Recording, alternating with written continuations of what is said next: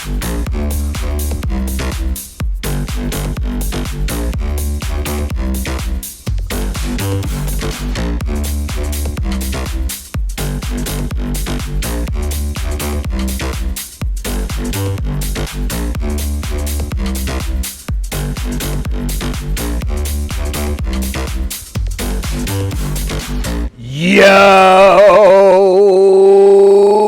What is up?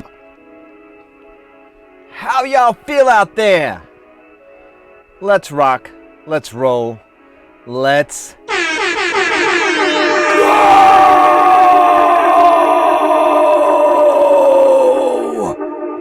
Let's fucking go. Let's fucking go. Act Detect is on. Let's do some Act Detect. I love this music as much as I love brushing my teeth or cutting my hair, which I can't do by myself, but apparently others have that skill. How you guys doing? I saw Biznot. I saw Mr. X. And Mr. X Lobster Chung is in the house. Let's go. Welcome in. Andromulus sneaking in.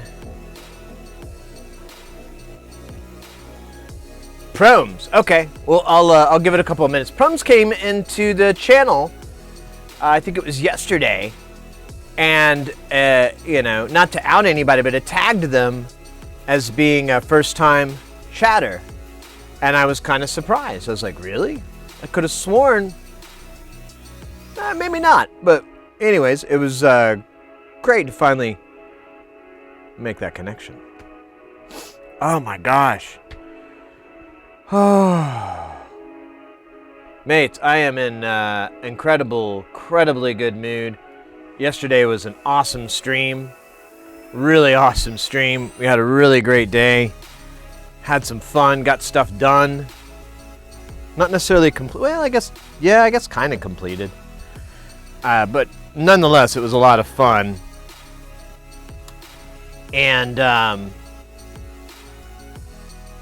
yeah, I don't know, just good. And then I've been getting more and more good news coming in, so that's nice when you get good news.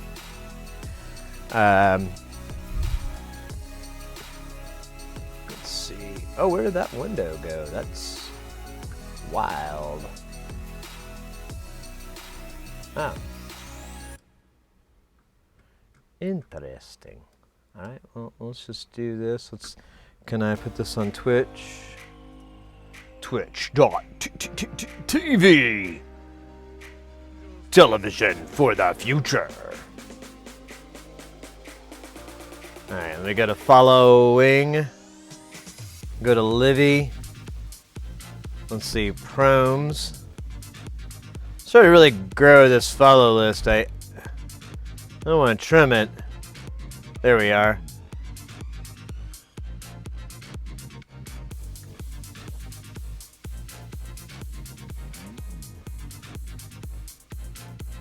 Oh, weird. There it is.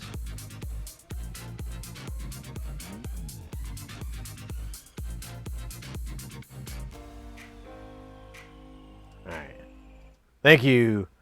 Really cool music. Oh wait, there's a 13-second long ad here.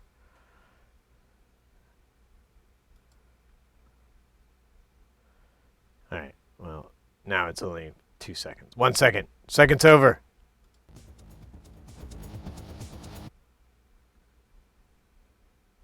And then it stopped.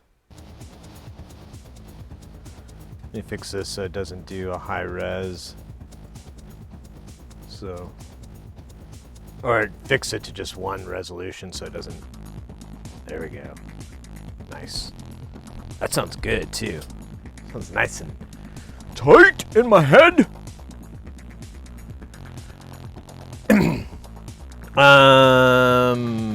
Oh my goodness. What are we doing? What's going on? How's it hanging, guys? Sup, bitches? Boots and pants and boots.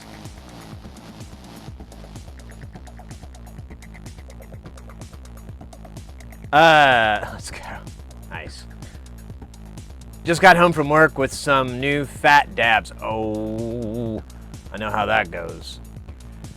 I haven't had a really bad day so far. Actually, it's been a really good day, but I did have to take my cat, Chompers, to the vet. I would be lying to say it was more stressful on me than it was on him. He hates basically not doing exactly what he wants to do. If he's not doing exactly what he wants to do, he gets extremely upset. And he didn't used to be that way. He used to just put up with it. But nowadays, nah, he's learned he can go really far by just yelling and screaming. So, yeah, that's what I've been doing. And that's why the stream is late today. I went and did that. I got some food on the way back and ate, got this all set up, got our keyboard ready for today to work on. And then I just started streaming. So I really haven't had much of an opportunity to relax today yet. But that we can work on that. Actually, that's just about to change because y'all's are here. We got the stream rolling. We're 18 minutes in. It's already feeling good. Ah, man, I'm so excited. I've got something. I probably teased you guys a little bit. I have different things, irons and the fires for products coming out, and I have one product that is coming out, and I just squared away. I think I'll get the invoice tomorrow for the cost, and then I'm gonna pay that, and it should get hopefully produced this weekend. If not, it may be later, but I'm hoping it'll get all done this weekend. And once that's there, once I have it in my hand and everything, I should be able to start showing you guys what we got to change the world. Well, not really change it, but make it more enjoyable. Pretty good day when I was outside a lot, and oh boy, is it, oh God. Yeah, it's 111, I think it was 111 when I was driving today, and I saw my little temp thing in my car, and I was like, yep, that sounds right. And my air conditioner's not quite working right. Like, it's an older car, and it has the climate control for the passenger and the driver's side. Well, the passenger side is cold. The driver's side is not so cold. And I, moved the little slider. I'm like, well, I'm an electronics guy. Maybe the potentiometer's broke. Maybe I just gotta. But it really didn't seem to work. And I was like, great. Well, that's another reason to take this thing in. I have to get a couple things fixed on it, so it's just adding up now. Zavas! Hey! Zavas Rude, welcome in. What's up?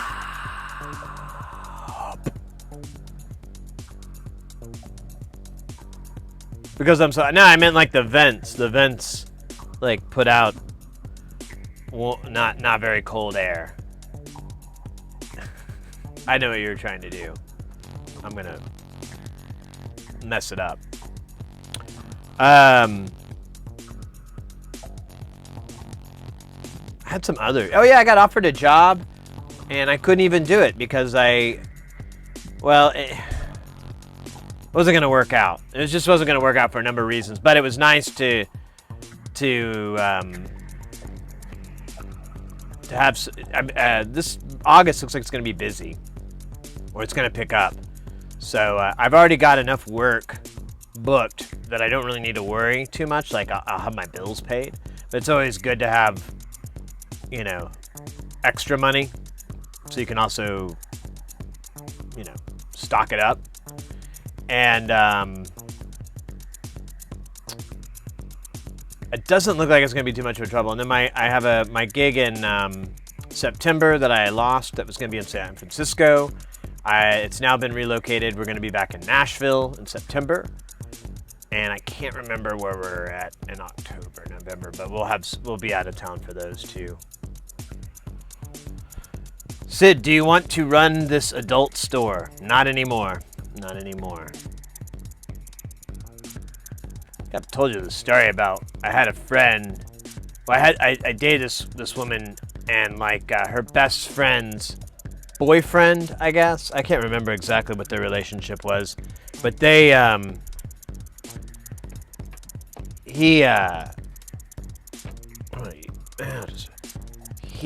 what was the deal? He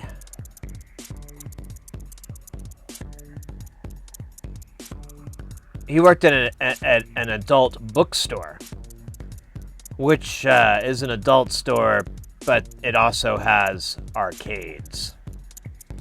Pretty gross. Really gross stuff. Zavis Rude with the Prime sub. Yo, let's go. Thank you very much. Those Prime subs are Prime. You only get one. Thank you so much for throwing that to the stream here. I really appreciate that. That means a lot. Let's go. Let's go. The Donny Benet tour. Oh yeah. When is that? I gotta look at that again. Oh, you missed. I know you. I knew you were gonna be upset about this, but yesterday's stream we did have. We did play some Donny Benet. My love of his music and the music videos. Two of my favorite ones. I don't know, I was just in this weird, I had to relax, and it was just in a weird mood, so I was like, you know what, I just won't upload this to YouTube, I guess. This one won't go up onto YouTube, because it'll get copyrighted. And so, I threw it up, and we watched, Konnichiwa,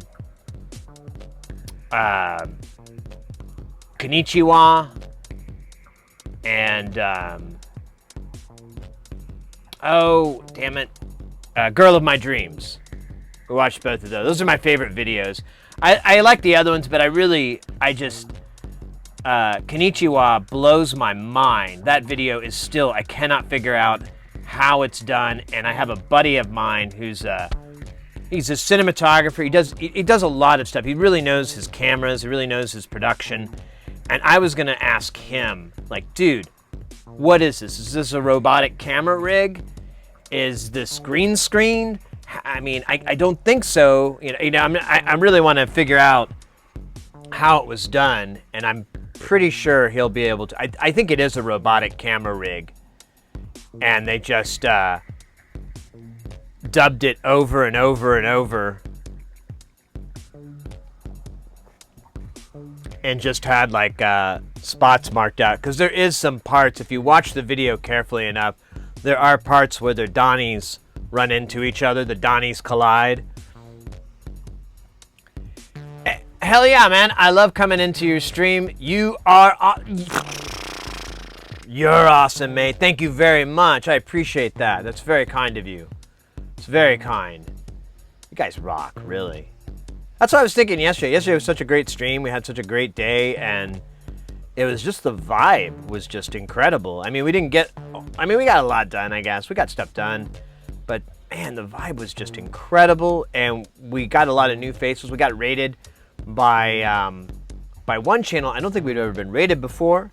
I didn't follow them, so I went ahead and followed them back, but it was... it brought a lot of new people in, lots of faces I'd never seen, and so it was really nice. They had some great questions, too, and it was a lot of fun. It's just really cool. No, it didn't get muted. I don't think his stuff is on their radar. I think his stuff is okay. It just basically causes me not to be able to put the video, the stream on YouTube, which isn't a big deal, but, you know, it's kind of annoying to me, so I try not to do it, but you never know. One day, if we ever get a stream, so another thing that keeps it from going on YouTube is if we have a stream that goes over 12 hours.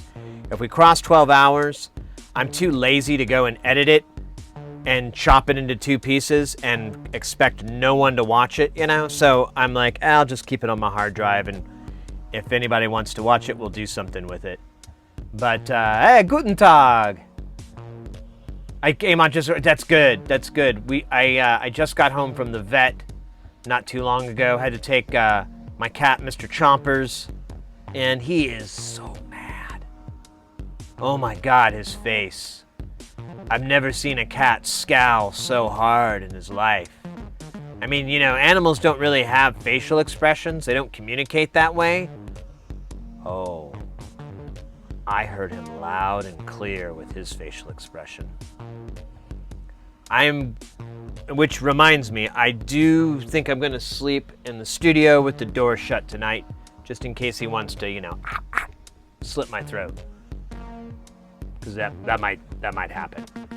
Is Chompers doing fine? Yeah, he's good. He's an older cat. He's 16 and a half years old. He has a dew claw, you know, the little hind claws, and it's growing into it grows like, just comes straight out and then hooks down into his paws. And we try to get it, but he hates getting his nails done.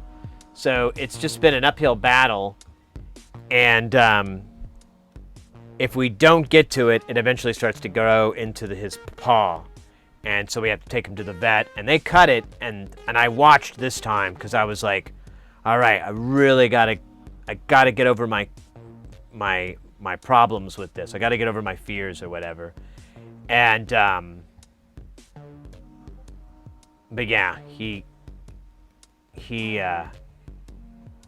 did not like it, and the vet didn't want to examine him. She's like, "You're gonna have to bring him back later. Is that okay?" And I'm like, "Yeah, it's fine. It is what it is." And so so next Thursday is gonna be the same thing. We're gonna have actually, I don't know what we're gonna do on Thursday's stream because I'm gonna drop him off, and he's gonna stay there.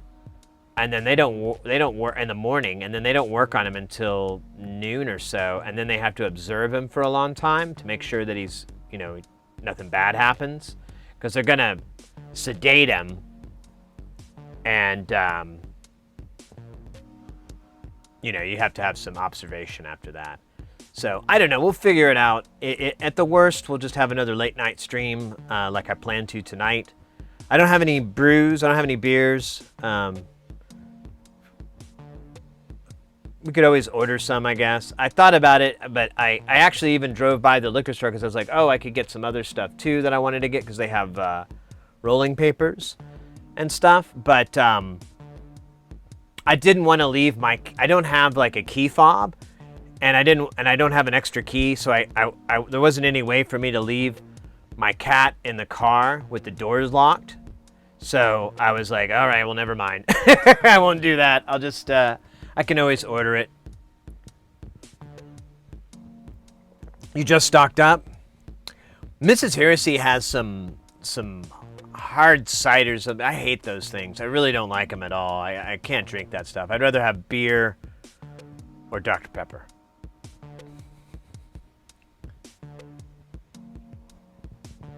Wait, extra kitty toe bean? No.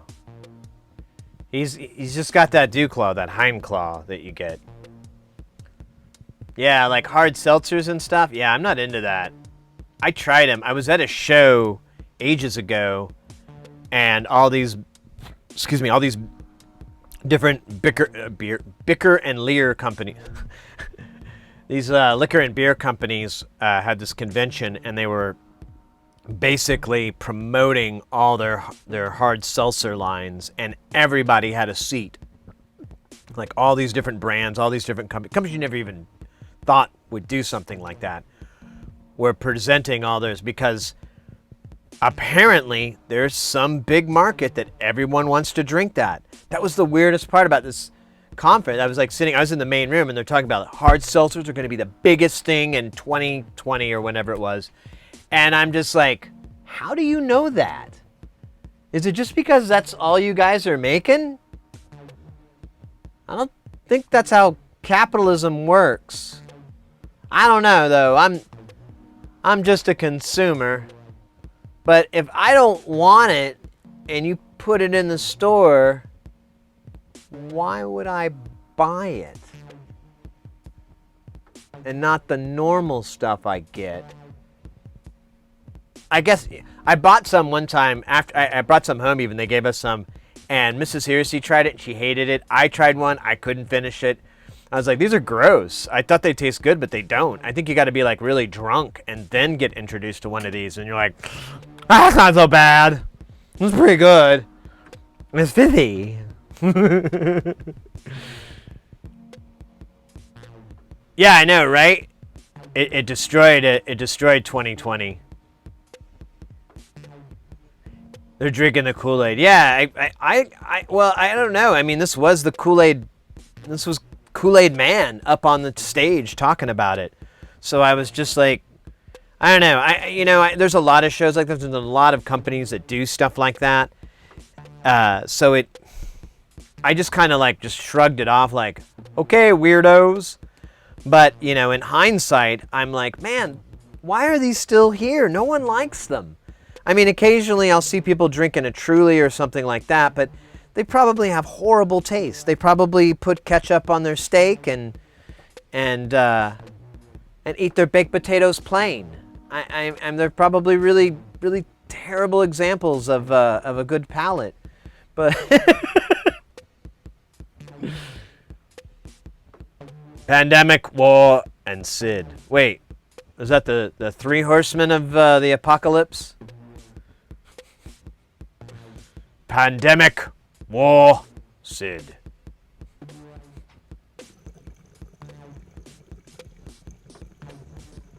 It's a frugal apocalypse. We scaled it down. Five horsemen was just too much.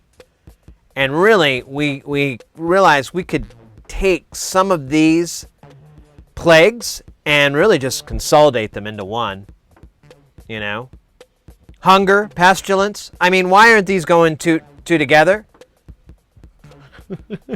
I don't know. What are the apocalypse? What's the five horsemen or the four horsemen? I'm sorry. Well, I'm gonna fuck that one up pretty good.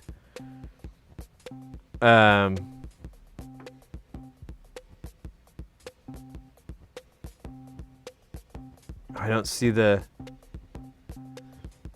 names on here.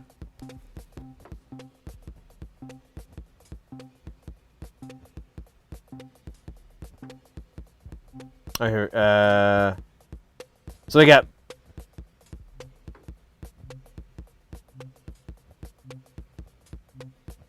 Oh wait, no.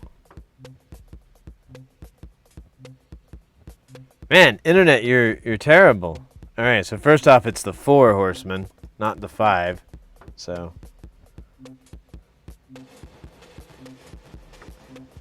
I just want to know what they were.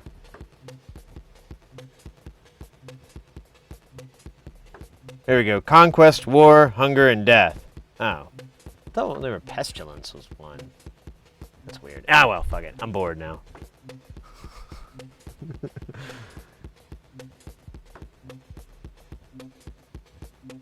Pestilence was good. Yeah, it's just like, it's too, Yeah, we had to consolidate. Sneezy. Yeah. Before, it was really bad. There was the seven horsemen of the apocalypse. There was Dopey, Grumpy, Sneezy. Then they rebranded that, squelched it down to 5, and then popped it down to a 4. That's where I got 5 earlier. I wasn't misspoken. I was just speaking of even further back when they went from 7, 5 to 4, and now we've got the 3 horsemen of the apocalypse. Pandemic, war, and Sid. I love it. John Paul, George, and Ringo. So what is this the view of? I believe this is the view of a... It's going to be really disappointing. You ready? It's the view of this clamp. I know. Yeah, let's do something different. There you go. Oh, it's all out of focus. Oh, now that's pretty easy to figure out what that is.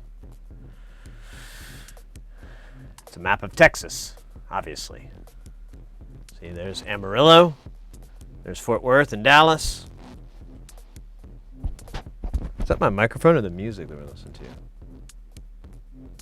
I think it's the music. Nice.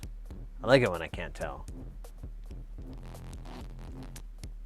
I know, it's the most exciting clamp in the world. It's my camera clamps. All my cameras have the most silliest clamps, but they work and they're really cheap, and when they break, you can just keep using them, so. Except on the way back from Vegas, I broke the part that you can't replace, but that's fine. I'm just gonna buy another one and use it with the pieces that are still salvageable. This track is fucking grungy. Damn. So we got our parts in. We got our key bed pieces.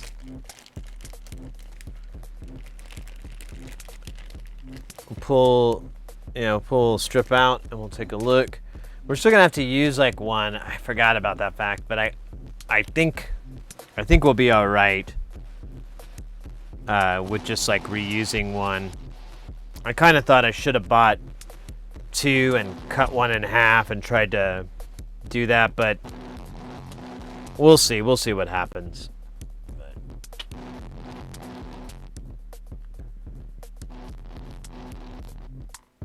Damn, this track is nasty. I love it. You're heading out, Mr. X? Hey, no worries. We just got started. I know I got started really late, so it only makes sense, but, you know. Either way, mate, thank you very much for hanging out, and I'll see you, hopefully I'll see you Saturday, and if not, I'll see you in chat. In the multiverse, in the interverse, the interwebs. Hey, Dr. Frankenstein, what's up, everybody? I'm doing good, mate. I'm having a really good day today. I mean, I'm a little stressed out because I had to take my cat to the vet. It wasn't anything major. He has this claw that grows into his pad, and we have to take him in, but he's getting more and more pissed off, and he's at this point like he hates everything, and it's just really stressful. The vet wouldn't examine him. They were like, you gotta bring him back. We gotta dope him up, and I'm like, all right. My mustache is I don't know. It's not really. I don't think it's really in there yet, and we got a lot more to go. Another 4 to 6 months, and we should have it in. Yeah, his dew claw grows into his pad. It literally just comes sideways, straight out, and then hooks. And it's super thick, and it's really hard to trim. And he hates getting his claws trimmed, so.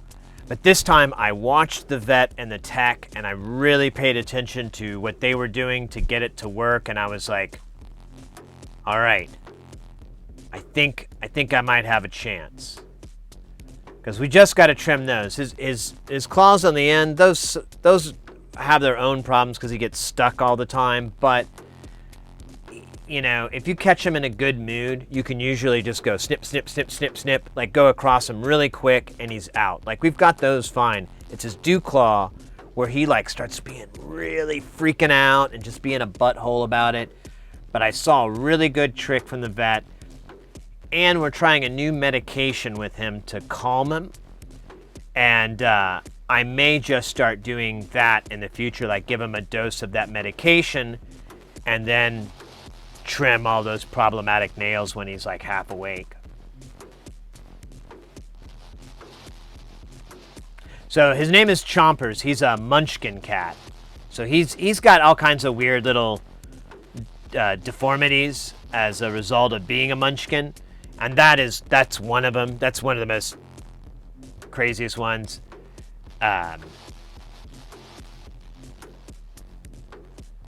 He's 16. They pointed out he's 16 and a half years old. His birthday's in February. But yeah, he's 16 and a half now, which is how long I quit smoking. Because I got him like right after I quit smoking cigarettes. And yeah, I got him from a friend of mine. He was less than a year old. She couldn't keep him. And she got him from a breeder here in Arizona. And that's most likely the same breeder where Grumpy Cat came from. So Chompers is maybe related to Grumpy Cat. Maybe. Maybe. Don't know. But, yeah, he's great. Yeah, Munchkins are cute, though. Oh, God.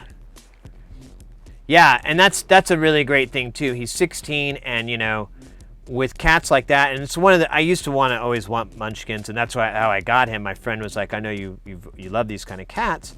But after having one and learning over time, I'm never going to get one that's bred again, unless it's a rescue of some sort, but I'm never going to actively seek one like that, because there is a downside to those, because they're almost always born with some sort of, whether they have birth defects, but they'll have some that can be really bad. Like, he had a hole in his abdomen, just like a hole, so that he could always have a hernia. I took him in to get fixed, and the vet noticed it, and they were like, oh, he's got this hole. It's not a big deal, but if you'd like, since he'll be sedated, we could go ahead and sew that up so it's never an issue. And I was like, oh, and I just got the cat. I was, pretty broke, living hand to mouth back then. And I was like, oh, well, how much is it going to cost? And he's like, I think it'd be $30. Oh, yeah, you can do that like 3 times, man. I brought $100 for this. Yeah, you're good. You're good. But I have heard some horror stories from vets and so forth about them, deformities that are really troublesome for them. So I just I think my plan for my next cat, I want to go to the, I want to try to do, try to get a 3-legged dog, so to speak, of a cat. And maybe even an older cat. I don't know. I after having Chompers, he's really, really opened up my heart to like being able to handle or being able to consider, everyone wants a cat. So everyone's going to get a cat, but not everybody wants the 3-legged cat. And so, but I do. I'm like, you know what? I don't have any problems. I've dealt with Chompers. Honestly, half the time their disabilities are almost a blessing because they won't get up on the counters and, things like that. So it's honestly kind of a good thing. So that's my plan. Although I don't know how I'm going to heal from that time when he has to go to the Rainbow Bridge, but I've got some plans on how to work on it. And when I'm ready, that's my plan, is just to go try to find a cat that's maybe even just something as simple as a black cat. Those are often the last ones to get adopted and whatnot. And I wear black clothes, so it'll be great. It'll just not show up at all. Saw him thrice over the dock. Yeah. Sue him thrice. Do it! They needed to clean his ears, and that was like $5 or $10. I was just like, man, I thought this was going to be expensive. This is cheap as hell. Imagine if it was a kid. It'd be like thousands and thousands of dollars. I'd have to go get another job. But a cat, it's $30. That's like the price of a meal. Big old steak dinner. But yeah, so anyways, it's been a little stressful, but they were able to clip his nail, like I said, and that really removed I told them straight, I was like, well, that's the thorn out of the paw, because I think I was telling them, I was like, he was getting really irritable and really grumpy, and I think it was because it was just really pissing him off, and because it just hurt so much, and there's nothing he can do. You bought one of those. Is that the TS100? Isn't that what is that what you're talking about? That little USB soldering iron?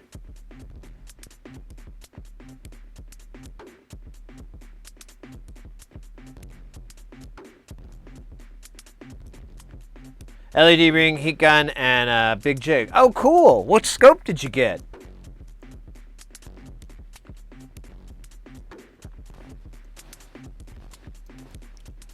All right, we're going to get to work here. I know everyone's bored, and I don't blame you. You should be. I was talking about cats. It's like the internet needs more cats.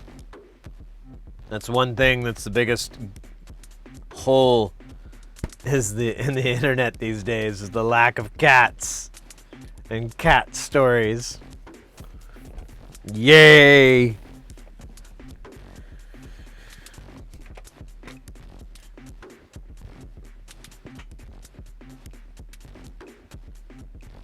Oh, you got you went to Northridge and got the scope. Oh, you are going to be so happy with that. You are going to be so happy with that purchase. Did you already get the articulating arm, or do you have one already? That's one heads up I try to give to people, and he mentions it on his site, but I don't know if there's it took me a while to realize it,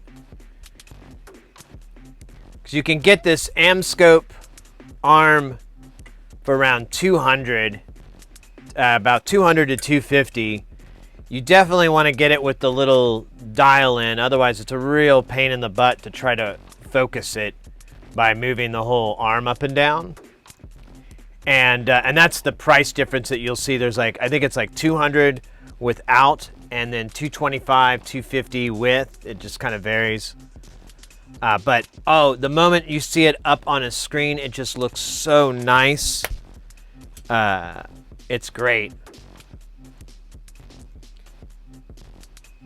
A scope on I want to try not to. Yeah, the reason I went with this scope was one, it would work great for streaming, and then two, and Northridge brings this up, and it was a really good point.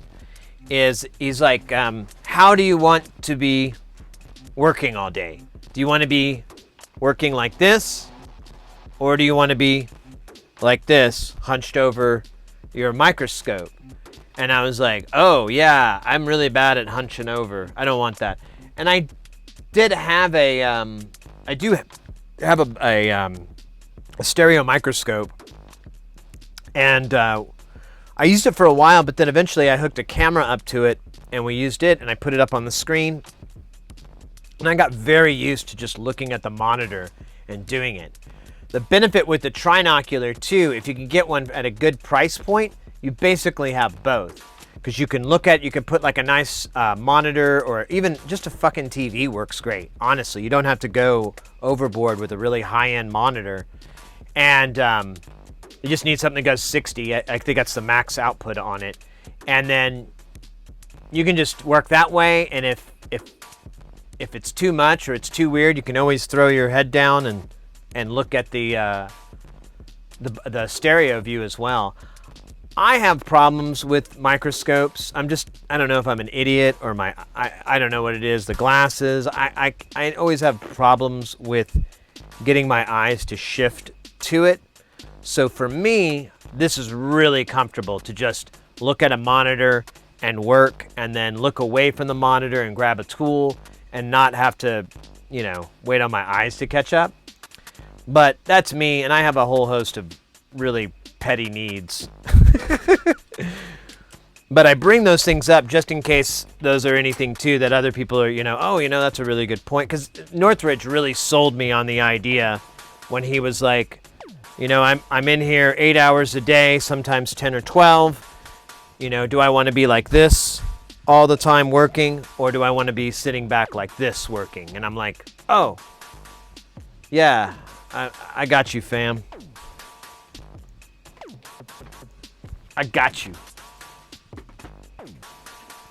All right, making room for the keyboard. I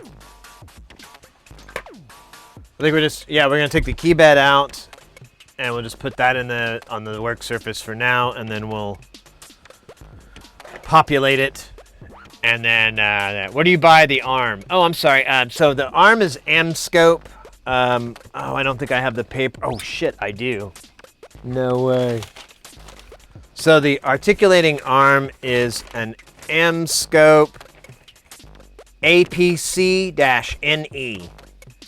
That's what you want to look for. It has this style table mount, which is super heavy duty.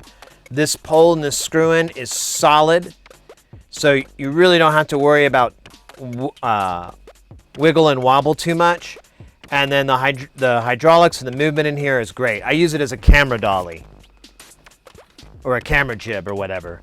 And then or I should say a Steadicam jib. And then I have mine bolted to another table than the one that we're working on, but that's just because I'm lucky enough to be able to pull that off here. But it's something to think about. If you have a desk where there's another desk near it, you may just attach it to that one, the one you're not touching. But I got mine. I think I got this one off of eBay, and I think I paid $250 after shipping. Because it does. So his scope comes with this. So it's just this part here, this fixture, but the ring in the middle. You can't really see. Here, let me get rid of me for a second.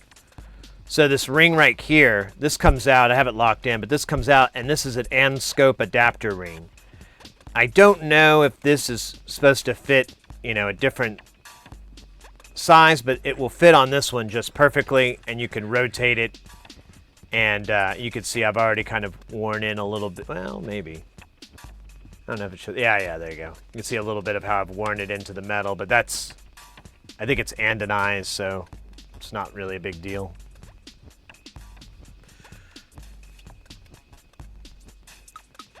But yeah, that can't. Oh man, it looks so good. And I mean, it looks good on stream, obviously, but it looks even better in real life. And you can kind of look too, like there's some YouTube videos I have of a 1080-60, and that's full res for it, and of what am I trying to say? The ASMR videos, and those are really, there's some with the bubbles popping and so forth. Those are really colorful and it's kind of low on contrast because it's almost all white, but still cool. All right, let's get that keyboard out.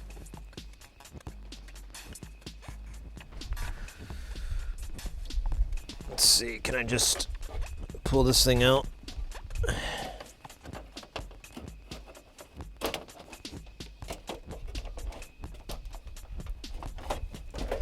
I can.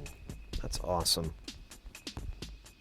Brand new! Whoa! Moose! Not Moose! Thank you for that follow. Welcome in. We're working on a Juno 102 from Roland. It's, I think we figured out it was 84 or 86. I can't remember now. It's old. This one has chips from 85 and 86, so it may be like a later production of it, I guess. I don't know. But it's old. And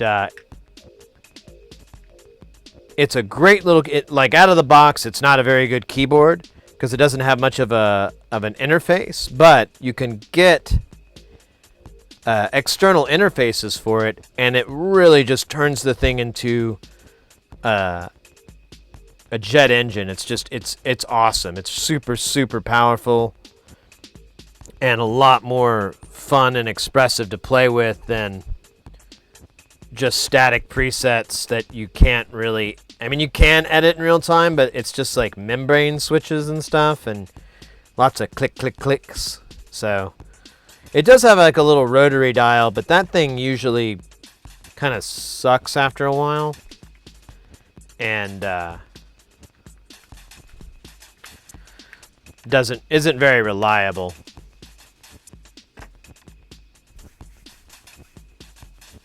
What filter chip? It uses its own. I looked at the service manual for this thing, and yeah, it kind of a sim.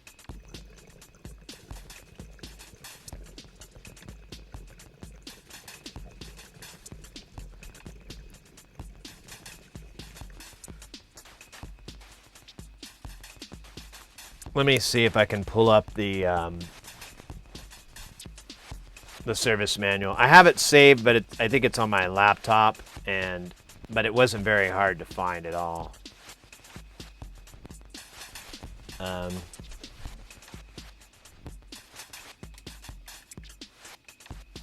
wait, I gotta put Alpha Juno 2 service manual. Yep, it's already got it highlighted because I've been here. All right, let me scooch over here. Oh, wait, I got to line this thing up real fast.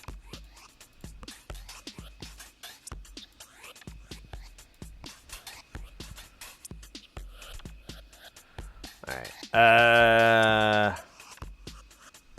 Let's put this up on the big screen there. Hey, Grego, how are you doing? I'm doing great today. Yesterday was this incredible stream. I've got strong vibes from yesterday's stream. It's flowing in today. I had good news when I got up today.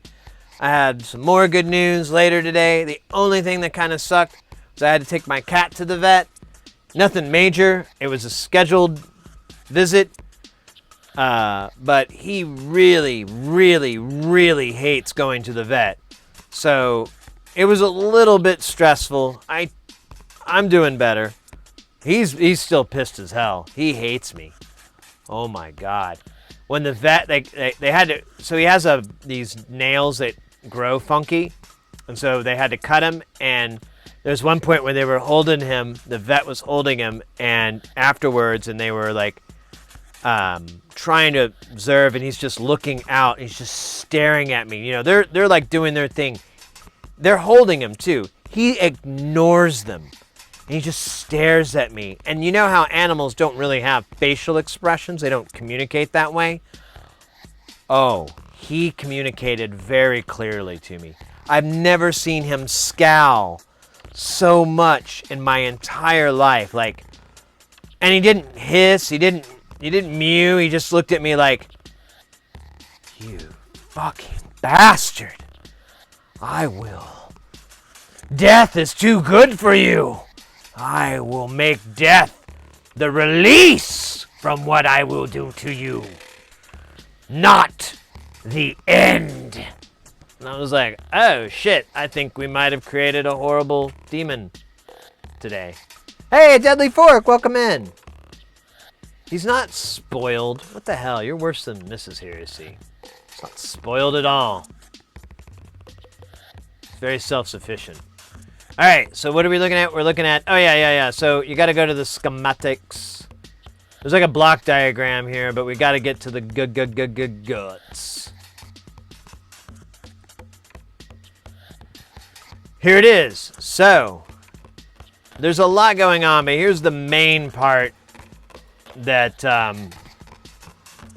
so there's, so here's the main board here. Actually, I guess I could show it to you right here. So here's the main board. And at first I thought these guys were the oscillators. No. As you can see from the schematic, they're the gate arrays.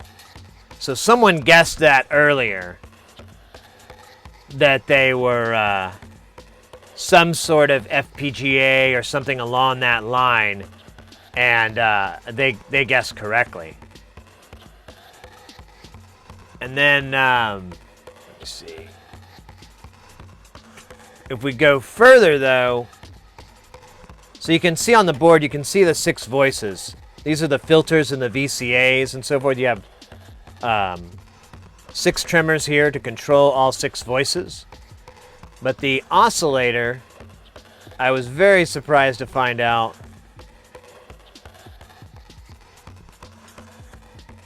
is this chip right here, which is this chip right here.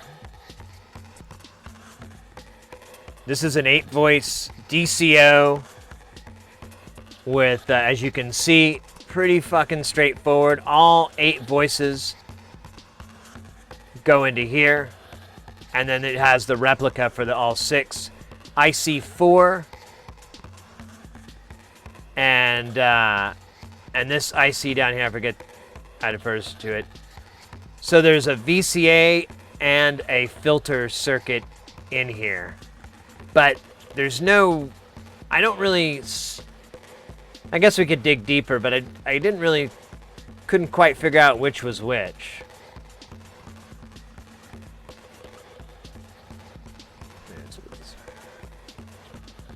I'm going to assume the SIP is the VCF, and the chip is the VCA. So, get rid of this. So, I believe this is your filter, which is fucking wild, right? And then these are your VCA chips, these IR3, RO5s. Yeah, that's exactly what they are. But yeah, these long SIPs are filters. I've never seen anything like that, to be honest with you. But I haven't seen a lot of things, so that doesn't really hold a lot of weight when you think about it. And then the rest of this is the memory and the gate array to open and bring back the data and read the switch button presses and all that crap. That's crazy. I love this thing. This is really cool. For anybody who's coming in new who hadn't seen it, this is from a Roland Juno, Alpha Juno 2. We replaced this firmware chip, put a new one in, and then we also put a new battery clip in. It had a battery that was soldered down to the board, which is dumb. We fixed that and made it undumb. Made it less dumber, more smarter. So, yeah, and we're going to put this guy back together. So the only thing that kind of sucks and I fucked up on, and I'm realizing it now, is I need 61 keys, and I bought enough pads for 60, and they only sell them in octaves. So I think I have to put one of the old ones somewhere, and I wanted to put it on the edge, but I'm thinking the middle may be where I have to do it, but I don't know. We'll see how these things fit in. I'm already having trouble, so feels good.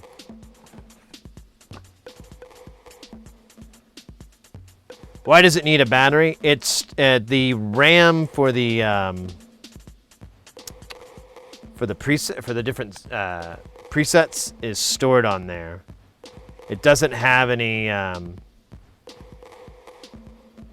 non-volatile memory on it. The only thing that's non-volatile is this EEPROM with the deal on there. But yeah, I mean, you've got an old Intel chip on here. I'm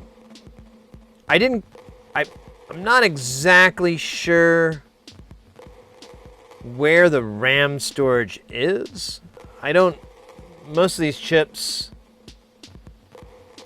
I recognize them as being like deals to, this Toshiba may be for storage. I'm not sure. There is a little bit that's handled off board, so it's maybe possible, but I'm sure we could figure it out. You know what? Why don't we just look at the damn schematic? Why am I staring at a board? I literally have every answer on a PDF. Let's back up and go to the board here. All right, so it's our main board. We've got those two chips, and then we've got that Intel somewhere. What's that Intel number on here? IC19. Oh, so that's IC19. That Intel is a gate array. Oh, well, what the hell are these IC18 and IC26? There's 26. Or no, is that 26? Yeah. So that's 26. Where's 18 then? Oh, wait. Maybe I just can't. I misread. That is 18, not 19. So let's see. Oh, there's there it is, CPU. Derp. And there's our ROM chip. So somewhere in here is going to be for the RAM. There we go. That's IC25. Huh, I was right. Yay! I guessed good. I'm a good guesser. I'm gonna go to good guessing school. Tell that teacher how to guess right. It's this chip here. This is where the RAM is. Made by none other than Toshiba. With that classic Toshiba logo. Ugh. I love that. Hey, Grego, RAM is possibly Intel as well. No.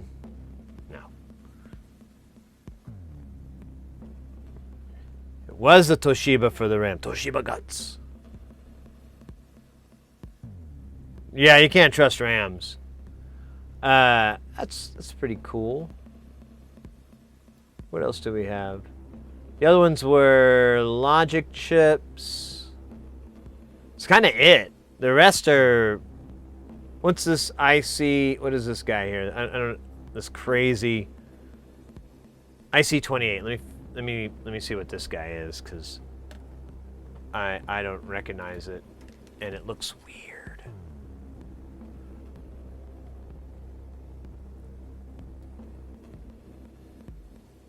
IC20. Oh, hey, come on there, Mr. Mouse. Let's be friendly. All right. It's not up there. IC28. What the heck? I don't see it on here. Oh, wait. Nope, that's IC9. Oh, it's the DA. Interesting. Oh, yeah, for the, to push everything around. I forgot the number I'm looking for. I got all distracted with that. 28. That's right. 23, 19. Huh. I don't see it.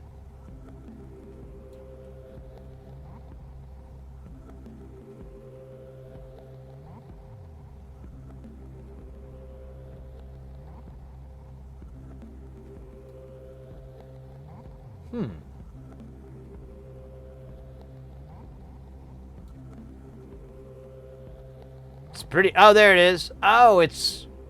Is it work RAM? Okay, so we have two different RAMs. So the Toshiba may not be storage RAM. It may be working RAM. Let's check that out. So we have it, and it's like literally right off an address here. It does have this shit for the placement, but addressing and whatever. But then you come to this rude boy, IC26, and it's directly connected. Yeah, that's exactly what's up. So IC28 is the patch RAM, is what I'm very strongly guessing. Or what the fuck? It's attached to the keyboard? Okay, never mind. I wish to amend my earlier statement. I have no idea. What do these pens say? I bet they say nothing. Because they're pens. Address and I/O, okay. And then these are... God damn it. I don't know what that means. Execute. Crown White. Huh. I don't know anymore. I thought I did. Now I don't. It's pretty weird. Weird feeling. I probably could look it up. It's probably written down somewhere. In these words.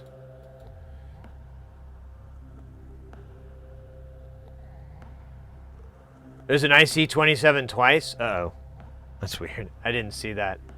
I'll come back and look.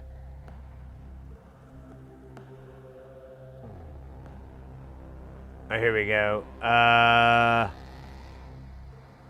really the data I was looking for. So what's this thing called? This is called a 6544.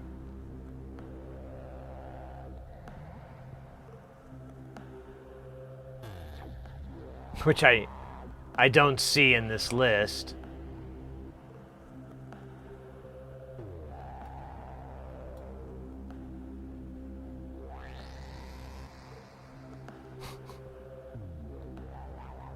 Doesn't matter. I'm looking for what it's named in these parts, like how it's referenced in these parts lists, like if it says.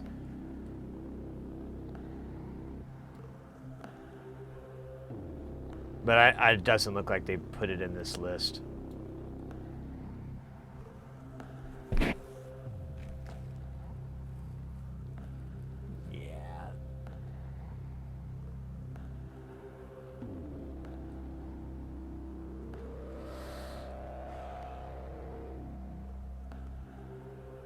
There we go.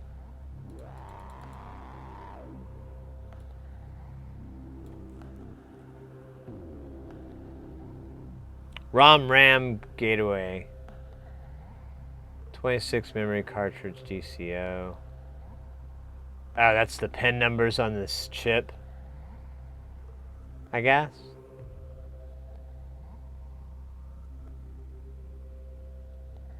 Oh no, it's an explanation of it.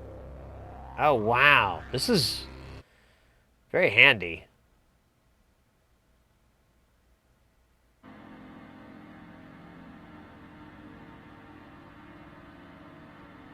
Yeah.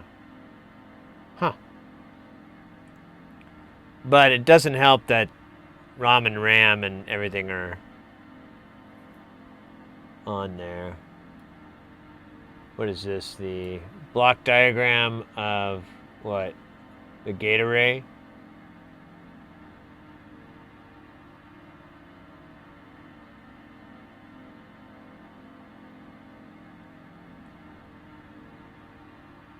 Oh my god. Alright, we'll be here all night if we read this. Especially since I don't know very much Japanese. And by very much I mean none. I know none. You said IC27 was in there twice? Okay, there's it is once. Oh yeah, because it's in two different spots. So it's probably it's a NOR gate. So it's got multiple channels in there, and so you're probably going to see it pop up in different spots. Same with VCAs. Some of those, like, you're going to see IC3 or something like multiple times. It's not too weird.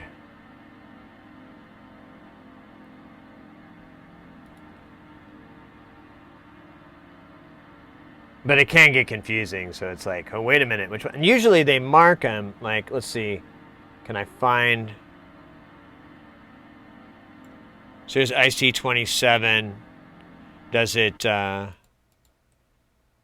a designate? Nah, it really... Oh, yeah, it does go 456. And so, I can't remember where I saw another one. But it's going to be the other pins on there, most likely. Anyways, it doesn't really matter. We're just goofing around, aren't we? This has nothing to do with the repair that we're doing. I'm just nerding out. Did our audio stop? It did stop, you son of a bitch. I swear. Refresh. I'll show you refresh.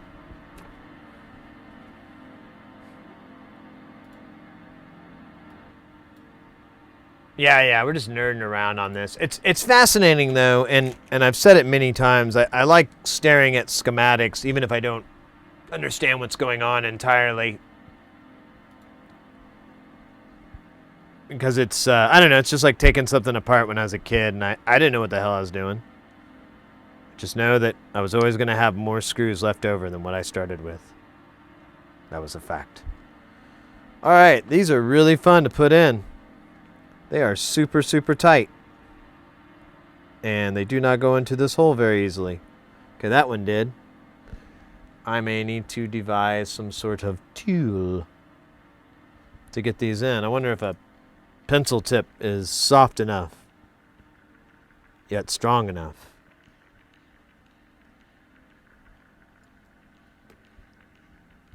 It is. The pencil tip will be Arlita. Oh, wow. It really has to stretch this out a little bit. That's nice. Makes me more nervous about that other key, though, but we'll figure that out when we get there.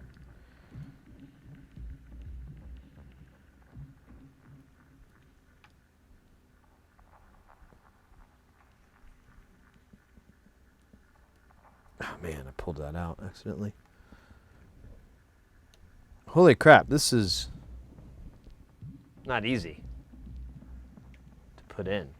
I didn't see that one coming. Good job, Entropy. You got me there.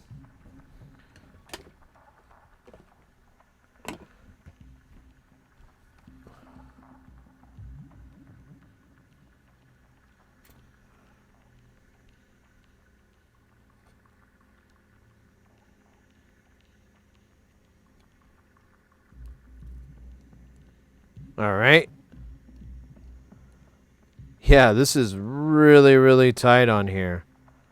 So, I don't know what I'm going to do about the one over there. I really think I'm going to have to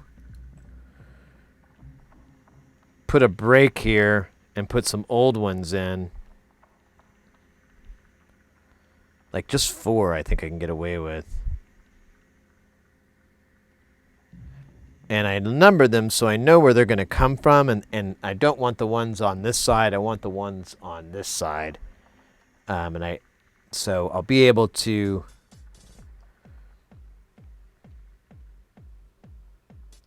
get one from there. And if it, I mean, hopefully this will fix it. If it is problematic, I guess I can just order another octave and eat the shipping. But I think we'll be all right. Man, these little nubs are insane.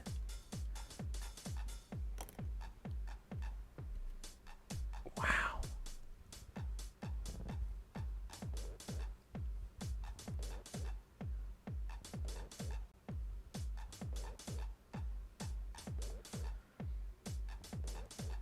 I almost wonder if these are supposed to be cut in 4, but the other ones weren't. Just sometimes they were, so. But there is a little bit of bunching here. I don't know if that's normal or not normal. Unnormal. E-normal.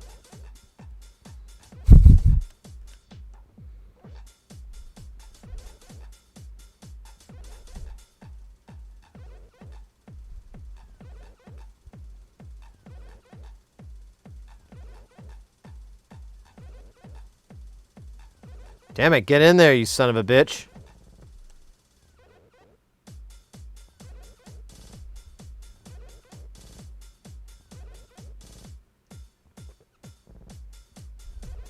Maybe it'll never happen.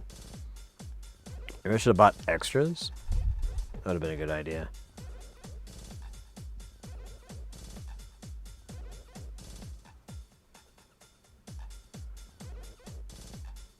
Oh, there we go. Now it's in.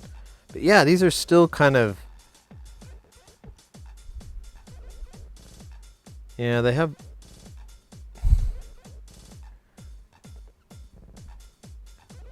I don't know. I'm a little weary.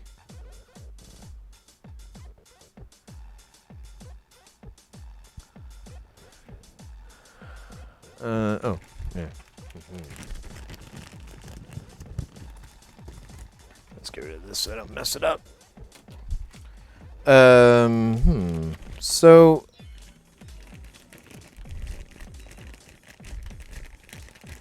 let's take these all out and we'll figure this all up here. So I'm gonna come from this side too.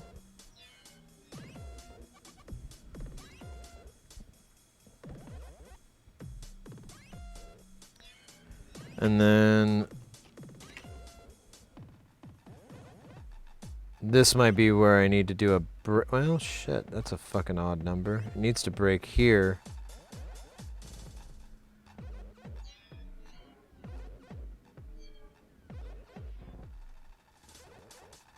It may not matter though. This may fit just fine. And then here, but I've got one note. Or it looks like two. That can't be right.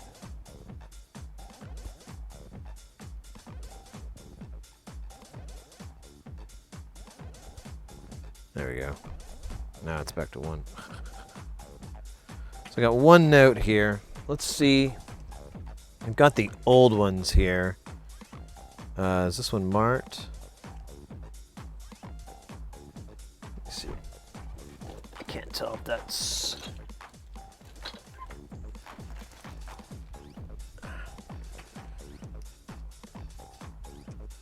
Here, I'll move over here too, so it's a little easier to see the side. This says 2. This I think says 5. I think this says 1. I don't know. And I don't know either. This one's already pretty short. So I'm wondering if I could just get by with cutting.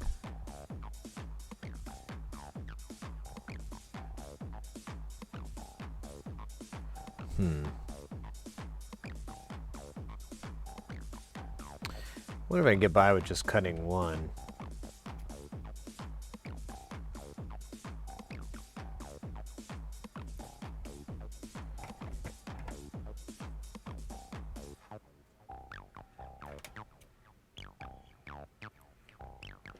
Alright, let's see. If it'll stay in there good, I'll be okay with it. And it would live down in this part, which should be okay.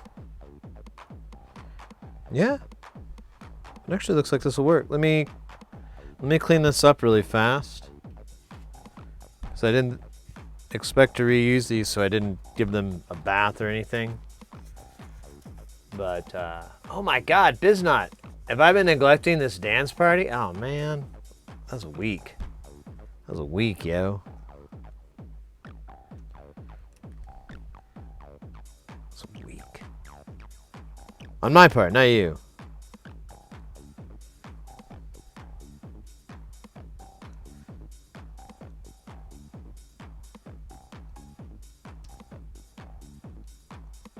Oh, fuck me. That's right. You have to do it in pairs.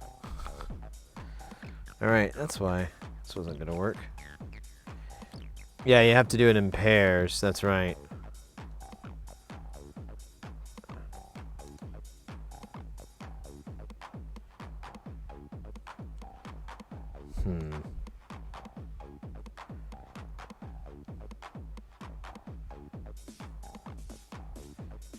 Because, yeah, I need this to land here, and I need this to be in the middle. Okay, so let me try this again. If you first don't succeed, keep trying.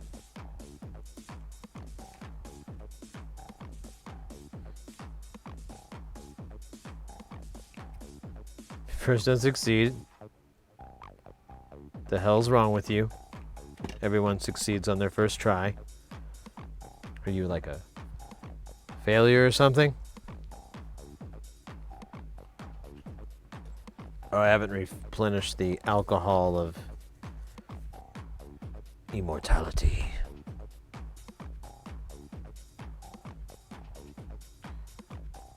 Oh, that one went right in, like all loosey-goosey. Maybe I should put alcohol on all of this. Maybe that's maybe that's the trick. I don't know.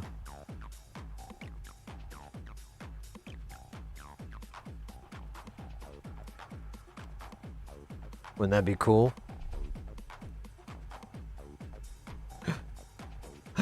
It is cool. Oh, neat. Wow. Stubborn little rubber feet. Just use a little IPA to lube those suckers up and they'll slide right in. Like a hot dog down a hallway. You know, I kind of regret that choice. in metaphors. Oh, wait. So, oh, it wants to be in that hole more than that one does. Ah, fug. So I still gotta, I think I gotta cut 4. I think that's the only way. And I already messed up this one, so I'm gonna have to cut what I'm pretty sure is 2. We'll give this a cleaning as well, and eventually we'll get this right, but probably not in your lifetime.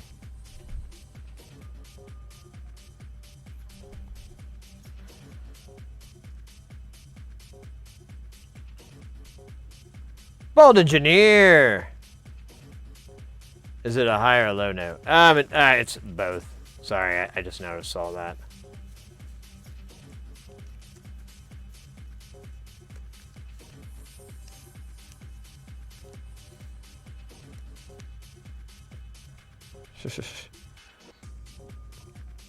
Yeah, I kind of had that earlier with my power supply. I don't remember if you were in chat before when I was lamenting about it, but I have this bench power supply, and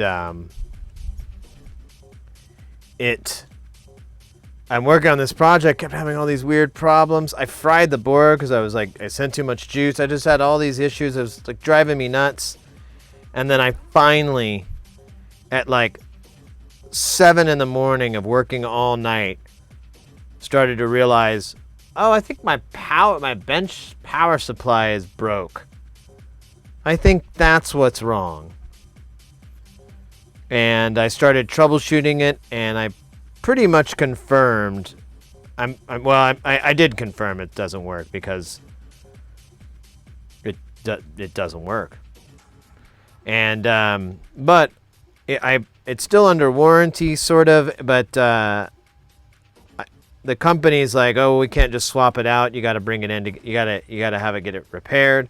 But thankfully, they're here in town, so I can go to the shop, which I was going to try to do today, but it didn't work out. I'm going to do it tomorrow and drop the power supply off and hopefully get it fixed. It was the weirdest thing. So basically, like, I have a 12-volt circuit, and it's a bipolar, so there's a positive and a negative. And of course, on these circuits, which is common, there's much more of a load on the positive rail than the negative rail. And I'm working on it, and I keep having this massive voltage drop on the positive rail, and I'm like, huh. And I look at my power supply, and my power supply says 12 volts, buddy, you're good. And I'm like, oh, that's really weird. Okay. And I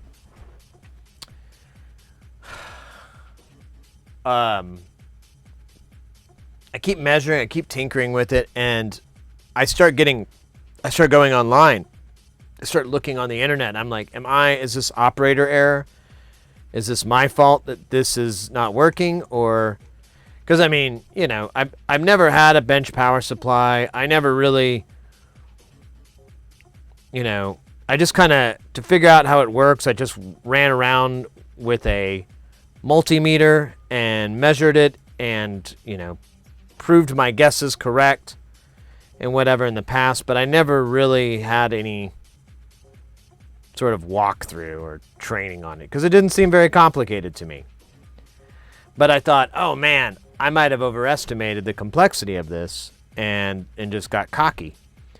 So I get online, I start looking at all this stuff, and eventually my final test that I proved, like, yeah, this is broke, is I find a deal where someone's like, oh, you can always put a load on it by just putting a 100 ohm resistor.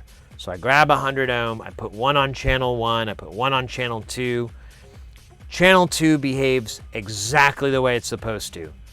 Once I get to, oh, hey there. HIE4. Thank you for that follow. Once if I limit the current, you'll see the voltage light come on and it'll drop the voltage. If I give it plenty of current, it'll go up until it reaches its load, and it was about 120, I think, or 150. And so actually it was 120 because it's 100 ohm fuse. So then I did the same thing on the other rail, and it would not go above 70. And that was the problem. I could never get it above 70 milliamps. So it didn't matter if I changed the current, it would just ignore that. But if I dropped the voltage down, I could get the voltage enough to where it would go below that threshold, and then it would shoot back up to 12 volts. And that's when I was like, I'm done with this. This thing is broke. That's not supposed to work that way. And if it is, can I flip it around so it works on the negative rail instead of the positive rail? Because I really need the negative, I don't really need the positive rail to be taking all the weight. Welcome in, mate. We're working on a Alpha Juno Roland 2 keyboard. Literally the keyboard, the key bed. We're putting it back together. We bought some new these little rubber guys. This is an old one, but that's it. The rest are new because I kind of forgot to order one extra. But the old ones aren't totally dead, just some of them, and I grabbed the ones from the good side of the keyboard.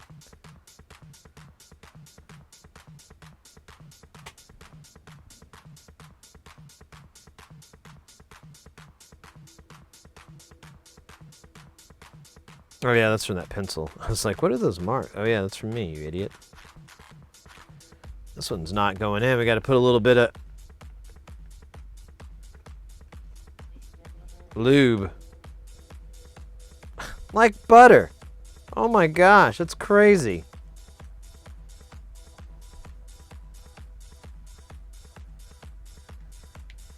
Awesome. Yeah, it's going in nice. Like your hair? Ah, thanks. I just got it cut the other day. She went a little wild. She like really cut in here, but I can't complain. I think it looks good. I like what she does. I'm like, yeah, just like made me look cool. She's like, say no more. But not in that voice. It's more feminine. It's more like, say no more. And it's not really English either. She's American. So, you know what? Really, my impression of her really was terrible. Sorry. Why am I trying to do this the hard way?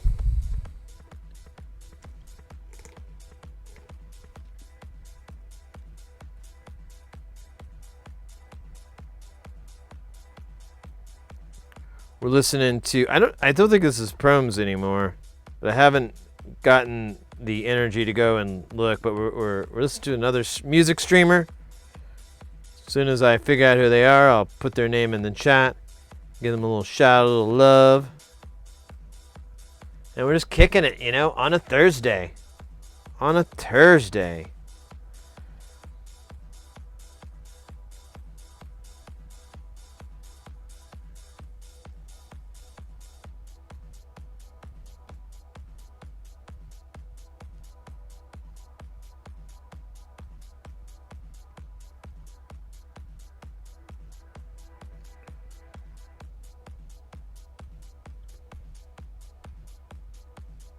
There we go, there we go, there we go. This thing is really fun to put in. My sarcasm is very difficult to detect. This isn't too bad. Especially now that I discovered you can just use the magical power of alcohol lube. It's not just a social lubricant anymore. Alcohol, not just a social lubricant, but a rubber lubricant.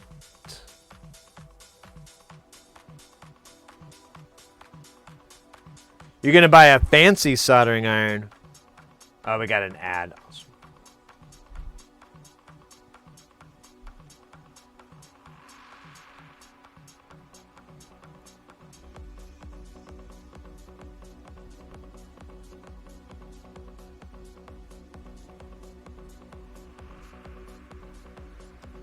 Sounds like Psytrance.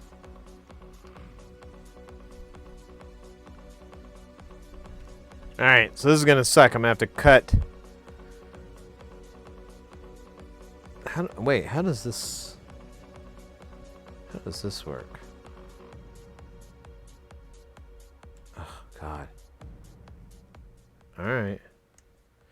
Wait, where was that octave? This should be the last octave, isn't it? Oh, it is. Oh, I should have done that.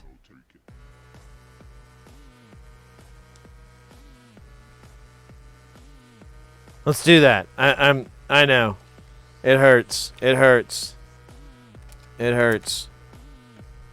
Just let it go. Let it out. We got the alcohol. We got the poison and the remedy. We've got the post-victim rhythmical remedy. Wait, where is it? It's here, right? Oh shit, where did they go? Where'd that special... I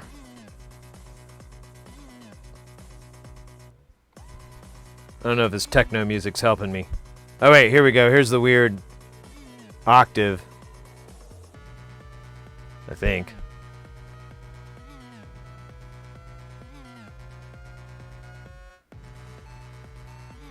Yeah, this is the one that's weird because it's a 13 octave one, but we can't use it because I believe we have a bad note in that range, so we're just going to use a chunk of it. So we'll go all the way up. Let's see, can we...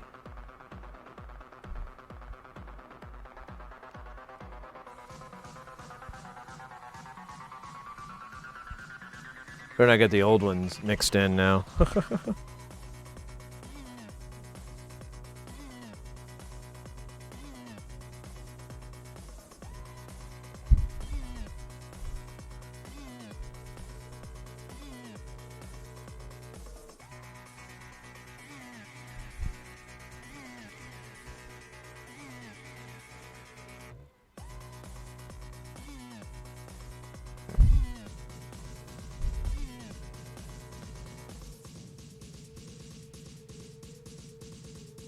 Shit.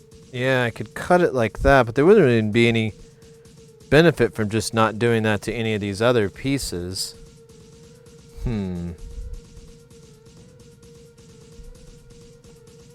Let's do that. Let me see. I've got one of these already cut like that.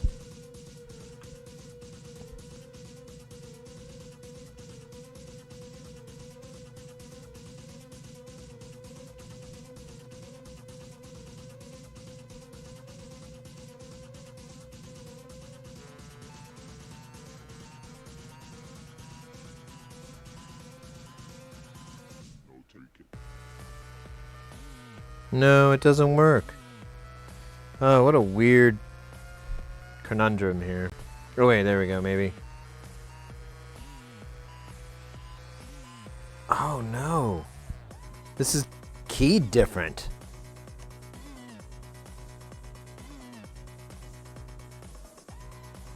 This is the old one anyways.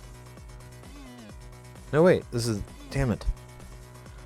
I'm getting the old and the new one confused. That's old, that's old. That's fresh.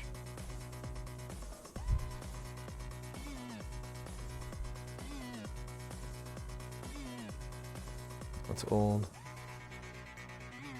That's old. Okay.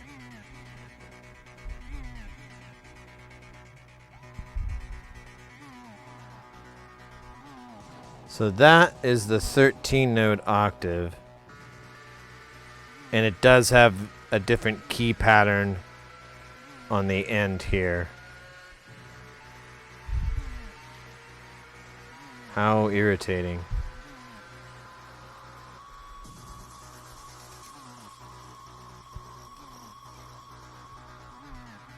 Let's see, how far do we have to use it until we don't have to anymore?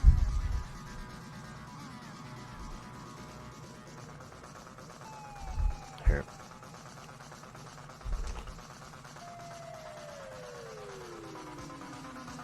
Hey, Lobster, the guy, well, I get hit with a commercial as soon as you reply. No, I waited. I forgot that I was waiting on the commercial end. So, what soldering iron are you getting? You said a fancy one. What are you getting there? How's it going, Axe Deathra? Trying to figure out what I should have just been paying attention to.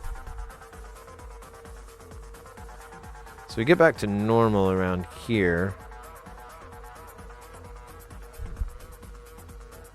So those. And then we go this. So I could cut this one here, and I could cut this one here, and I think we'd be okay. I don't want to reuse this because I'm pretty sure. Well, oh wait, there's the bad notes. I just would feel bad because I paid for this. I mean, I might as well cut it up and use as much as I can rather than just keep it. And at worst, I can buy a 13 octave. The only problem is they're not selling them right now, so they're out of stock or something. So I don't want to put this off for too long. Let's see, 1, 2, 3.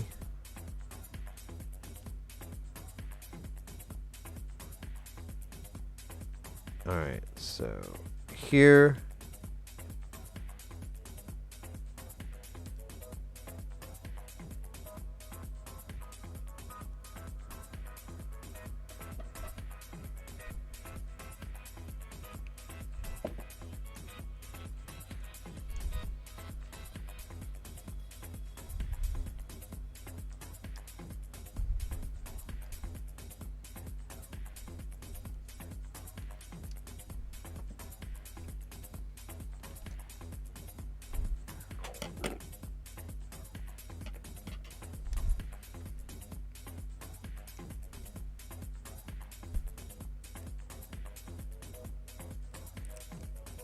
Nah, I kind of trimmed that too short, but that'll work.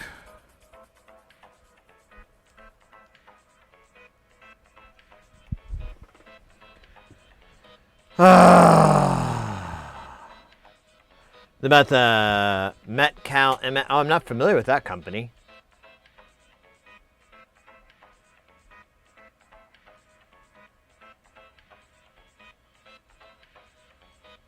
Huh. I've never heard of that, so interesting. You'll have to let me know how that turns out. I haven't, I'm not familiar with that company, nor have I tried anything like that heavy duty.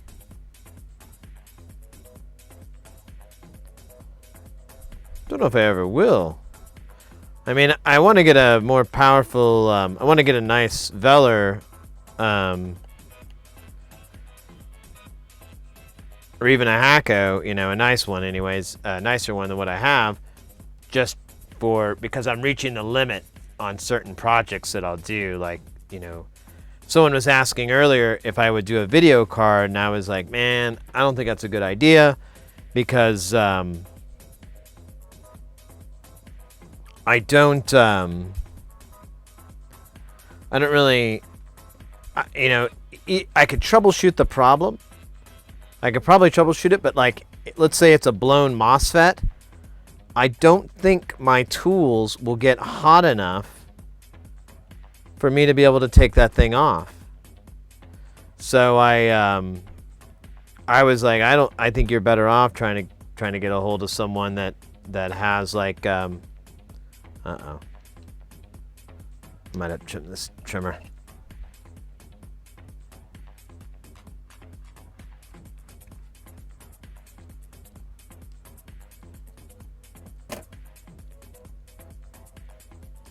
Trim this little corner off.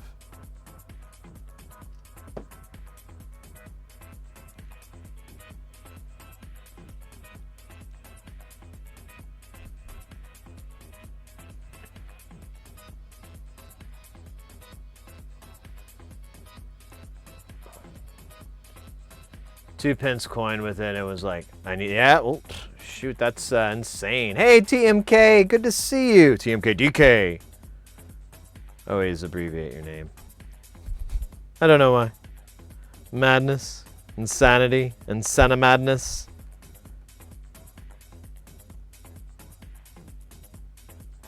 We're working on this keyboard here. We're replacing the little membrane keys thing. We bought some new ones, although I kind of fubbed up and I didn't buy the... They didn't have the 13 note. And the layout is a little bit different. So I had to use the old one. But I didn't want to use the full octave, so I kind of cut it. And it's kind of working. I don't know. I might have to come back to it. Now I can't get... There we go. I did discover alcohol really lubes these things up. You can just pop them in. It's great. Well, maybe. Maybe not. Not this time. In fact, I should get this. Well, we still gotta look at this side.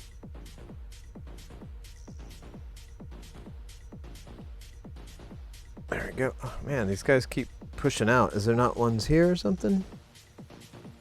Oh, there's just one set. Oh, man.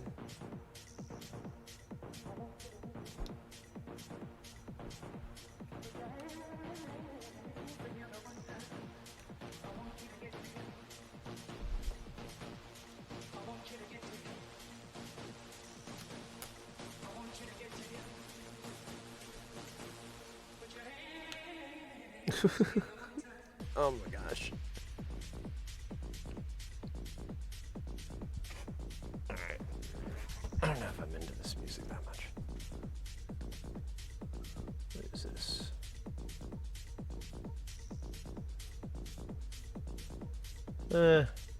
I guess it's better than what we're listening to.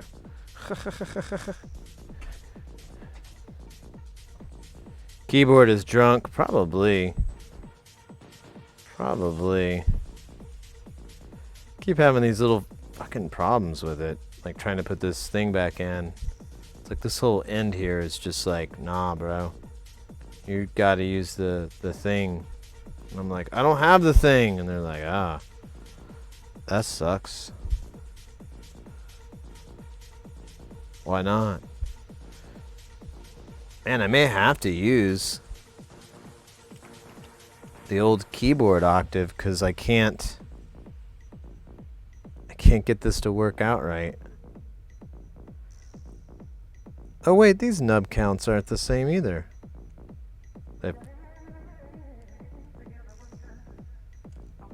Oh, so that was what was wrong. It's upside down. Wait, no? The fuck's going on here? Holy shit, this is keyed.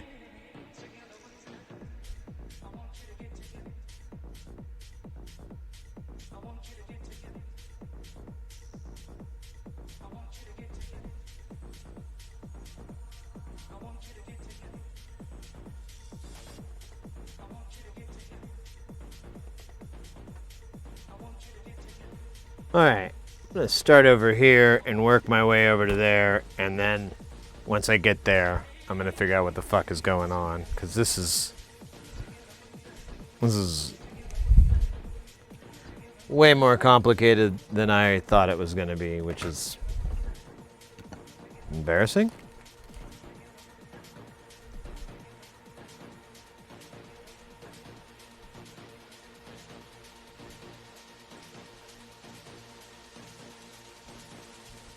Rubber lube.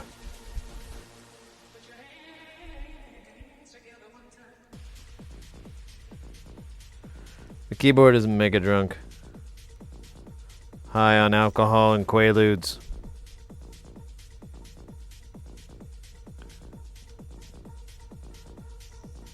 Oh, I don't know if you're still in the chat, Bald Engineer, but if so, I saw your post earlier. They were looking for a alternative to just buying canned air, which I had to break that away as well because I was getting sick of it because it's just an expense, and I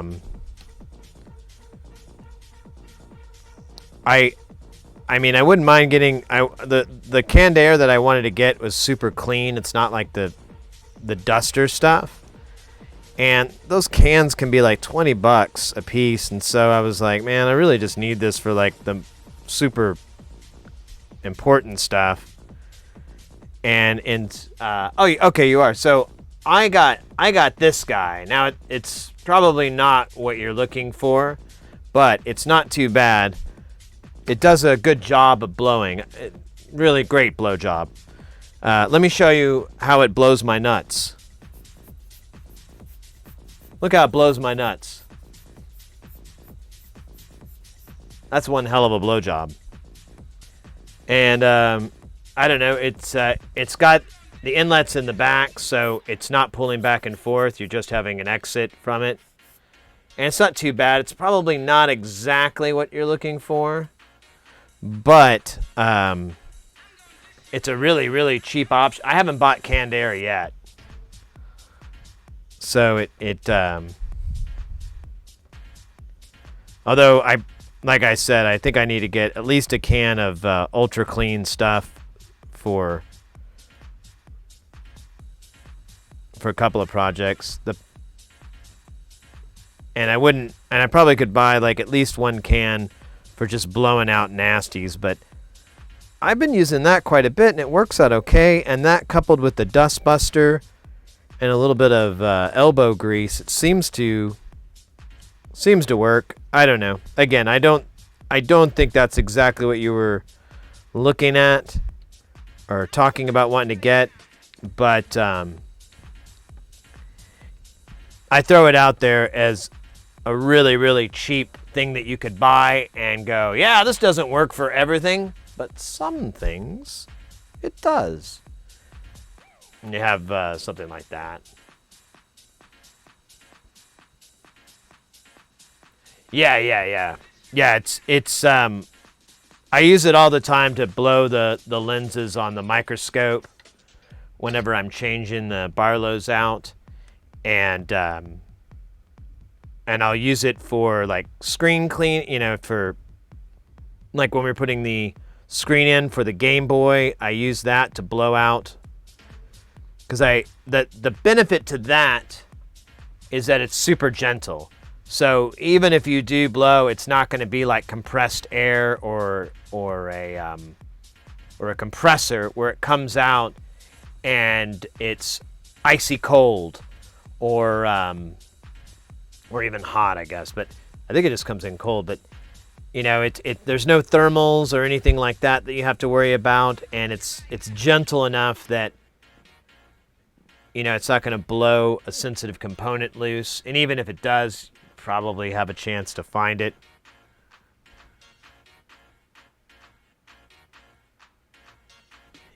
Yeah. I just it made me think about that. I was like, oh well, this definitely isn't going to replace a canned air or just getting a blower. But I don't do that in here, honestly. Like, I pull out the dust buster and stuff and I clean up that way, because I'm in my house and it's just would be way more of a pain to try to clean if I just like versus like having a garage or something. Seem to have misplaced. Is this the old or the new? This looks like a new one.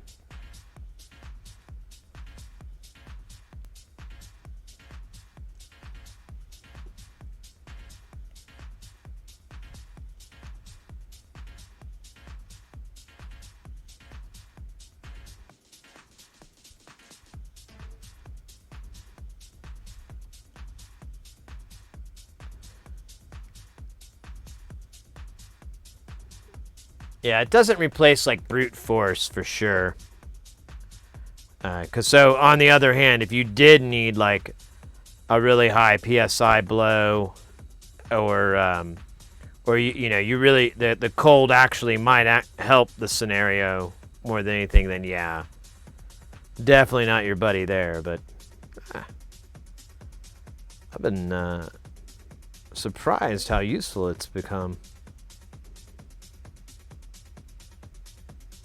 I had low expectations and very surprised. Oh my gosh, this is so meticulous.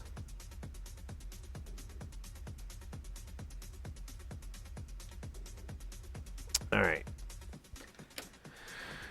How do we do this octave? I don't think I can use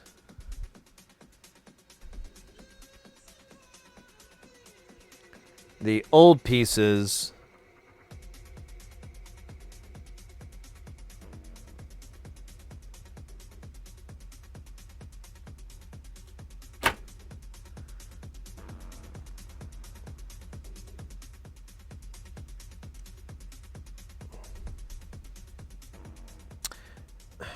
That's so weird.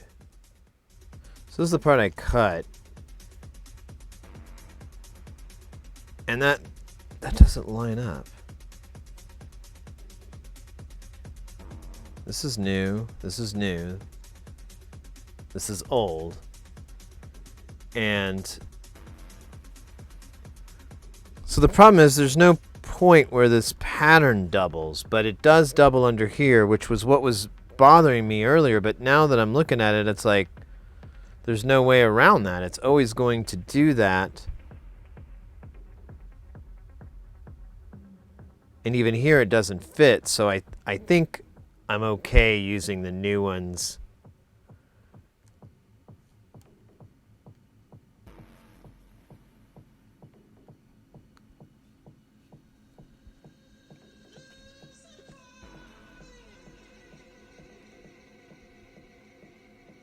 Mostly like blowing the IPA. Oh, that's a good point.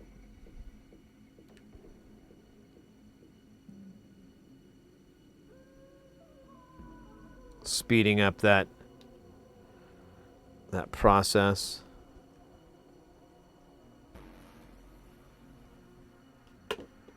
All right.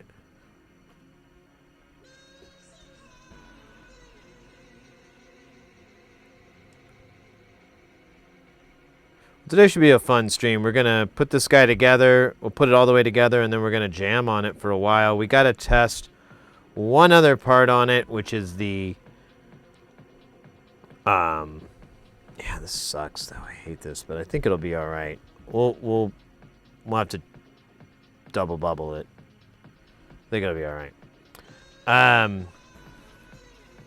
The chorus on that supposedly is wonky, and that's the old. Where's the new bag? They put the fresh one in a new bag here, so I have it.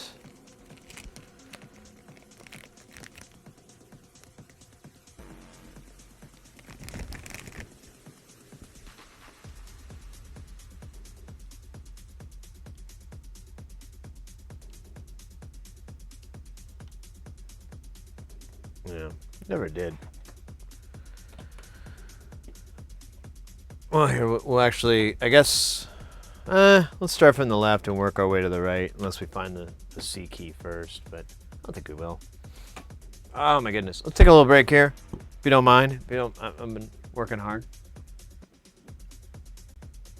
Let's see what's up here. We got Biznot's dance party in here from like an hour ago. I don't even know if Biznot's still alive. They could be like an old person by now with like a megaphone up to their ear, just like, what? Sid, beer me? Beer me? I don't know a Jeremy. I don't know this dance party. No, I can't dance. No, thank you. That would be rude. No, I'm in the prance party.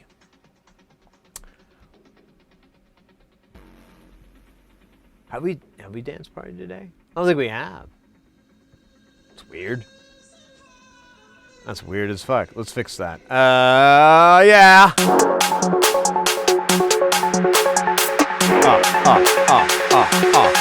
Here we go now.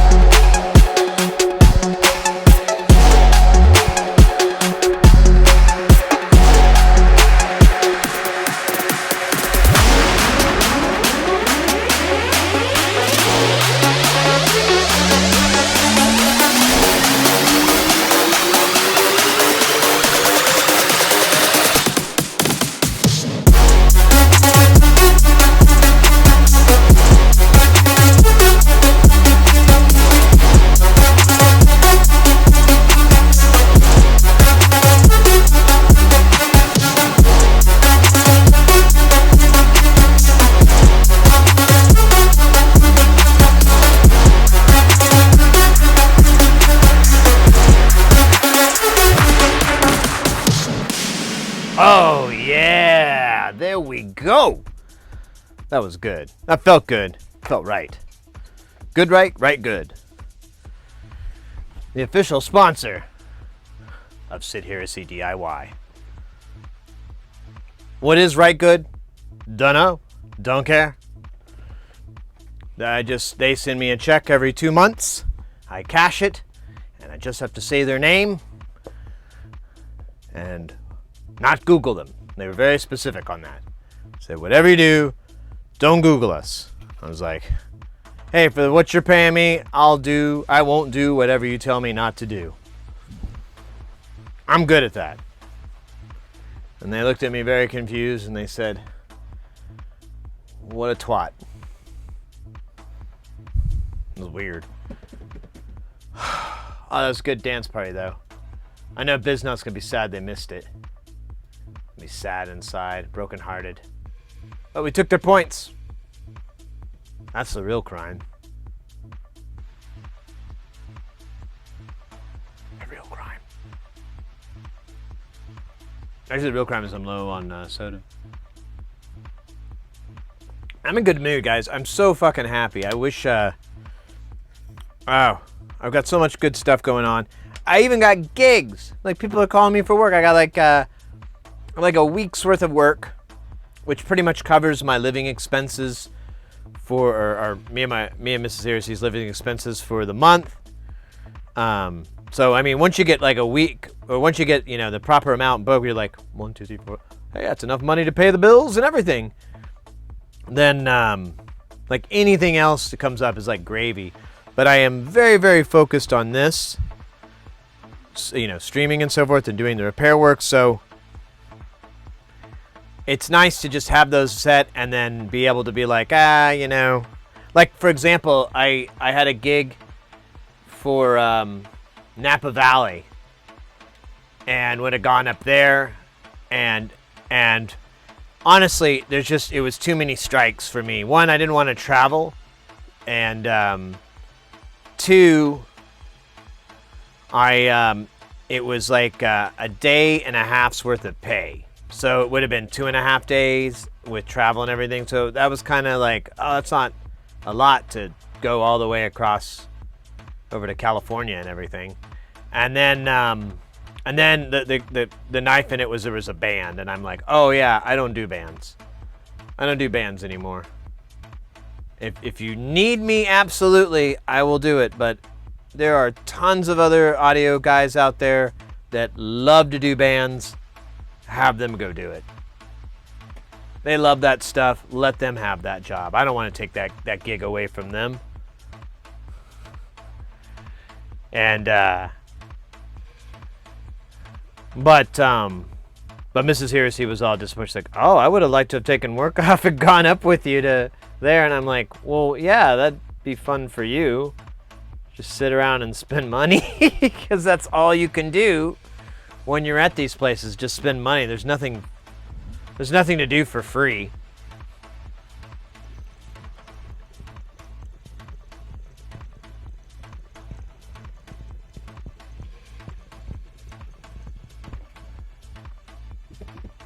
All right.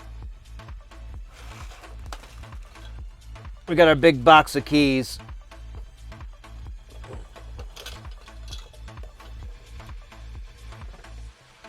Multicolors. Oh, here's our C key at the end. Should probably do this one last, honestly. Because these are probably... it doesn't really matter. All right.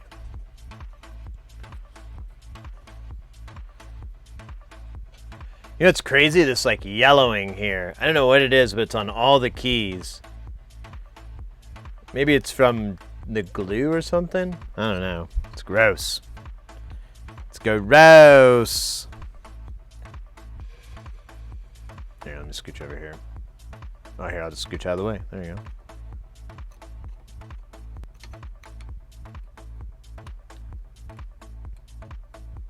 go. Ooh, nice. The action is there. It's kind of terrifying that it's pushing up on its own. But that's the rubber, I hope. I think all these black keys are the same. don't recall. Let's. I want to wipe all these down. Let me get a rag, real quick. I don't want to waste my clean room wipes on this, so we'll just get a paper towel. I'll grab a couple of sheets here, but should be good. Oh, I'm hyped. I'm excited to put this together. I hope it works. I'm a little bit nervous that I'll have to take it apart and keep, but probably for nothing.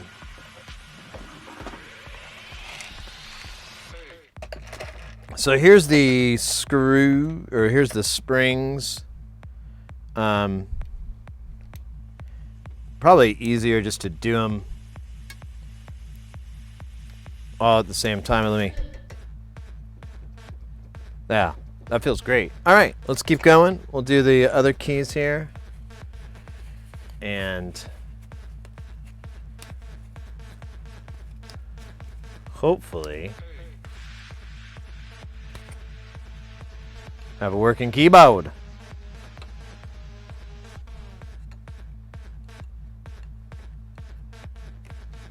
Oh wow, so that's right. That's right, that was the weird part. You have to do the black keys first.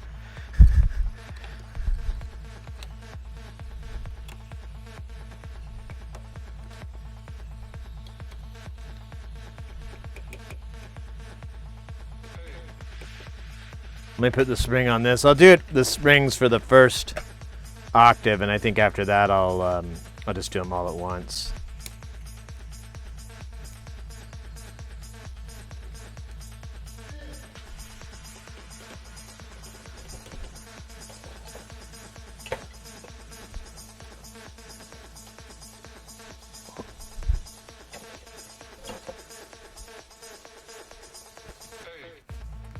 This is fun. I didn't think this would be fun. It actually kind of is. Don't tell nobody. They'll quit paying me for it. Maybe do it for free, sons of bitches.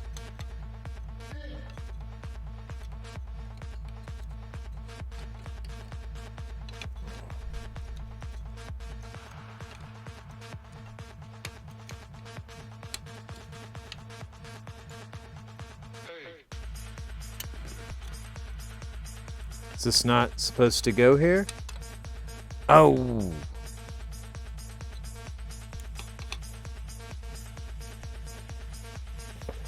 Wow, these keys are keyed.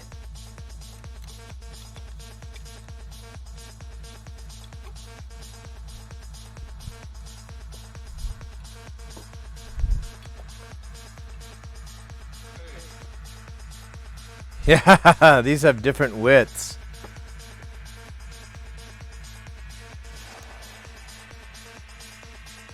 So this won't fit here. Let me grab the big box. This is challenging. I'm into that. All right, here's one of the bad keys. Let's not use one of those. No, I need the middle key. Here's a middle key. It's got a little bit of wear and tear.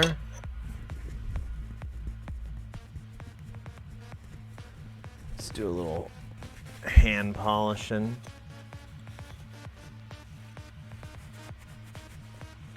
Get a little alcohol in here. Rub off some of this.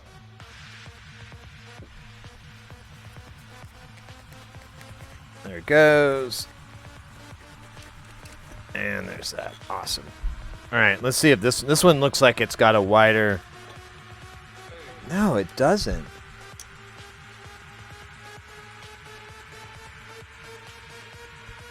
Whoa, what's going on here?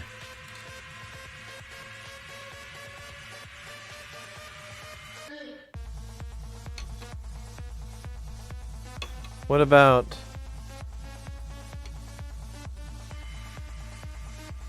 See, this one will make it.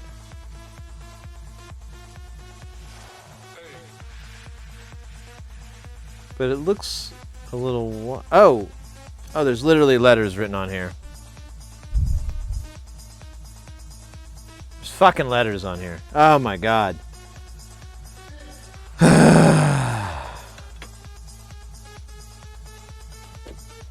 And I keep grabbing G's.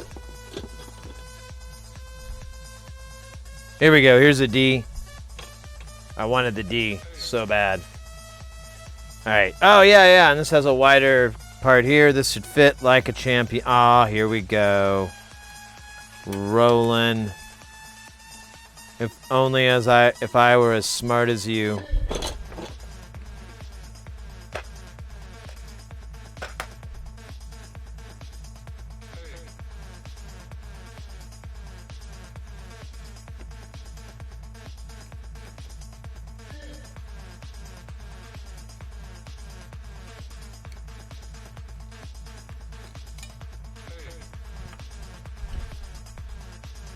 So I gotta find an E next.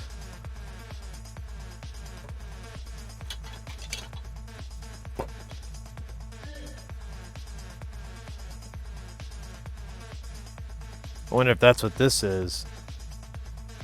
I think so. Because like the ones that are obvious aren't marked.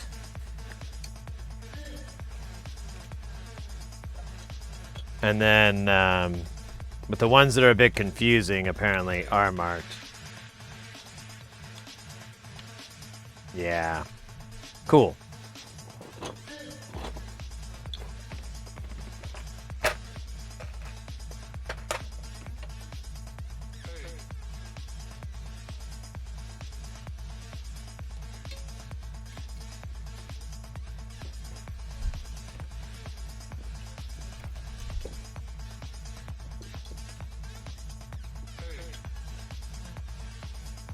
Here's G's, here's A's, E's. Maybe I should just sort these out in their octaves. Here's a C. Here's some A's. Here's another A. There's another C. Oh yeah, we got these over here. C. An E. Which I guess technically wants to go over here. This is a D.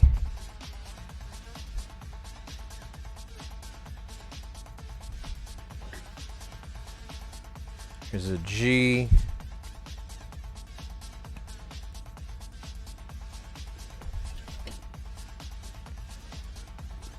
Okay, that's all those.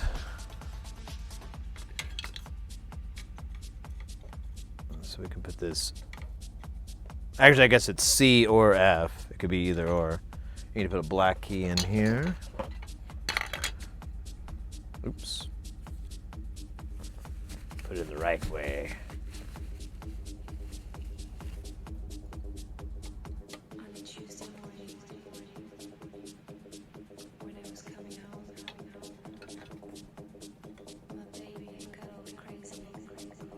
What in the hell? Are these the D's? These are the D's. Well, actually, no, wait. I want an A, don't I? Because I'm... Oh, wait, no, I want a G. There's the G. But I forgot the... Sharp. Sharp, flat. Flat, sharp.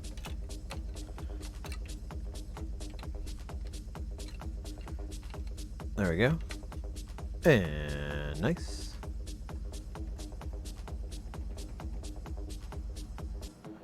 And then we need an A. And nope, not. Don't need this. What is it? Yeah. C, D, E, F, G. Yeah, I'm not wrong on this part. What the hell? Why isn't it?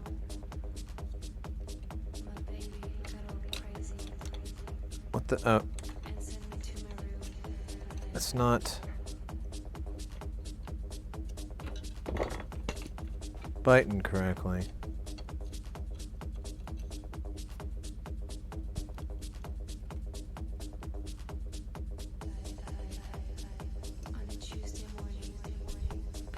Is there another key I'm not knowing about? Let's see, these. So this isn't a G, this is one of those. But I thought this would fit.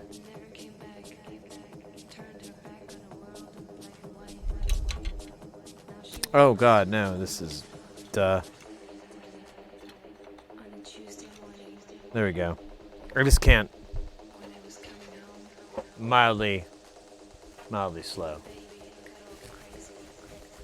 Hey, good job, Adromulus. They're all the same. So as far as I can tell, the way they've got this set up is that, well,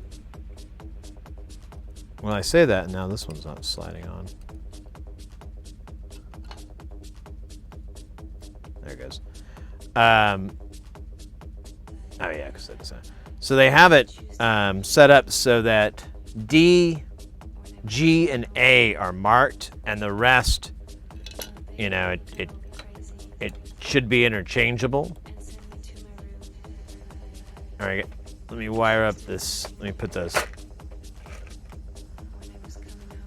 the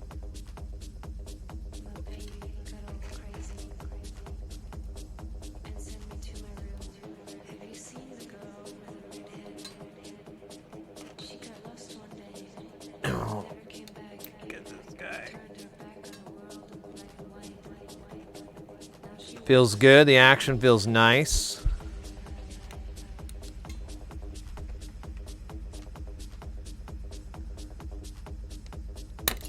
Oops, I knew that was gonna happen. I was like, whatever you do, Sid, don't. Too late.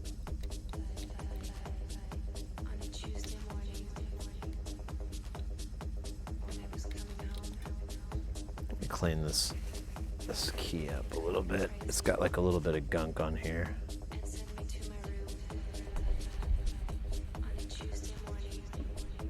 There we go. 2 more octaves, or 2 more notes here, I mean.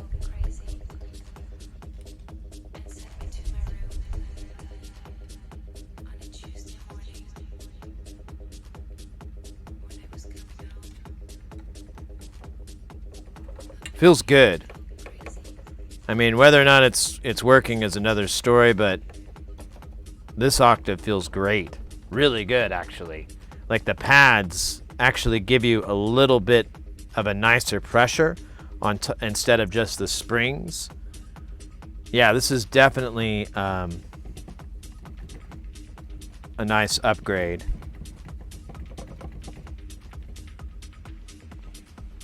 Hey, Bryce! Hey, it's been a minute. How you been? Good to see ya.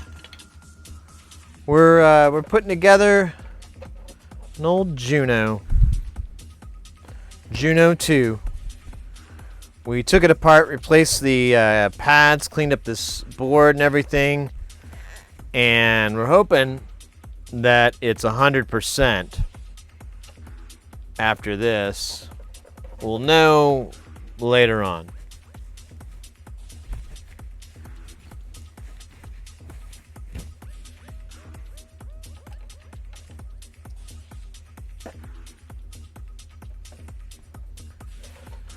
I should just do this for all of them now so I don't get confused and get annoyed.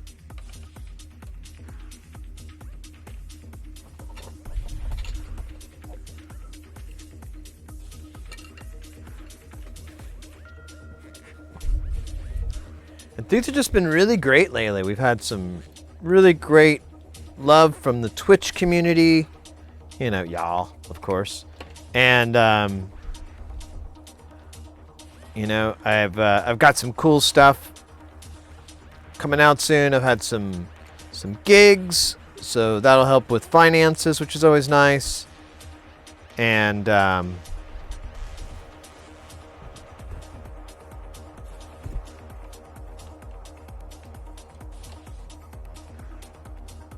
Oh, I don't know. Just kind of things feel good. I mean, I don't know how long they're gonna last. You know, ebb and flow. But right now, feeling good. No more D's, are they?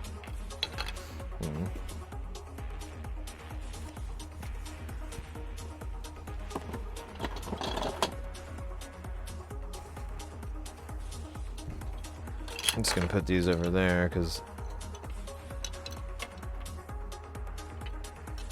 it doesn't really matter.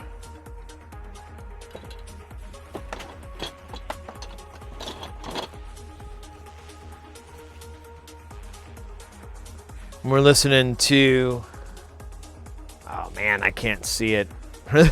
We were listening to Promes, who before that was Actitect, and now we got this other cat. I'm not exactly sure. I don't think I'm following them. I think it's a news to me, but it's different music, so I figure why not. I should probably be a bro though and promote them by saying who they are. If I could find a D.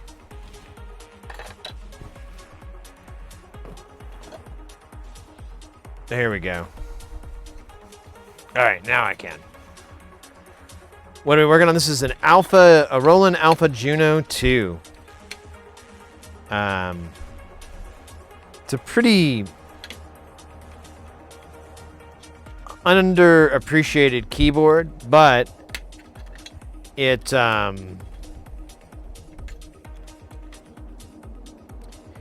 mostly because its interface is terrible. But if you you can get these external controllers for it. Oh wait, wrong key. Roland made one, and this company Retroactive made one. My friend made one a long time ago. So it's oh, here's another D. So it's something that can be done, and but basically anyways, it opens up that thing wide. You can just go nuts, and it becomes a real viable synthesizer and a lot of fun to play.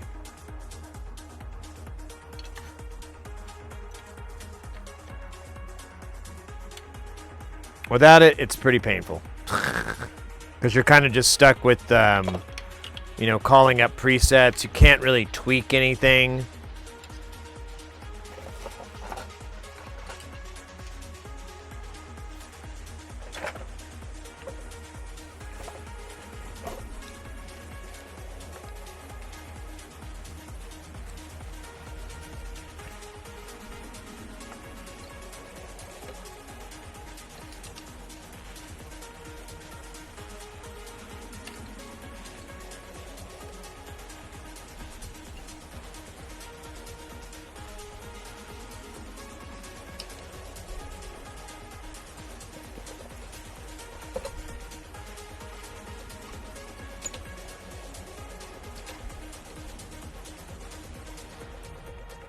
The cat hair in here. Oh, hold up.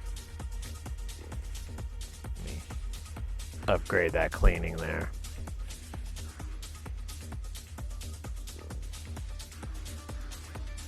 Did I fuck up? I did. Ah, ha, ha, ha, ha.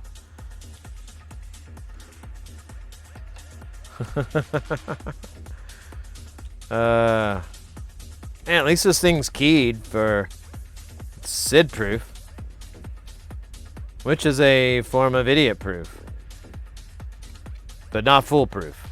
That's very different. For VC rack, no, this is a hardware synth. This is the brain out of it. This is an analog. There's an old Intel chip on here. Here's the 6 voices. There's the trimmers for him to tune them in, which we don't have to do, thankfully. I wouldn't even know where to start.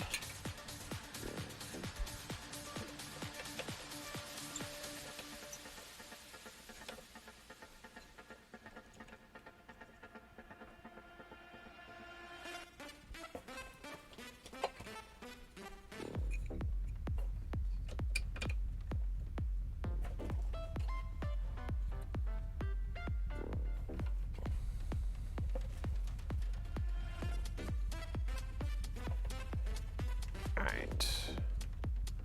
It's enough in my way. We can probably clear out these keys, and then we'll scooch this whole rude boy up. I need an A. Oh, okay, good. I saw a hair. I thought it was a crack in this key. I was like, oh shit, we gotta go buy a key. Hug.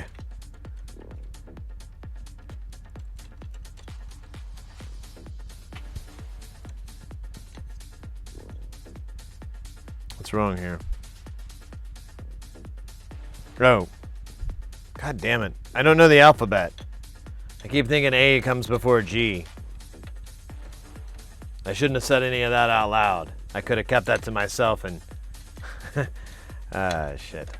Oh well, you know, whatever. Bump, bump.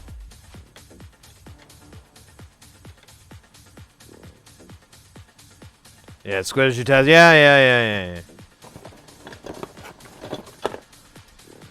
Let's put this board up.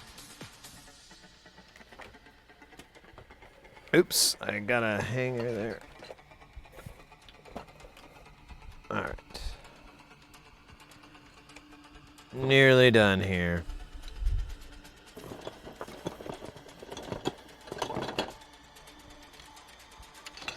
Let's see what I got here. I got a D. Which I might as well just put it right in here now. I got one of these. I got an A. It's dirty.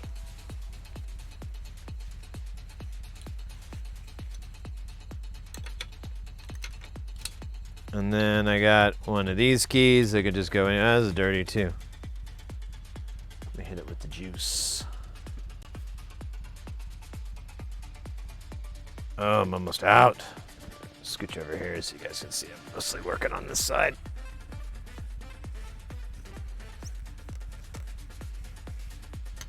All right.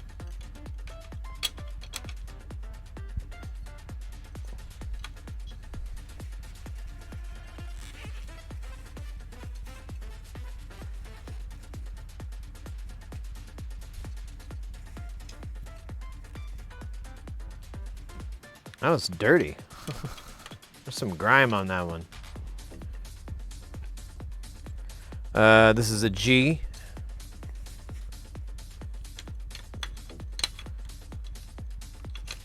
And then we don't need this one yet. Let's go ahead and do the rest of the black keys. Just have a few here. Oh, this will be nice. I really hope this works. I don't have any reason to suspect it won't, but you know. Still.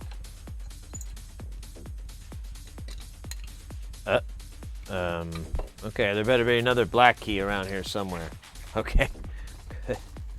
I was about to be very upset. I'm like, client's gonna notice. Like, dude, when I gave this to you, it had like all the keys, didn't it? Nah. There was missing a few. I would have remembered that. I know. I thought we talked about it.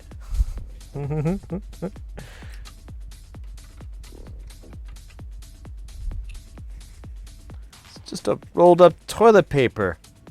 Oh, yeah, I guess it is. It came like that. All right.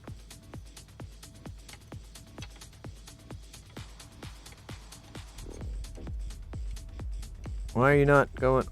Oh, because I'm just being dumb.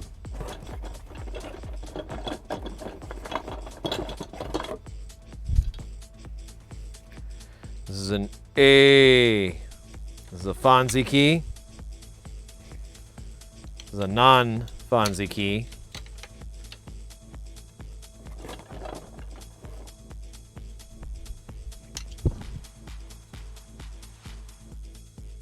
Man, you certainly can tell where the old ones are, because these don't spring up nearly as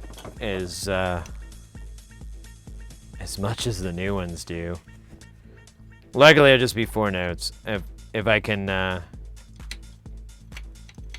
if they'll restock that, I'll order it and I'll redo it for the client. But I think this is all going to New Mexico once this gets repaired. That's going to be its final resting place for a while.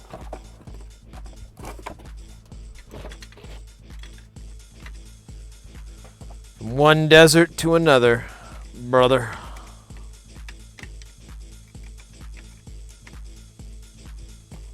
Alright.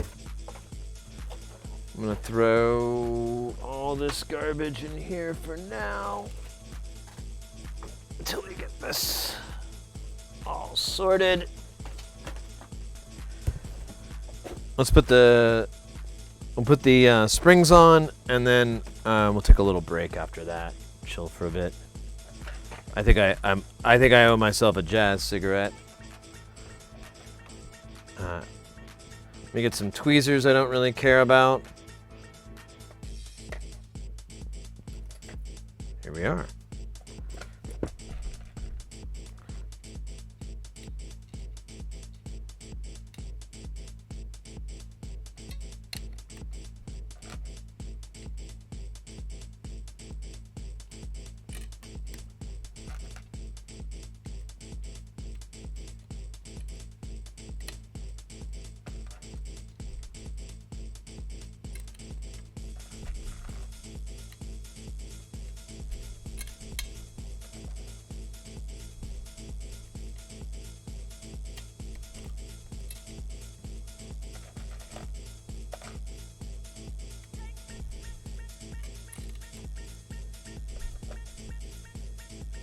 Bump this.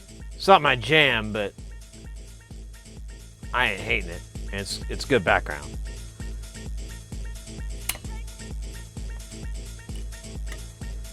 It's good background. I meant to go get up too and look and post who this is. I promise I will. I won't be a jerk.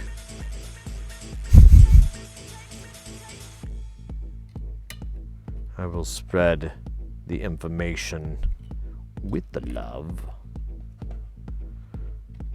But let me put all these on. You.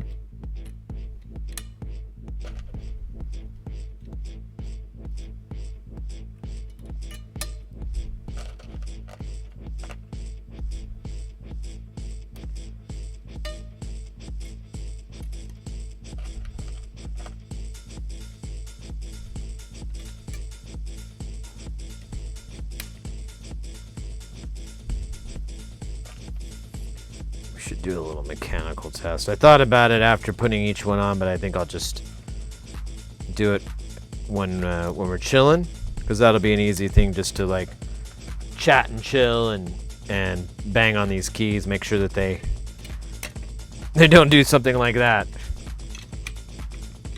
Anything boing, like some sort of cartoon.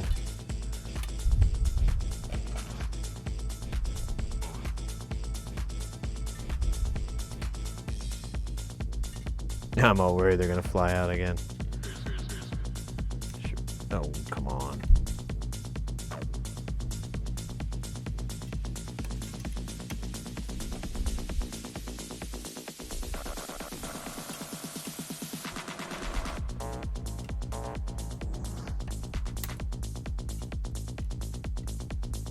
Oh, come on, you.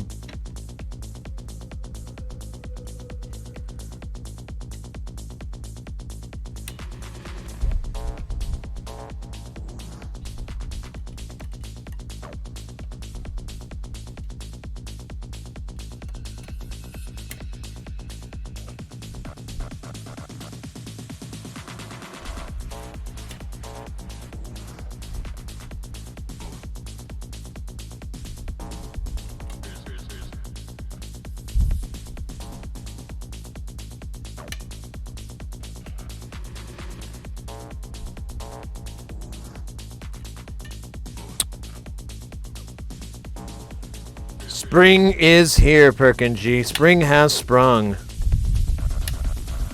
How you doing, mate? Kind of zoned out there for a minute. I'm not even stoned. That's my problem, really.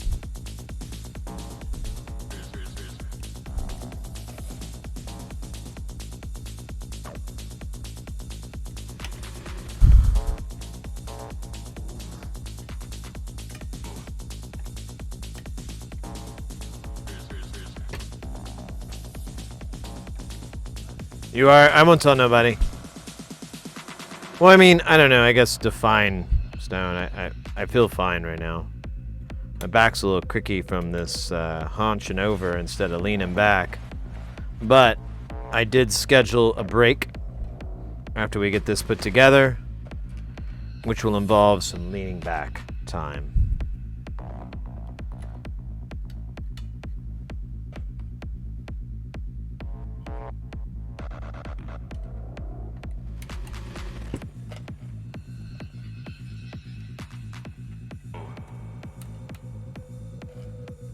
Oh. Just a little bit more left.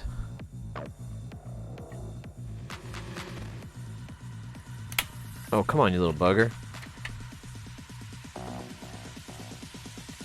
We had to make a few concessions to try to get everything to work. So there's a little bit of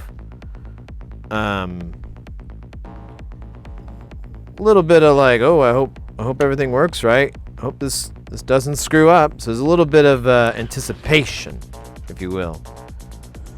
But this thing, it's not too hard to put apart and take apart. I haven't tried to put it back together yet, but I do recall it's going to take a couple of minutes because there's like a ton of ribbon cables on it, and oh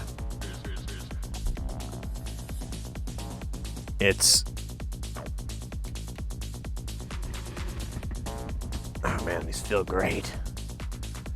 I'm leaning back, too lazy to interact with others. Understood. Hey, Two Hands, welcome in.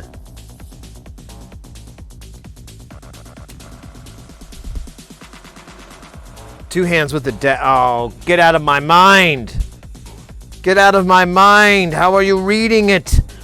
Don't look in the dark place of my mind. No one is supposed to see there.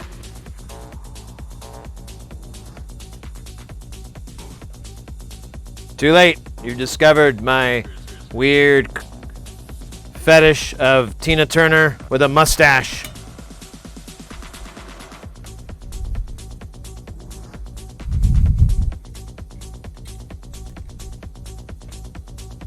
Mustache Tina Turner. Sexy.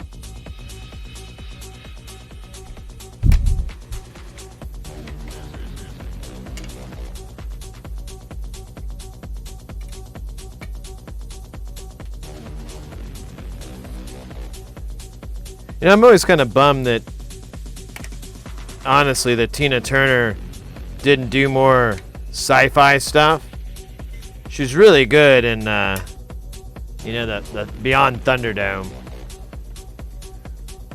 I haven't really thought to analyze her performance really hard, but when I think about it, I'm glad that was found. I'm like, it was actually really good. She had that mystique, and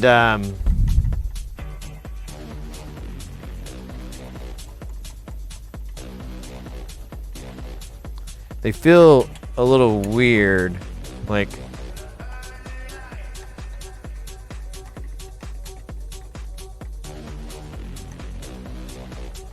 I think it's just me.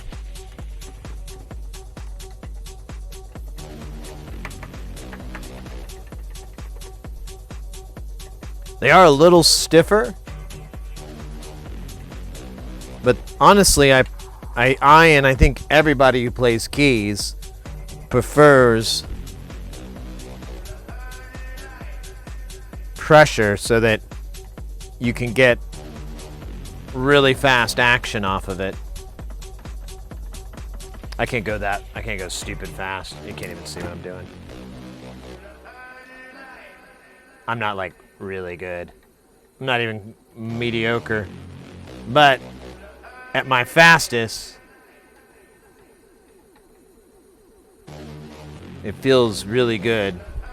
I do sense a little bit of a trade-off, but I think that'll get worked out as it gets played.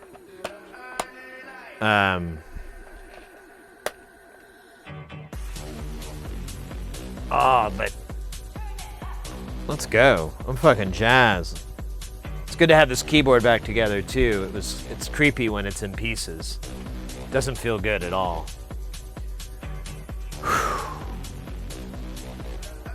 Oh, I'm sorry, Perkingy. This is the Alpha Juno 2 from Roland.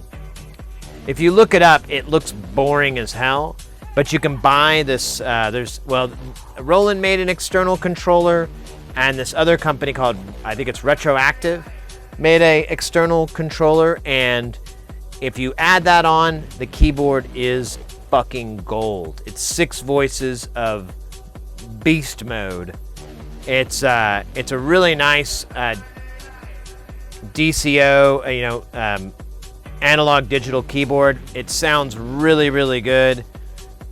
Here's the main board. I love this board. I put it up on the Instagram, a picture of it, and kind of tried to explain a little bit.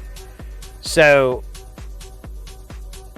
here's our processor. It handles a lot of the I/O functions and so forth, like pulling up knowing what to do when you pull up a preset or or a setting or whatever, or if you alter a setting. Everything is kind of handled through these gate arrays, and then and this guy, and then this is the firmware. Notes, all that stuff comes in through here, and then is sent along, and then this is your oscillator. It'll do six voices, and each one of those goes through each one of these voice modules. There's a filter, which is, we figured out, is the long one, this long sip, and then the VCA is this this dip here. And you've got trimmers here to adjust each one of the filters to tune them in correctly, but that's the fucking synth. It's amazing to me. It's gorgeous too. I'm a little bit in love. You'd like to smoke it. Yeah. Let me get this dab, and then I'm gonna have a jazz cigarette just to celebrate. Oh man, getting that itchy part when it's growing in. I don't like that. Might shave this sooner rather than later.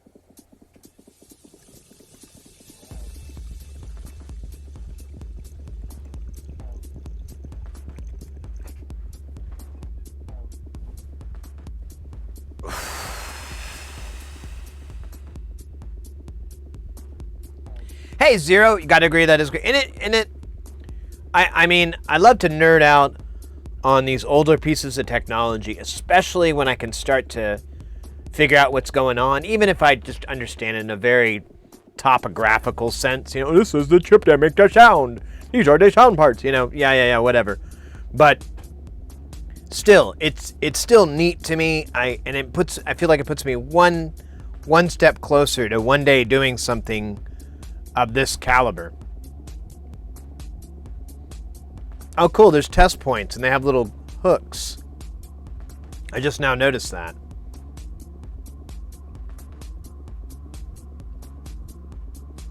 There's TP1 or TP2 and 3. Oh, here's TP1. Huh. We have the service manual, so we were looking over that, trying to figure out what's what. It's kind of confusing. We can't. I'm not quite clear if. So there's 2 sets of RAM here, and one goes straight into the chip. Like there's some addressing, and that's it. It's pretty simple.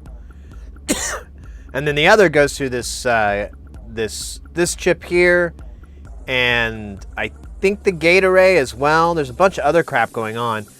So I'm kind of confused. I'm wondering if there's a work RAM and then a storage, like a ROM, possibly. You know, for the presets and stuff. I couldn't figure it out exactly. It's not clear. I'm sure if we stared at the service manual long enough, we could probably find the spot. But oh shit! I didn't even notice this crazy cap array here. I think that's what that is. Capacitor array. We're thinking too about, I was kind of reminiscing about how crazy it would have been back in the day to be making these custom Roland chips. And like back in the day, that's what it was. Like you fab chips, like everyone did. And now there's like a very, very tiny handful of companies that do chip fabrication. And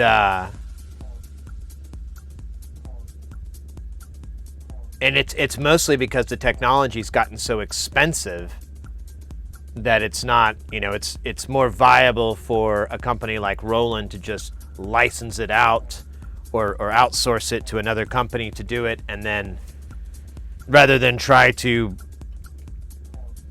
buy a fab facility and everything. Although I say that, and Behringer is doing that, but Behringer is, you know, love him or hate him, they're really making some great moves on being the synth masters of the universe. Yeah. Here, I'll bring it up real quick. We'll look. I don't know if you've been lurking for a while, and you might have already saw this, but it bears just going over for a bit. Well, right. I was gonna chill, and I'm not even doing that. I was gonna have a jazz cigarette. Man, these ones I keep getting though, they really have a hard time staying lit up and stuff. I'm kind of getting annoyed with them, but I do my own, but they're like almost twice as heavy. Like these are 1 gram, and the ones I'm rolling are like almost 2. So I don't know.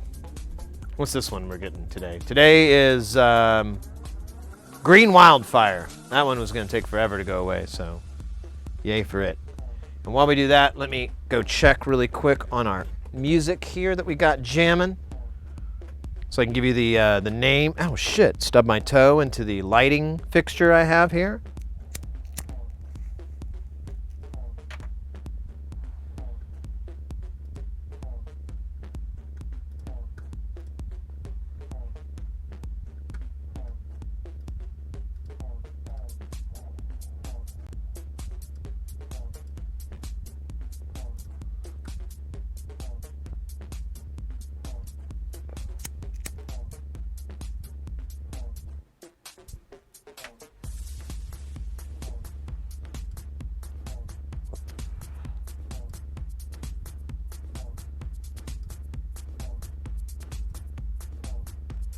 There we go. That's who we're listening to right now.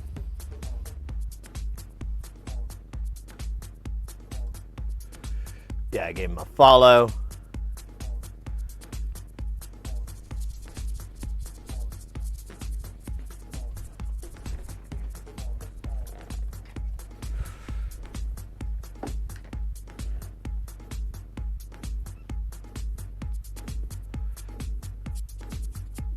Oh, I'm behind on chat. Yeah, probably the... Let's smoke.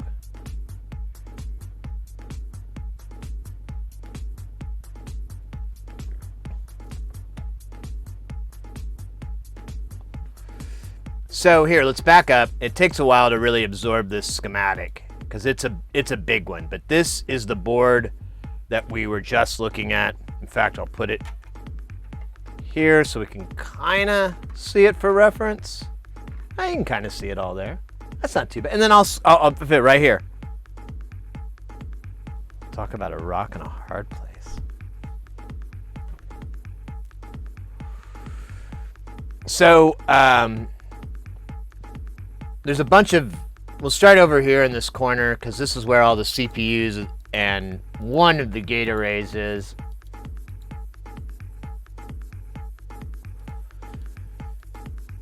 So this is our MIDI in, and that Intel is being used directly to translate our MIDI. Holy crap, is that all the Intel's doing? I just now realized that. That's all that is.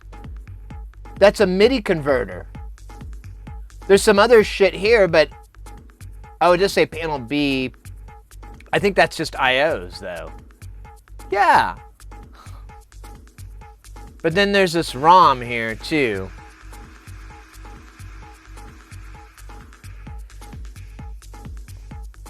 Huh. I don't quite get this.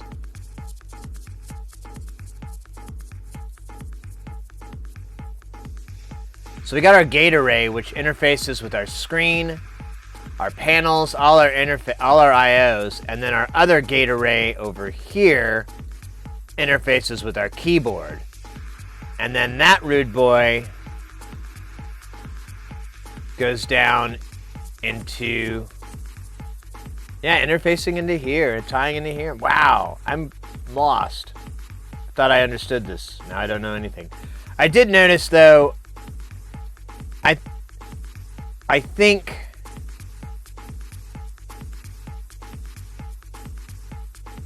so we have our cartridge board.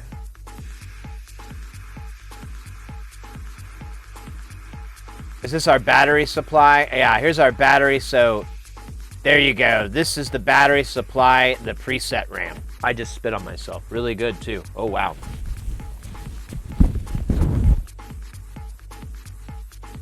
That was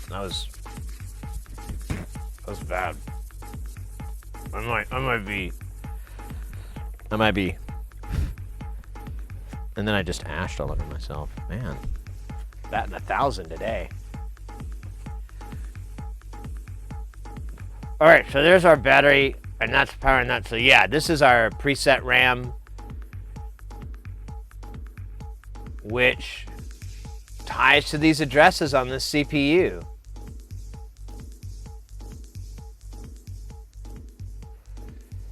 I guess this guy is running the show, but oddly, there's not a lot for it to do.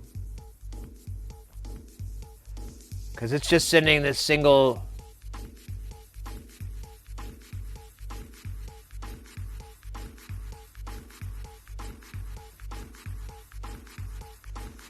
Well, I guess there isn't much to it. You press a key, it activates the gate array, which activates the...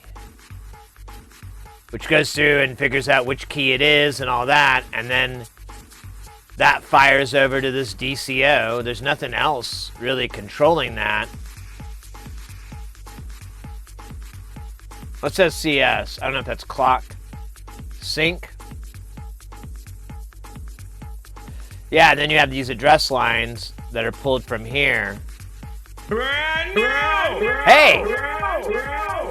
Matt Blue X8 coming in with that follow. Welcome into the channel, mate. Thank you so much.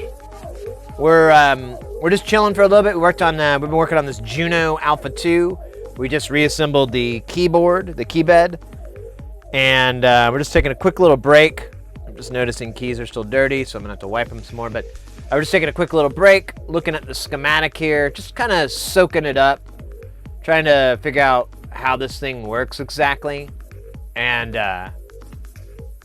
finding new friends along the way.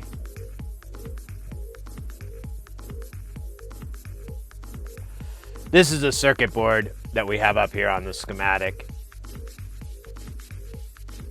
Chip select. Yeah, chip select. There you go. Yeah, that's probably right.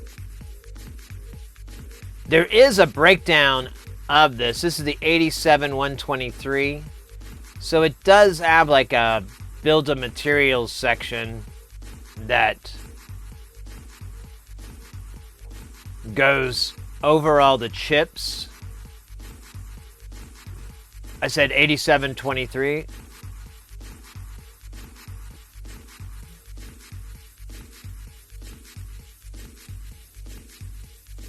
Oh, you...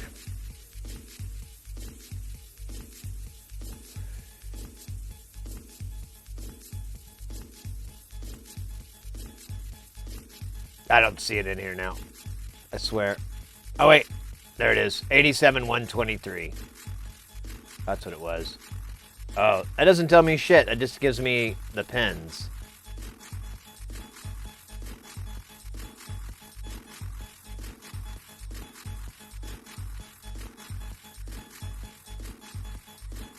Yeah.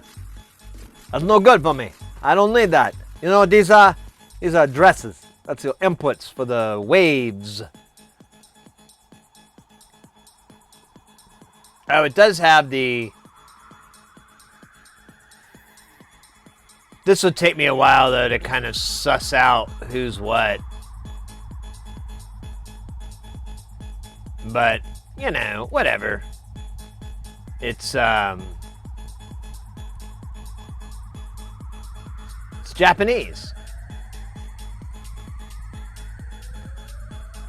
Look at these like calibration things, and I'm like, excuse me, I don't understand your language there. You're gonna have to break it down. Oh wait, I got a phone. I'll just aim my phone at it and figure it out. Oh my goodness. Hey, knife. Was that Knifeford? What are we doing? We're working on a. Second here. Working on a Roland Juno 2 keyboard from 1985, 86, I think. From the 80s, mid 80s. And we've replaced a bunch of parts on it. We're just kind of looking at the schematic right now. This is the circuit board that we're looking at.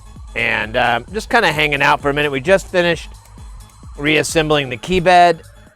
And now I'm just kind of chilling before we go to assemble the rest of it, which is going to take a while.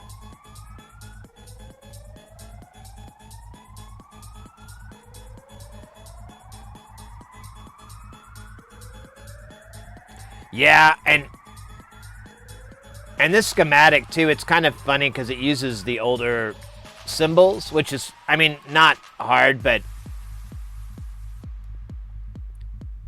I remember when I first started reading schematics and I ran into some that were, I guess, like English format, like British or whatever. I don't know, it was different format than what I was used to, and I was like, what? I couldn't, they're like all these symbols I couldn't figure out. It was such a pain in the butt. Brand new! If you tell me the exact model of a chip, I can take a look at the data sheet. What it's used for, it helps. Yeah, but the thing is, I think some of these chips, I mean, there's probably a data sheet out for them. They're so old, but I think a lot of these chips, they're probably just one-offs for that Roland did. And my hope is that they would be in this service manual here, but maybe not. Nickfern. There we go. Hey, thank you so much for that follow, mate. Welcome in. Feel free to ask any questions. We're basically, we just want to get people into soldering and synthesizers and everything in between. I'm just gonna look at the schematic more. I don't really care.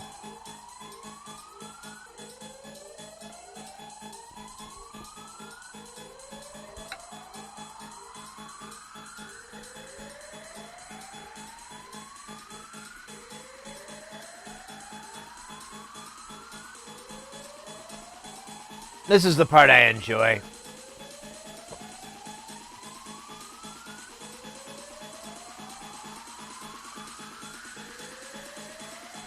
So I think these oscillators, yeah, so these are always constant, and they're getting like their note data, and then I think there's some parameter data.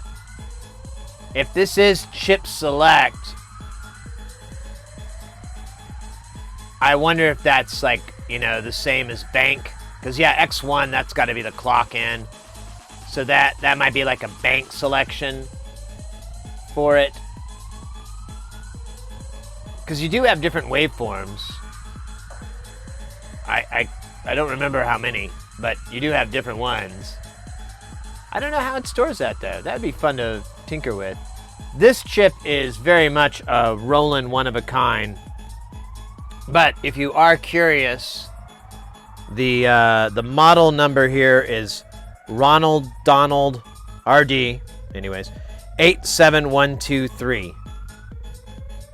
It's 8543. Oh, so that's the date year. 85 is when this chip came out. Whatever the 43rd week is. Or maybe it's April 3rd.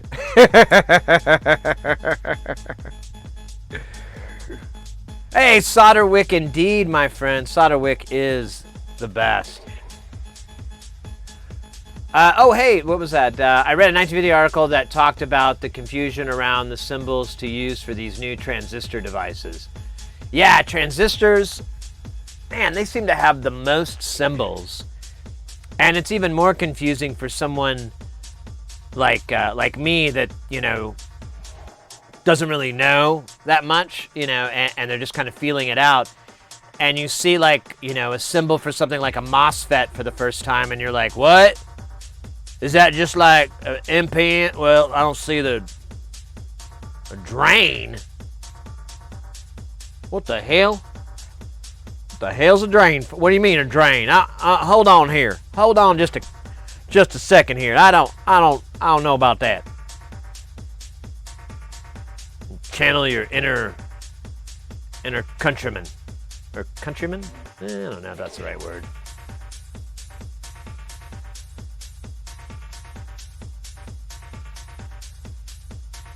Chip select is just for its listing on the input. I see.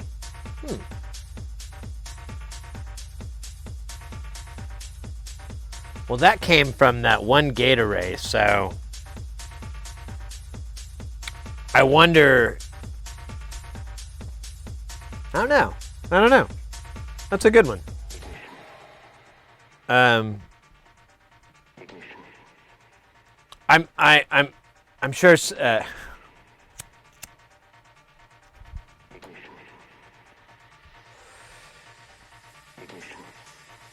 I don't know. I'm not. I don't have the skill set level like Bald Engineer to reverse engineer this piece of old gear, so I can replicate it and turn it into like an iPhone case. Something cool like that. But I honestly think, you know, to get down into the deep of this, we would have to start just backtracking how they did this and that and replicating it either with modern tech or, well, modern tech, because I don't think we're going to be able to find these old pieces of crap.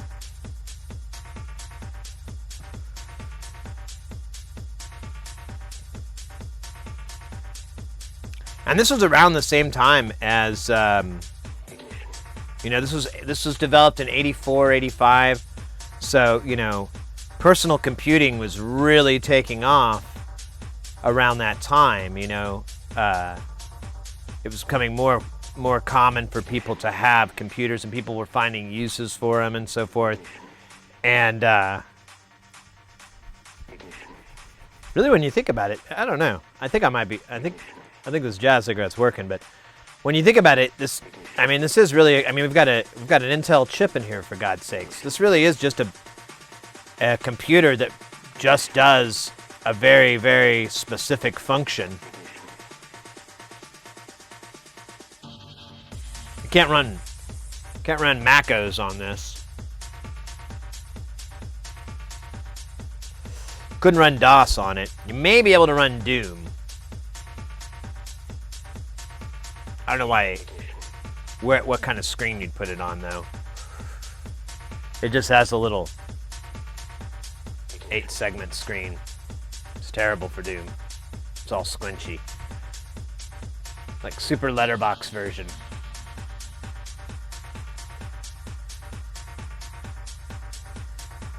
Timinator, welcome in. Welcome in.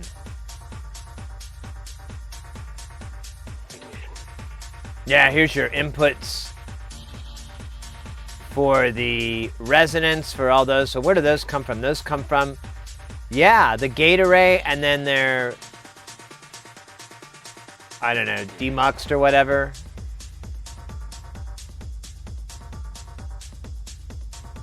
It's set up to address each one of the voices. Well, I guess I would do them at the same time, so.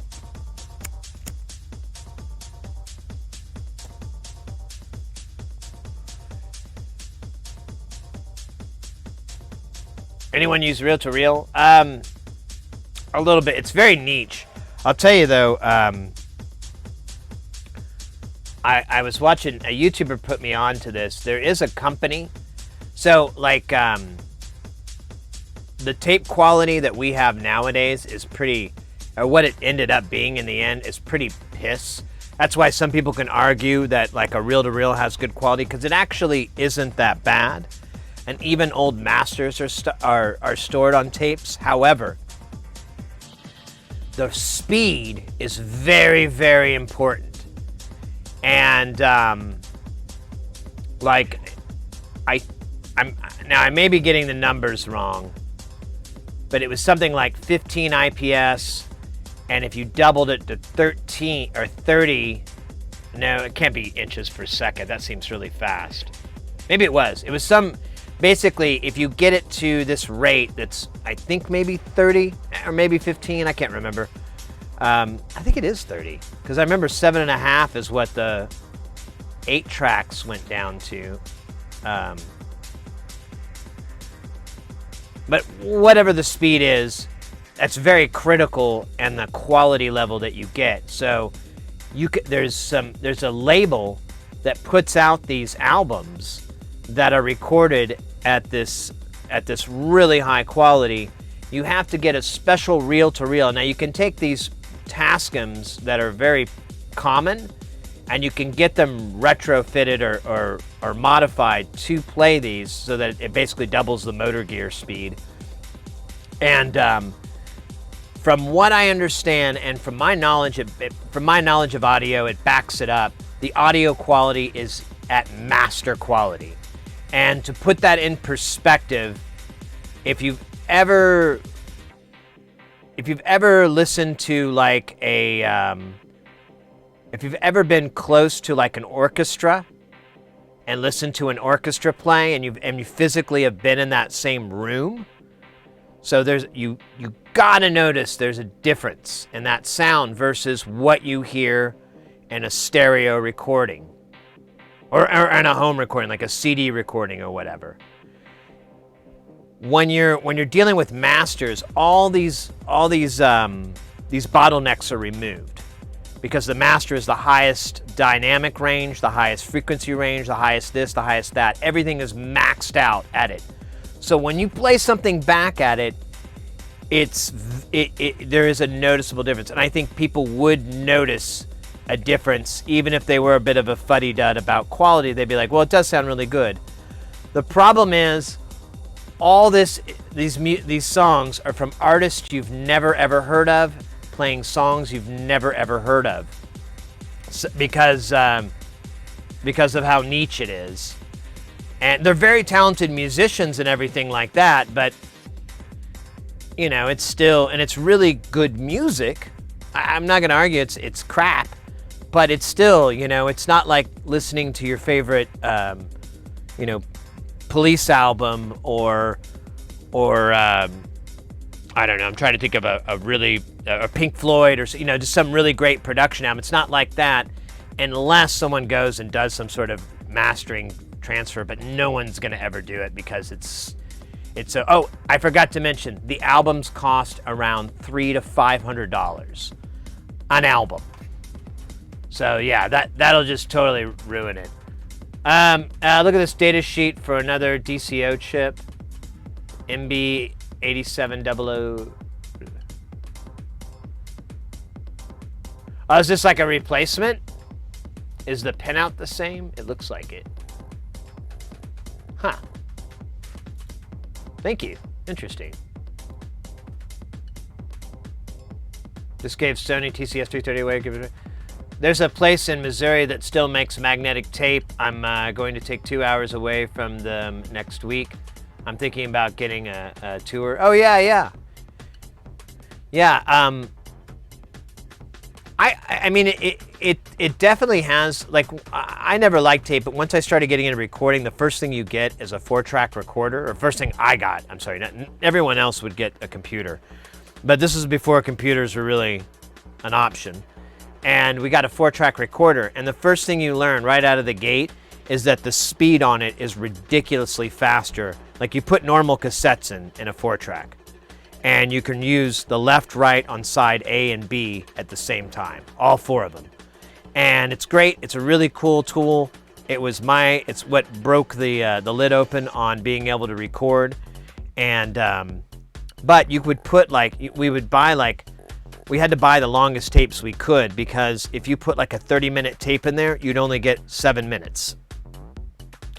And that quality difference was noticeable way back then when I was just a stupid teenager and stuff, and I hadn't trained my ear. I really didn't know anything about it. But I started then because I was like, man, when we record onto this, it sounds so much better than when we dub it onto tape. And then over the years, I learned what that was. But good info on the reel-to-reel. Oh yeah.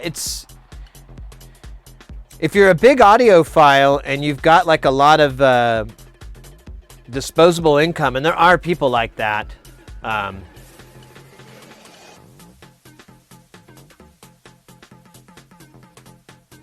There's a turntable that costs $10,000, and this guy I knew, he went over to this dude's house, and he was like, "Hey, that's a really great turntable. What do you think?" And he goes, "It doesn't sound that good." And he's like, "Do you mind if I calibrate it for you?" And he's like, "It's just a talking piece."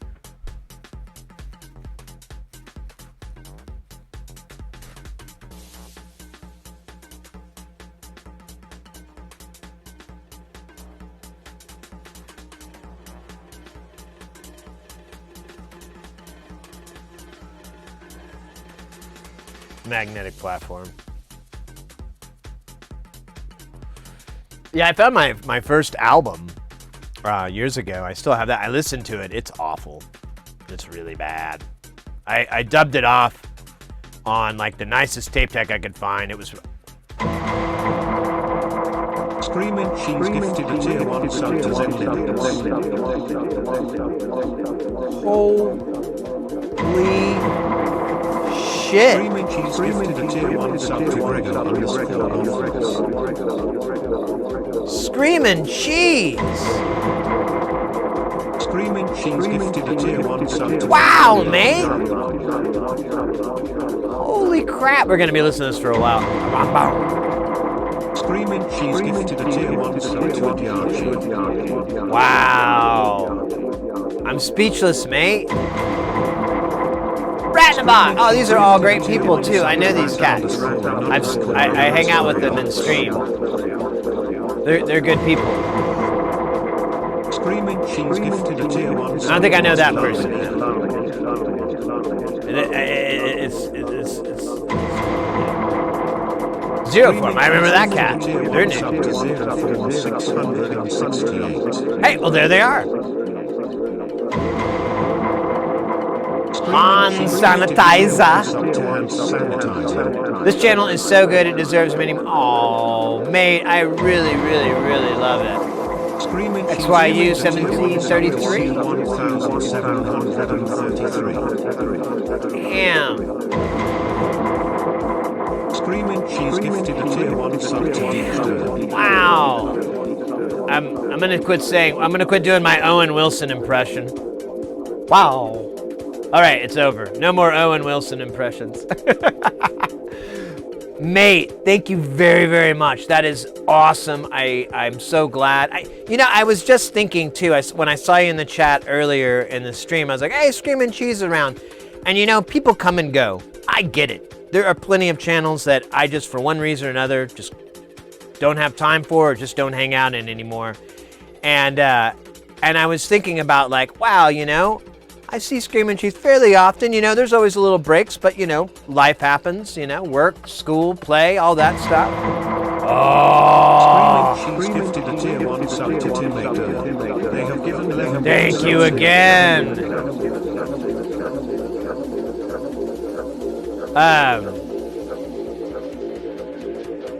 Yeah.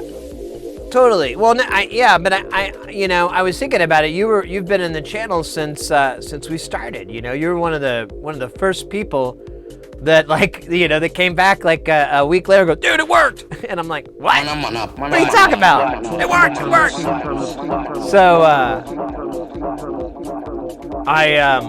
I always remember that, and it's even easier when you come back into the channel and whatnot. So I was just thinking about that earlier. I was like, man, that's really great.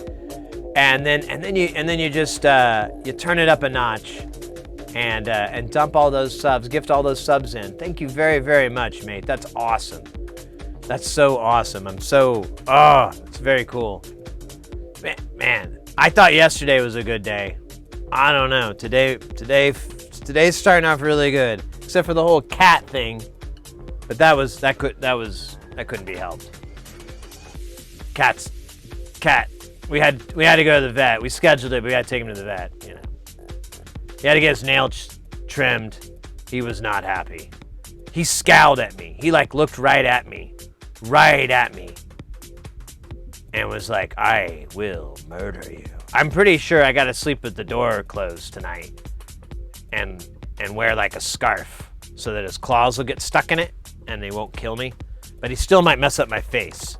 And I think he knows I need this. So, I'm sorry, I just went on about my cat. No, thanks again, mate. This is awesome. Let's go.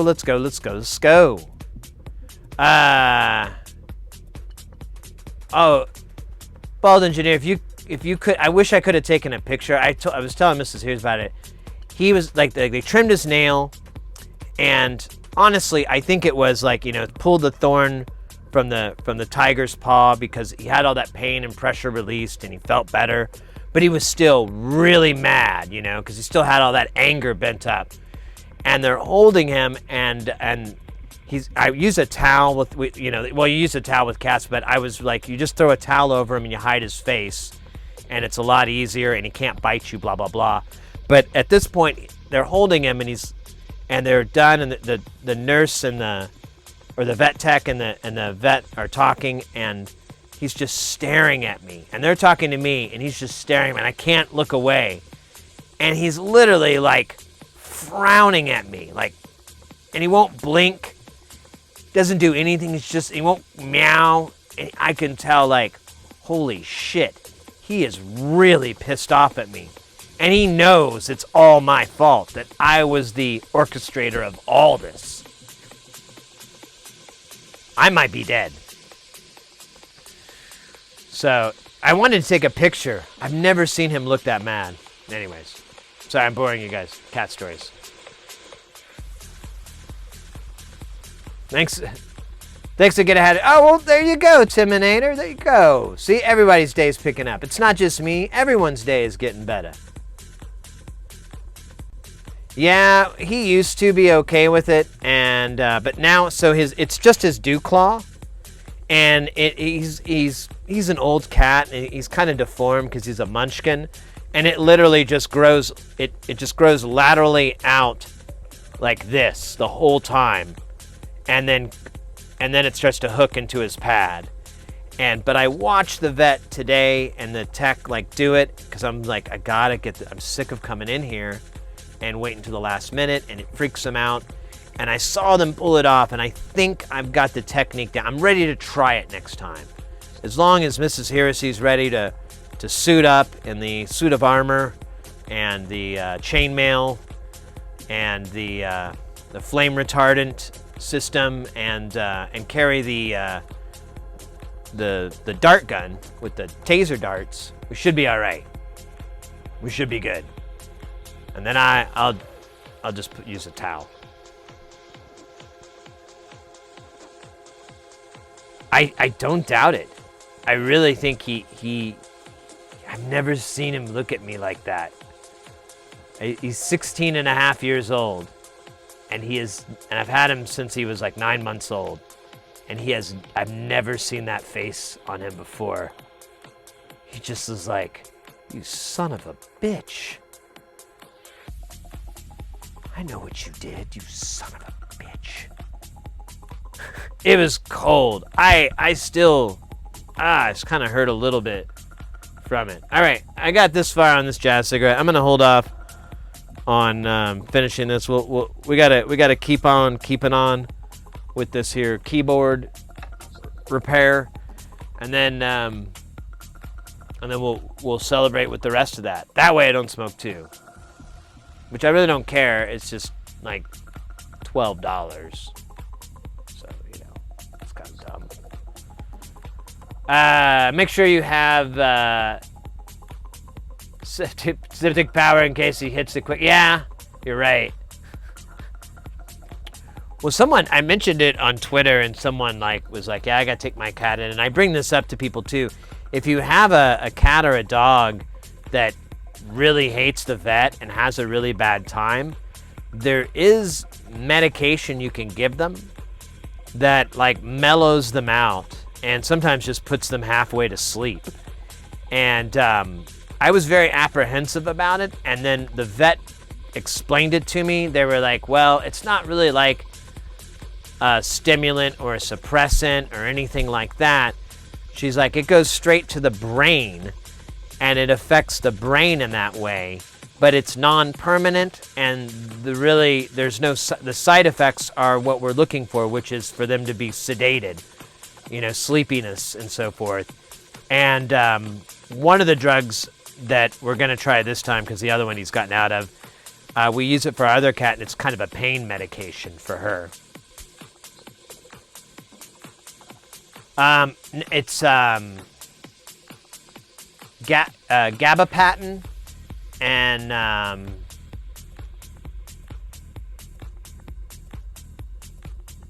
trazodone. Gabapentin and trazodone. Trazodone is a pill form, and gabapentin is a liquid or a powder form. And I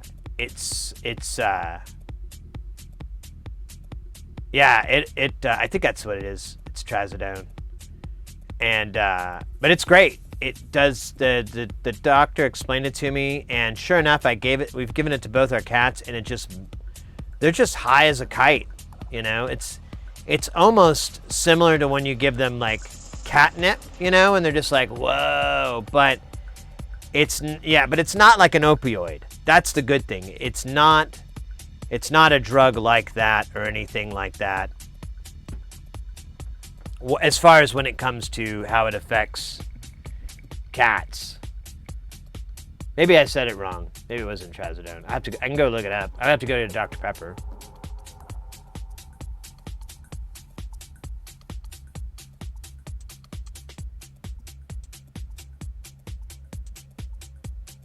Yeah, it is very different. If you look up the drug, you have to look up how it affects felines or canines, because the feline canine reaction is extremely different than the human reaction.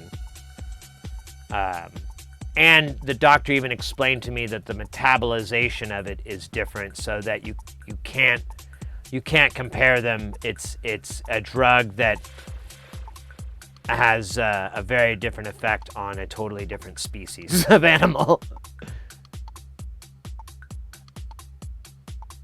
A sleep aid and an antidepressant. Okay. Tramadol. Yeah, okay. Yeah, and I think that's what I was thinking, like, man, am I getting that confused with tramadol? But you're right, trazodone. Yeah.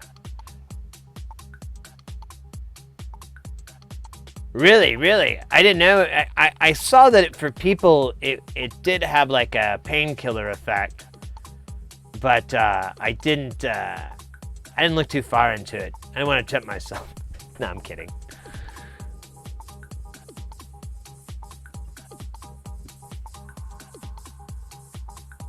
Oh, yeah. I don't know. Most painkillers don't work for me at all. Got some jams going. Let me go grab Dr. Pepper real quick. I require more. And then we'll get boogieing and rocking. Was it nerve pain? And you know that sounds familiar. Like, I think that's what the vet was explaining to me. Like, with animals, with cats and dogs, or I guess she only told me about cats, but it's a good painkiller for them for things like arthritis, because that's what we're treating one of our cats for. And then she was also saying it's but it's not like an opioid or anything like that. It's more of a, it works with the nervous system. And she's like, that's why it's not so dangerous to give to the cat, because it's only affecting their nervous system, which does, I mean, it's still serious, but you know, it's not like you're giving them opioids, you know, you're not giving them heroin or anything like that. And my cat has, he has an enlarged heart. And so we always have to be a little bit cautious because we don't want anything to exacerbate or make his heart grow any larger than it is, because then you have to put him on medication that stifles him and lazies him out. And I don't want to do that. I love him running around and being a little stinker.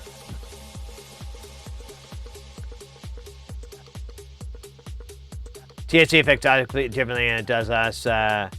They have cannabinoid receptors in the muscles and everything.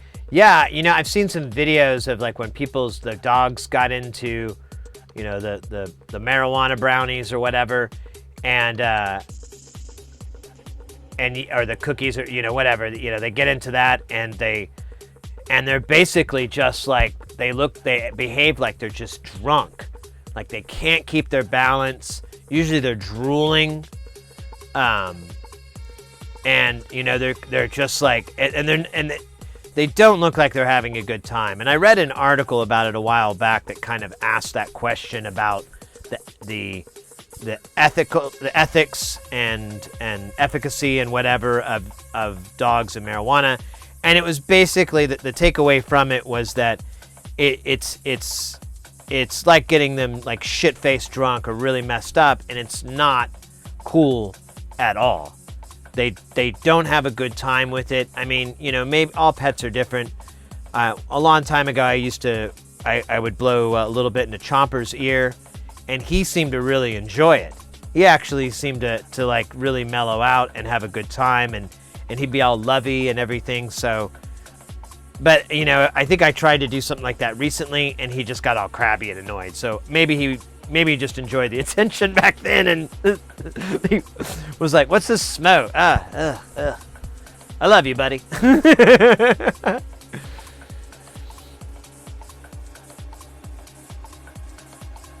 Yeah, exactly. Well, I've seen videos, and it just doesn't. I feel bad for the animals. I really do, because it doesn't look like they're having a good time at all, and you know, everyone's kind of laughing, but I realize that's all you can really do is kind of just laugh at the situation. But and you know, I think one of the videos I saw, they were like, "Well, that'll teach you not to eat cookies off the jump up on the counter and eat the cookies." Yeah, no, I'm with you right there 100%. And I try to let people know that as well, that it's not a good thing to do. I mean, your pet is yours, so it may be different, but and a very small amount probably isn't going to do anything. But these situations, these were dogs that ate like large, like, you know, a whole tray of marijuana brownies or something like that, or a good chunk of it. And they were worried, you know, because people are worried about chocolate, but there's really no chocolate in brownies, by the way. There's sugar, and there's chocolate flavoring, but there's barely any chocolate in it, so it's not really an issue. But the weed in it, there's nothing they can do too. If you take them to the vet, they're just gonna give them liquids because they're drooling a lot of the time. So the best, you know, if you have a pet and something like that happens, just put them near water so they can hydrate, because they're just going to be freaking out and salivating, and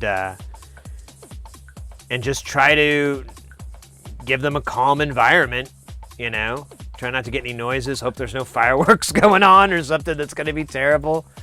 My mom has a dog, and he, like, whenever he's not happy, he just goes off into her closet and just hangs out in there. And I go in there and I'm like, you know, it's really butt-ass quiet in here. And, you know, dogs have really strong hearing. I bet it's just nice to kind of like dull the noise down a little bit. All right. I promised me a Dr. Pepper, and I'm going to deliver on my promise. I'll be, look at that, put the thing up there. I'll be right back, and then we'll talk more about giving our cats and dogs crack cocaine and the ethics in that.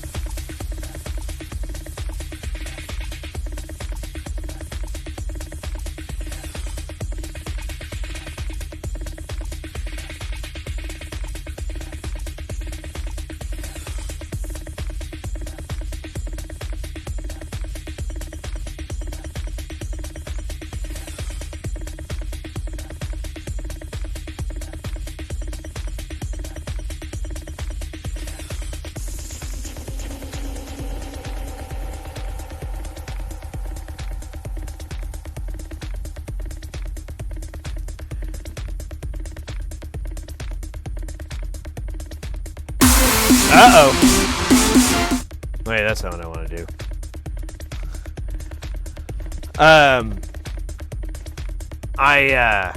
Speaking of wasted cocaine, and to remain on this topic just a tiny bit longer, to much of Minnie's chagrin. Minnie? I don't know. So there was this television show, and I need to watch this episode. I have it downloaded somewhere, so I could probably find it. But there was this show on TV back in, I think, the early aughts, and it was called Psi Factor. And it was basically kind of this X-Files type kind of deal, except it was a government agency, and it was like a group, and they would always investigate these weird occurrences. And most of the time they turned out to be nothing. You know, they were always like explainable things. But I can't remember what it's like their brother, but Dan Aykroyd's brother or sibling or something does the show, and he would at the end, Dan Aykroyd would do Dan Aykroyd, basically, and walk through this, like, little busy nerve center, like, doing a summation of the whole episode. Yeah, exactly, Baldwin, exactly, the one with Danny A. And, I used to watch that when I was a kid, and I remember there was this one episode where these people, they got this new house, and they keep seeing ghosts. And, in the very beginning, like, they noticed that their neighbor's house, the next door neighbor, their yard is, like, undercapped or whatever, but, they're just like, whatever. And they keep seeing ghosts, so the Psi Factor crew comes in. And they start going around, they're trying to explain it, and it's like, it's kind of, like, reminiscent of, the crime dramas. Because you had this team, and they all had, like, their own little quirks, like one, you had a Mulder and a Scully, but this was, like, expanded out even further. Yeah, the reasonable, the unreasonable, it was expanded out to, like, 5 or 6 people. And so this is the only episode I can remember, too. So they think that the house is haunted. They discover there's a history and whatever, and they they go and they can't find any evidence. They keep searching, blah blah blah blah blah. I'll skip to the end. TLDR. TL didn't watch. Whatever. Next door, the unkept lawn, was a drug factory. And they were cooking LSD. And the two houses had a crawl space that connected underneath. And their cat would wander about the house, go through the crawl space, into the drug lab, drink the lysergic acid diethylamine number 25, go back to the house. They would pet the cat and absorb it dermally. I was like 20, I think I was like 19 or 20 when I saw that, and I was like, that is the largest pile of horse shit I've ever heard in my life. That's so hard to even like believe, even kinda. And so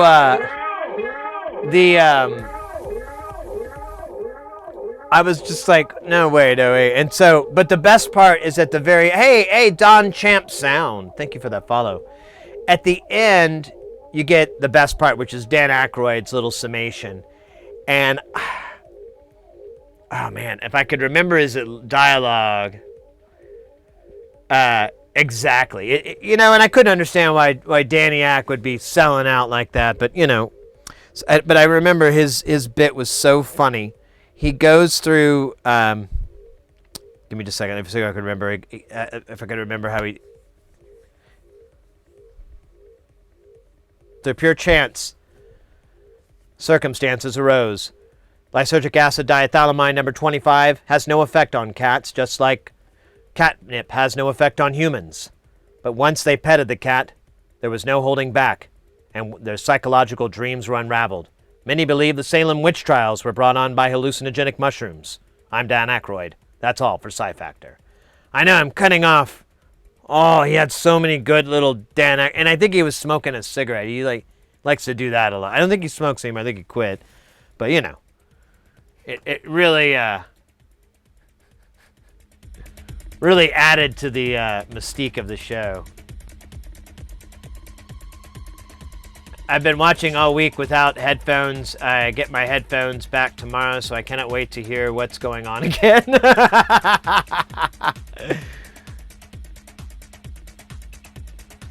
Oh, he did? You know what? I think I heard something about that now. I think I did, because I have a buddy of mine who's a big fan of Dan Aykroyd and a big fan of marijuana. And I think that was like, you combine two of his favorite things, and he's like, hey, I must go to the top of the mountain. I'm just going to text Sid and tell him. I haven't talked to him in 2 years. Hey, buddy, did you hear about Dan A's new weed? Holy crap. I haven't talked to this guy in 2 years. Danny A? Who's Danny?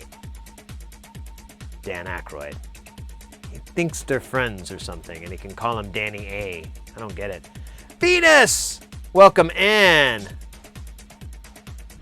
Rye Ergot, I don't know.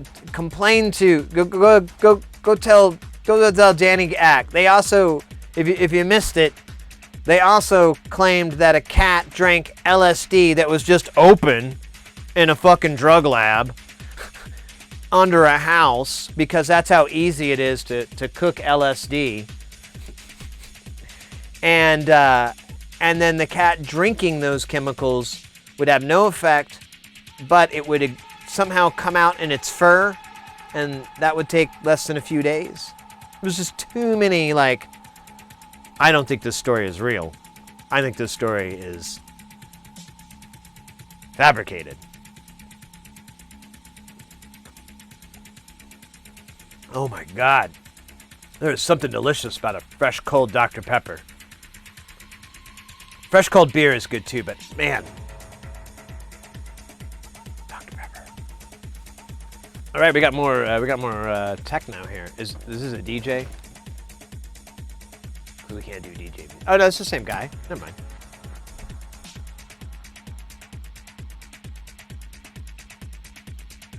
I got COVID. My cat chewed my headphones cord, so my good headphones are at work. Now I just got laid off from my jobs. Oh no, so I gotta go into the office and get them tomorrow. Oh no, Andromulus. Oh, mate, that sucks. I've been there. You know what, though? It'll be the best thing for you. It sucks, but the next gig will be better.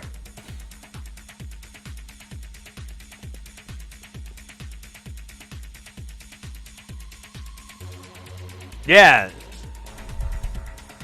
I was just like, I don't think whoever did this ever really looked into how you cook a LSD, what cats are like.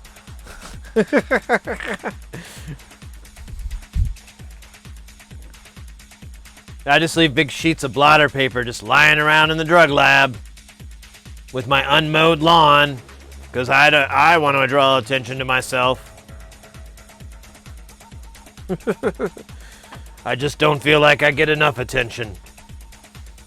All right, let's see if we can remember how to put this thing back together. Oh yeah, there's those strips on the back. I don't know if I want to put those back on. I don't think I can. I don't think it's necessary. The other guy's keyboard, they were gone. I'm talking about, so there were these plastic strips that went behind that kind of protect the keyboards from the keys from being taken out. But yeah, oh, that's kind of annoying. All right, let me see if I can put them on. I don't know if I can though. I don't think they go back on.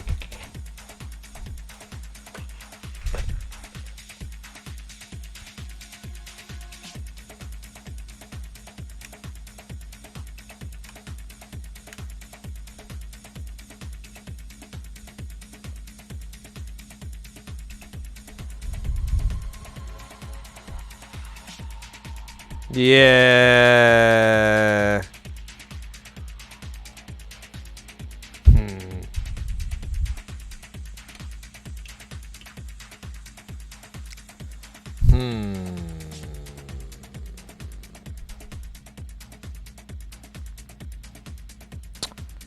What do I want to do here?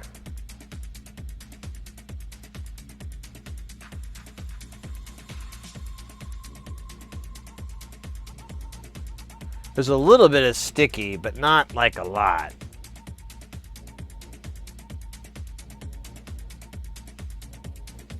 Are you taking off, pajamas? All right, mate. Well, hope to see you soon. Take care.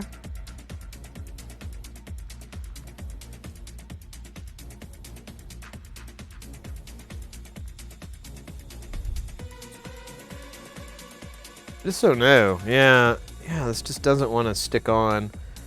I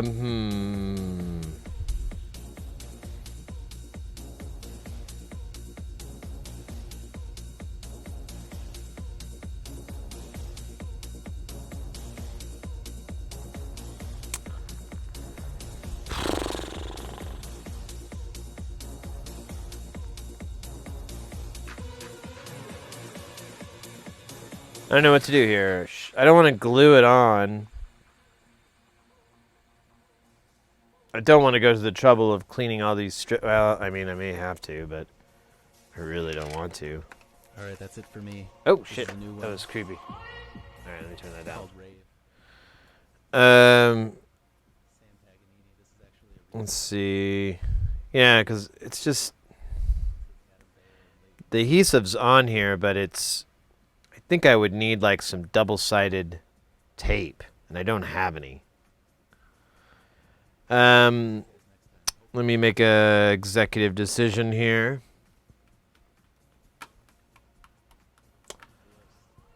I'm going to purchase some double-sided tape and have it delivered via the internet. And I will put these on later before we give the client, because this keyboard honestly isn't that hard to take out.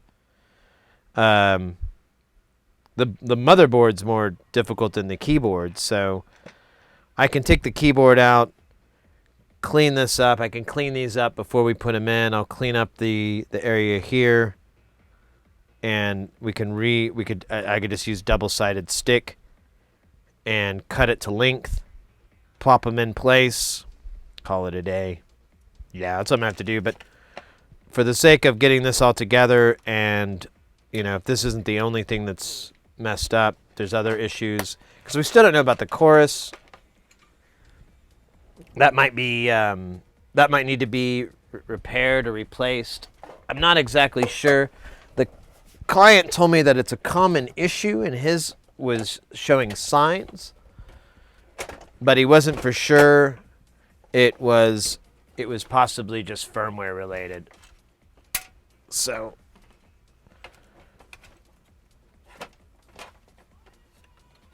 man, I hate how that is.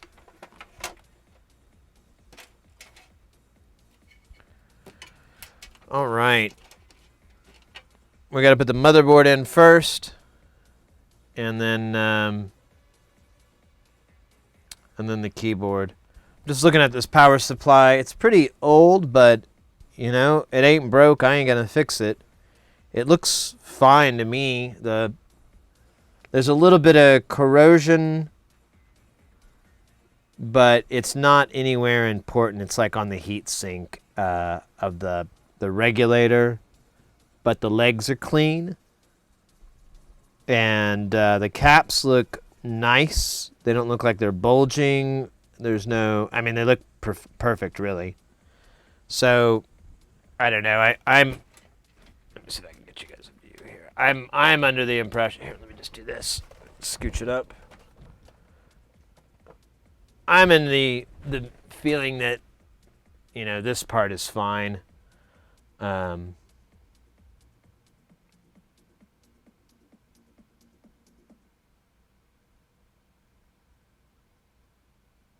It's pretty cool in here. I'm just kind of looking around.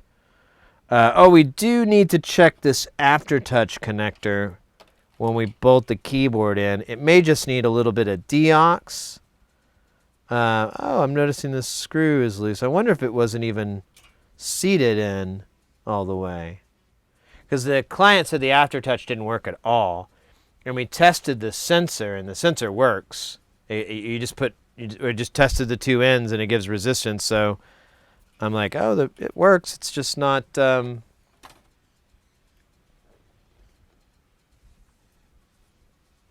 it's not happy. Oh, man. How does this... Does this just float? Gnarly, man. That's fucking gnarly. You're kidding, right? Really? Wow. Okay. I did not realize that. Could have sworn it was different. See, is this a musician or a DJ? Cannot tell. Let me see.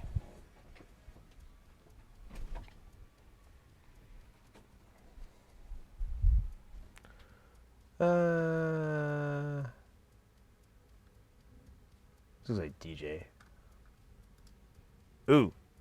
It's time to play. Is that thunder or someone moving their trash cans? It's very difficult to tell in my neighborhood because the trash cans are very, very noisy. I don't know why. Well, I think they're just jerks.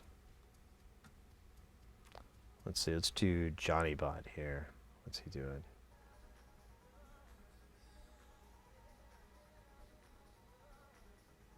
Oh, I think this is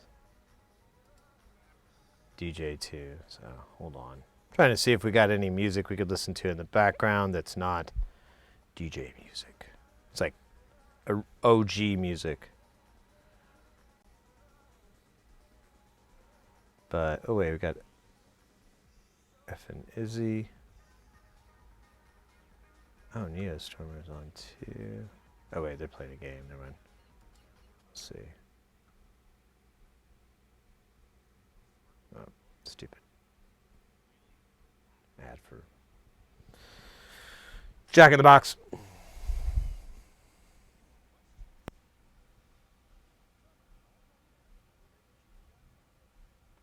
We're doing your version of Stomp Down the Street. Nice. It's thoughtful. All right. Let's see. I don't know if they're doing a... So there's all these. Yeah, they're doing a production stream, so I'm just gonna give up and go back to the goof music.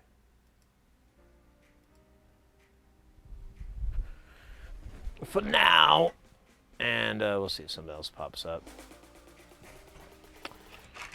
All right, I remember the screws on this are really awful.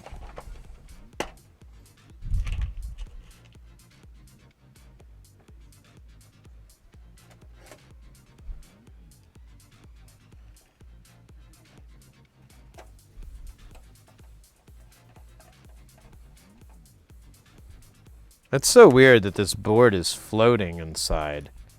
Only one half of it is bolted in. One side of it. And then there's a giant bloody keyboard. Giant piece of metal right above it. I'm just like, what?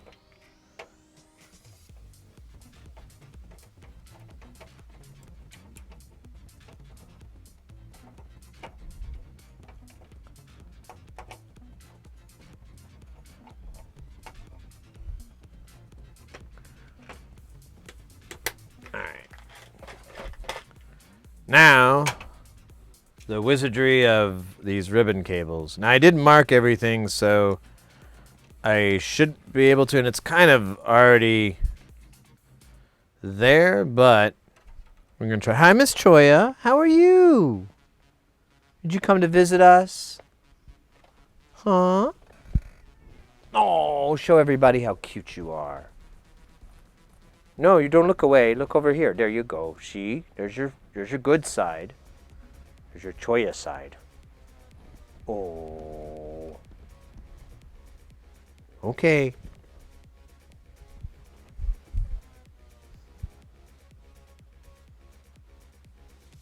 That was Miss Choya. She didn't have to go to the vet today, but Mr. Chompers has been very, very hateful with her. Because he hates everybody right now. He thinks everyone has deceived him. It's kind of like The Godfather, you know? I'm kidding. I've never seen that movie. Huh. I hope I'm organizing this right.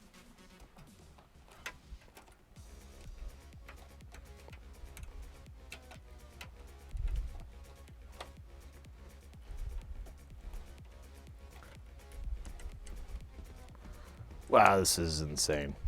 How many little connectors there are.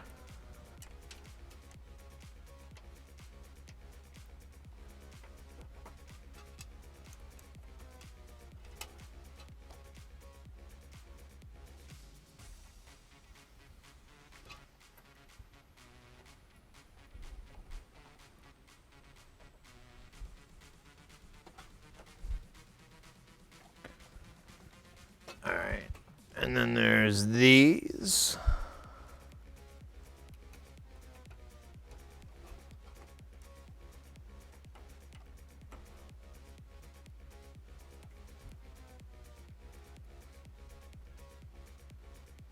Go this. Well, let me go this way.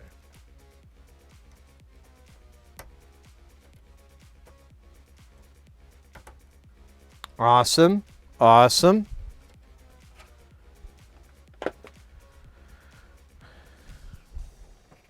Next is the keyboard.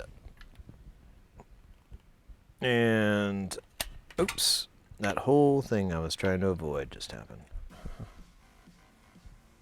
We're going to run these cables right here. I guess, actually, let's do it this way.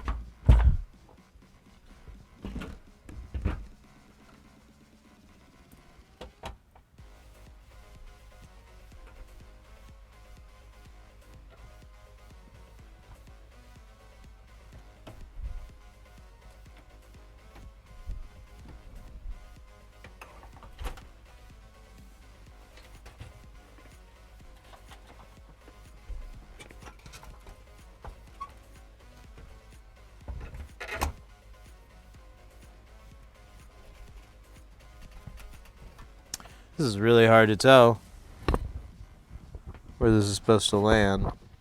Oh. Wow. This is a tight one.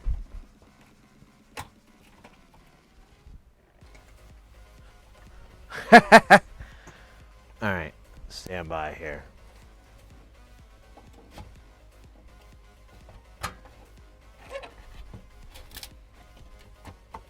Right. I think I mostly got it. Let's see. Maybe I can put this part down and kind of get it into place.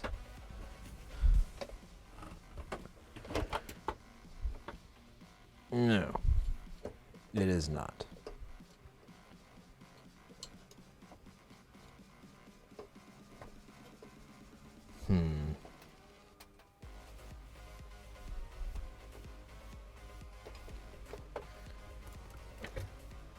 Okay, this suddenly got tricky. I need to line the key bed up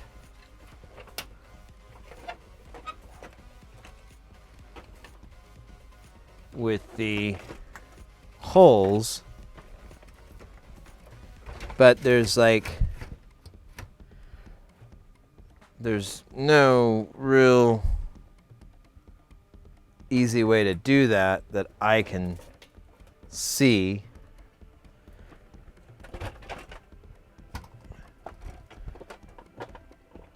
Because of how you mount it in. Zero form. Okay, hey, take it care. Take it care. Take care, mate. I'm just terrible. Take it care. Jesus. Take a hike, Sid. Alright, let me see. I might.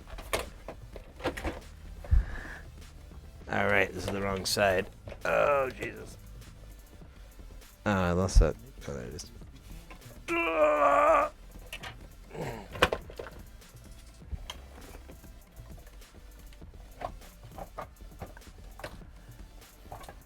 Alright, I got one hole. I can see it.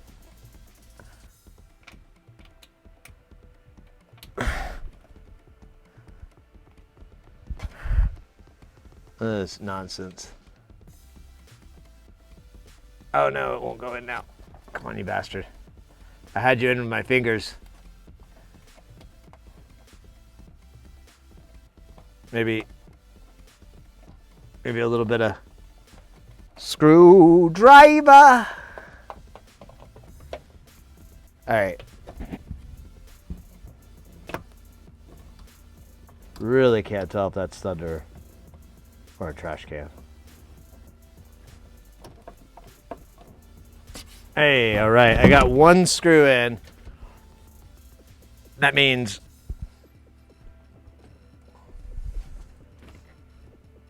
nothing, doesn't it? Doesn't really mean anything.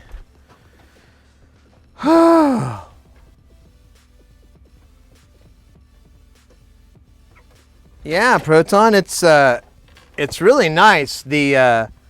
The owner of this has the retroactive controller for it, so they're able to control it in real time. And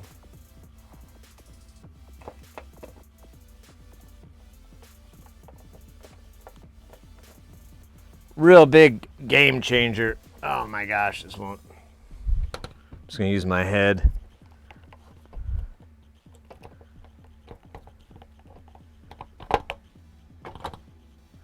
Come on, man.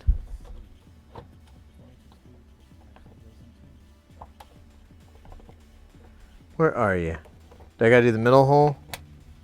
Fine, I'll do the middle one. Middle one's really hard to get to. Wow. Man. I gotta pump more iron for the keyboard Olympics.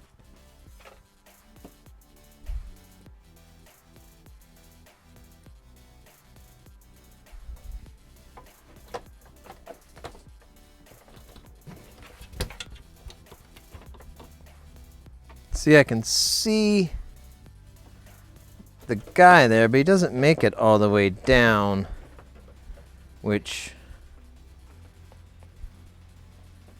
it should. Which is what isn't really not good. God, this thing is fucking heavy. Oh, I don't know where that screw just went. Oh, it's on the floor.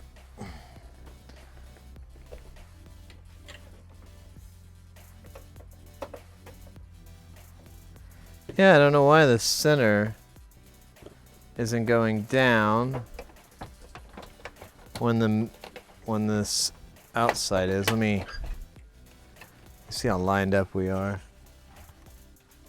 It's hard to tell. Let me do this real quick. Why isn't...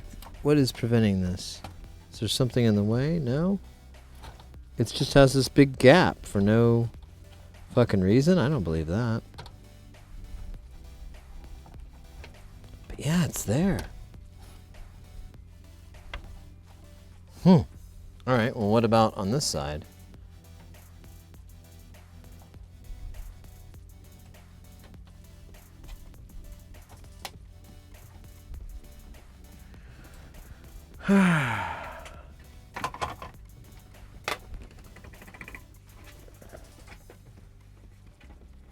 Okay, there's the screw hole.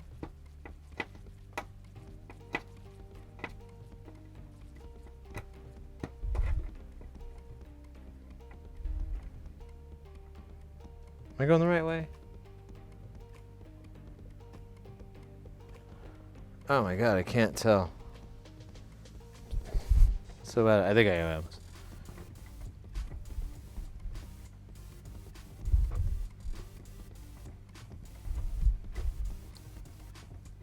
Oh, there we go. Ah, nice. Okay, so we've got those screws in. I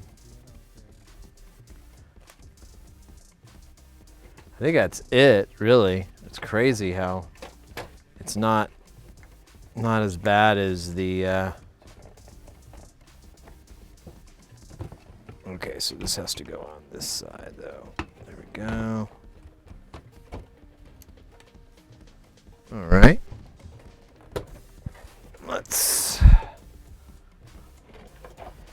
We got some screws along the back here, and then some on the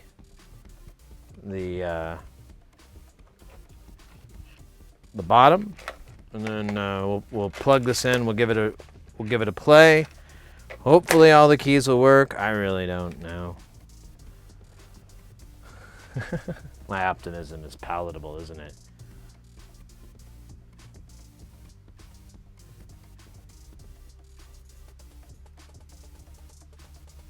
Oh yeah, the Juno 2 has MIDI. Absolutely.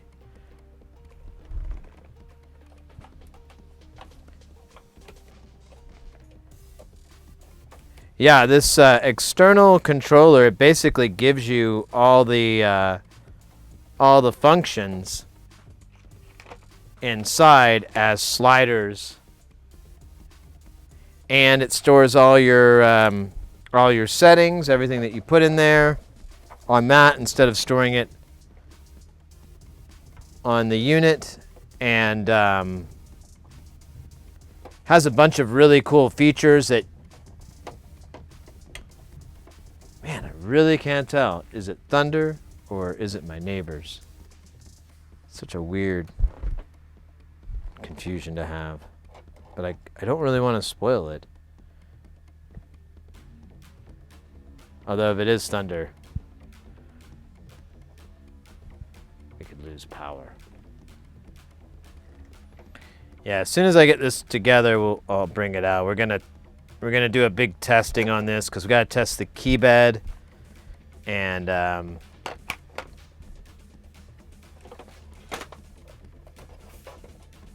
here we go. And the the chorus on this is supposedly a little wonky, and I forgot to check that before.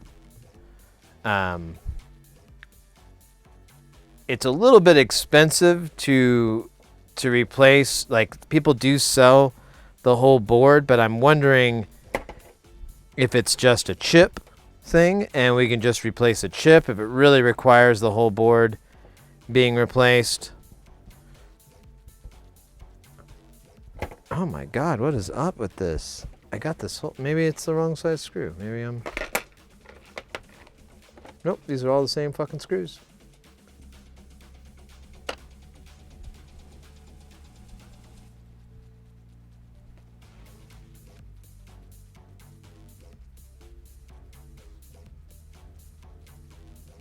Stop celebrating the 4th extra. You know, they thankfully they put a measure in here in Arizona where you couldn't after a certain time, and I was like, oh, good luck with that. But thankfully I haven't heard anything yet, knock on wood. So I at least here in Phoenix.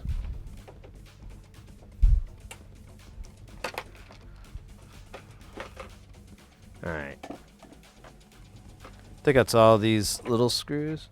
Oh, this feels really loose. Yeah, and now we got all the screws along the perimeter. Which I should have put a thing down, shouldn't I? We'll just be really, really careful.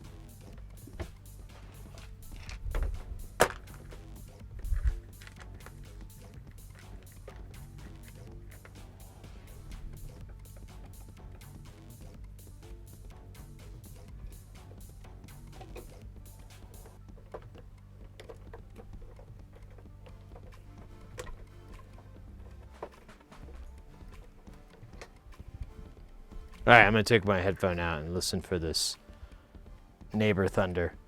This trash can thunder. Trash can thunder. Which was also my former wrestling name. Ladies and gentlemen, Trash Can Thunder. I was hated. Because I liked throwing trash around everywhere. I was really big into littering. It was part of, it was all part of the pageantry. But, you had to always have a villain, right? So I was the villain there. Got the crap beat out of me regularly. They liked it, though. They were like, oh, they knew. They knew. There was no way I was going to be able to hold up to that. And they were right.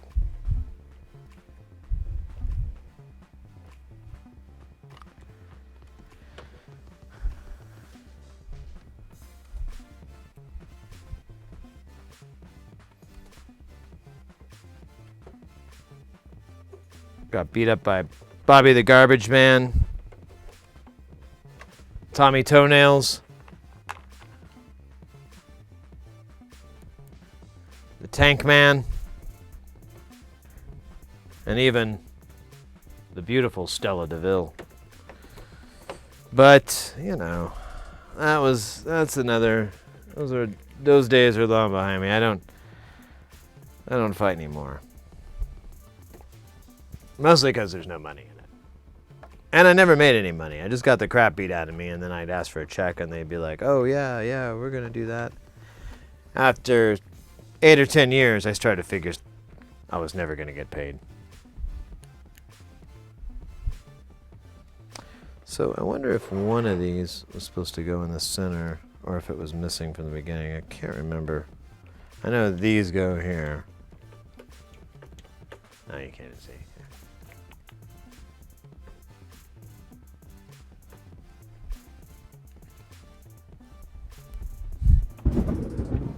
Okay, that is definitely not my neighbor's trash cans. That was definitely thunder. I wonder if that even came to the microphone. It was loud. It startled me.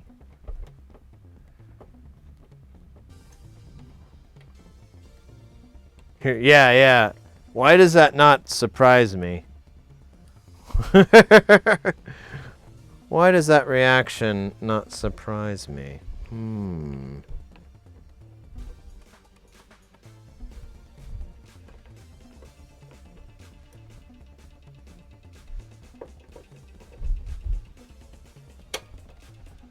Uh-oh, there we go.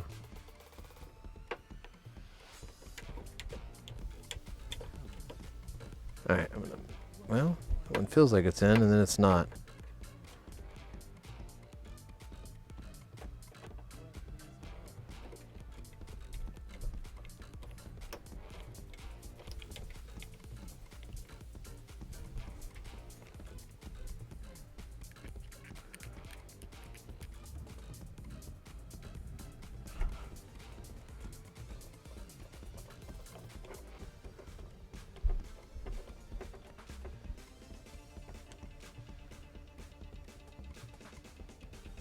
There's a lot of screws missing from this thing, and there were a lot from the beginning. They aren't.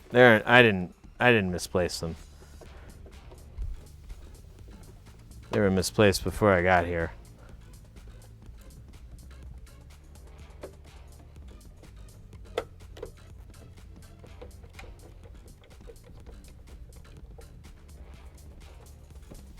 All right.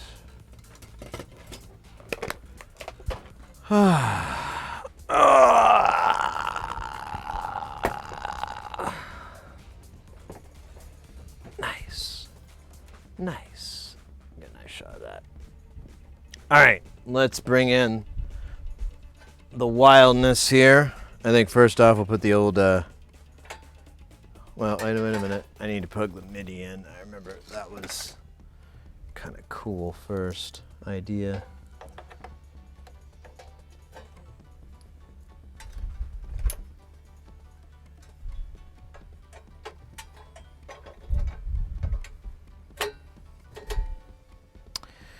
And then we're to parakeet. Here, I'm just gonna grab all this shit from behind here. Hi, Miss Choya, how you doing?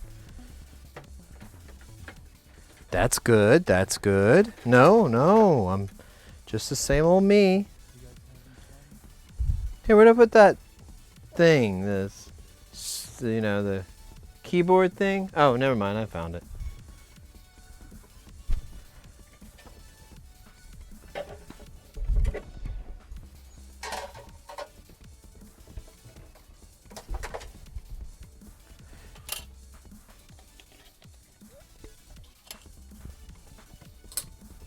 All right.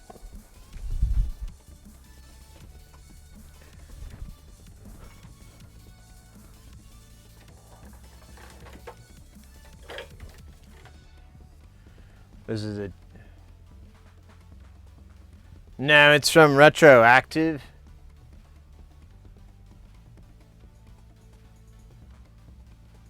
Oh yeah, this is very similar.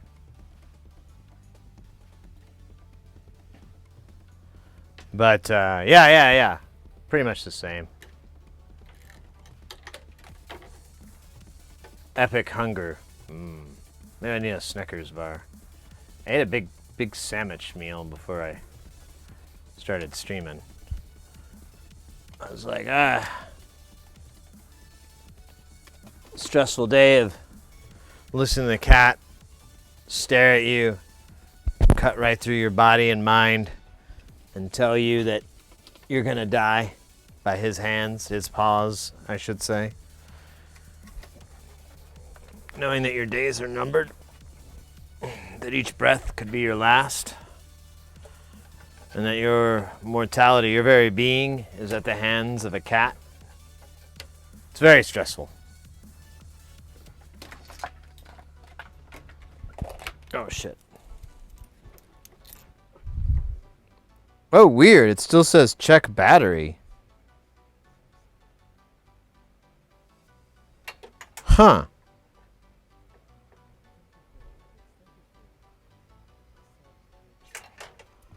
Huh. Maybe I gotta do some initialization and some good vibration.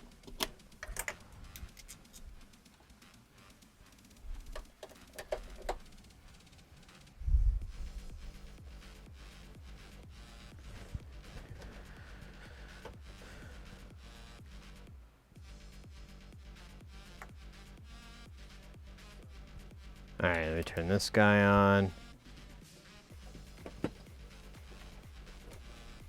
Oh shit, why is this cable so stressed? Oh, because I'm an idiot.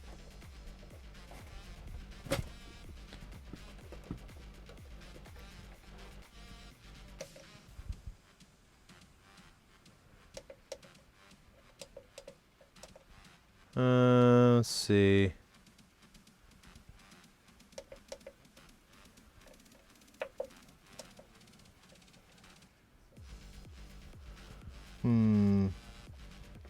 Volume up. Oh, let me put my headphones in here.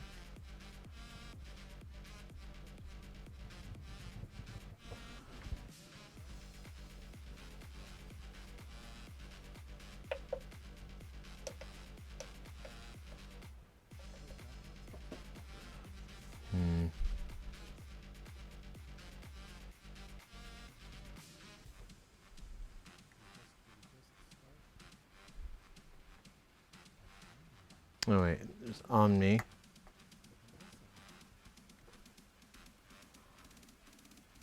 Oh, I didn't even plug the aftertouch back in, even though we needed to check that. Ugh. Oh well. I knew I was gonna screw something up. So this is really, really loud, I know. It's kind of mind-numbingly loud. I had this before though, it was weird. Where it wasn't working, and then all of a sudden it just...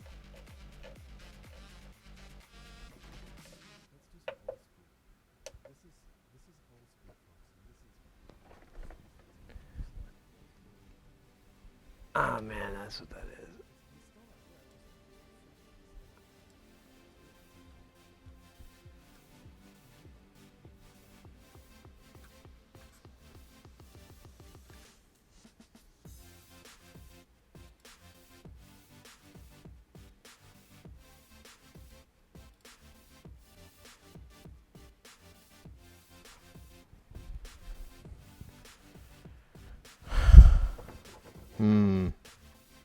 Make sure I plugged into the output.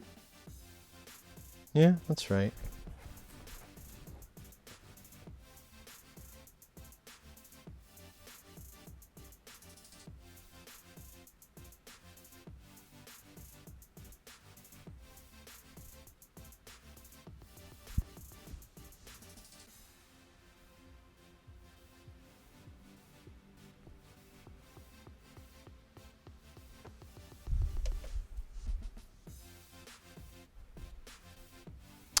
Oh, god damn.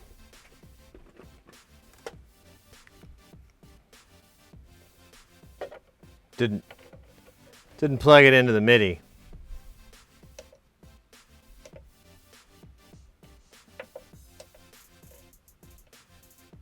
There we go. Now we're getting stuff. I'm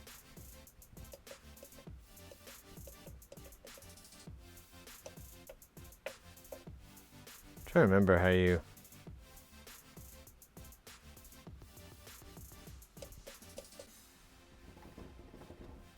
Huh.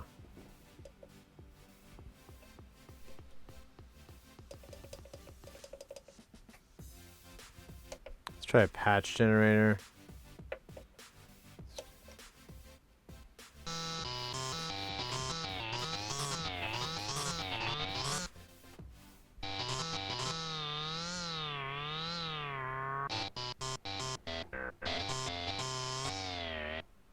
See, let's do pad, generate.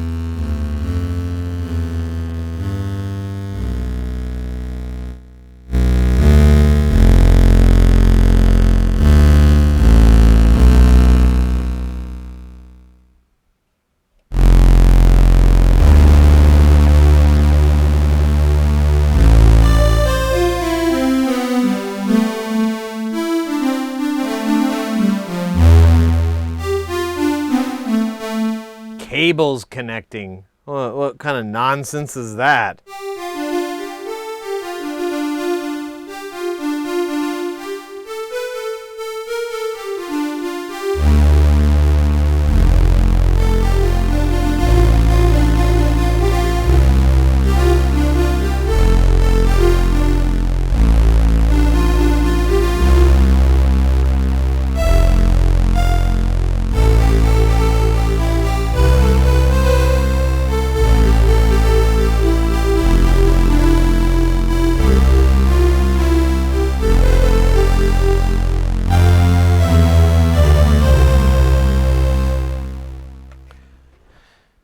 That's nice.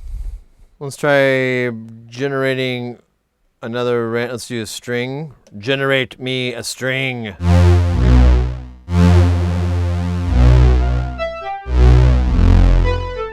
Let's try again.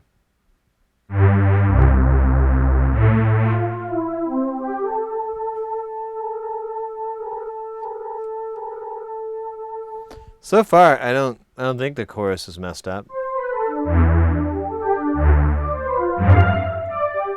Let's check all the keys here.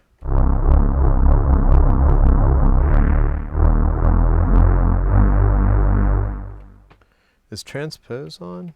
Can I take it down? Oh.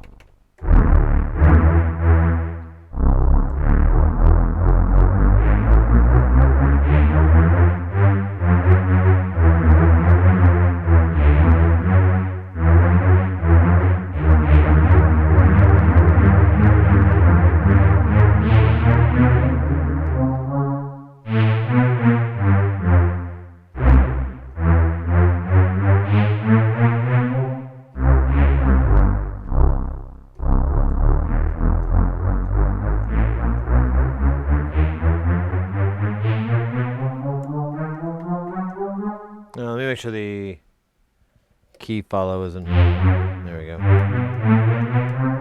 It does seem to go down. That's weird.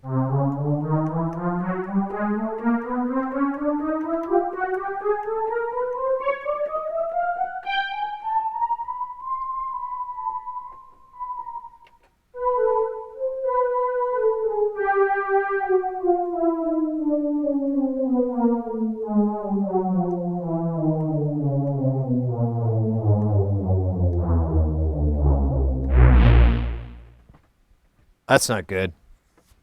All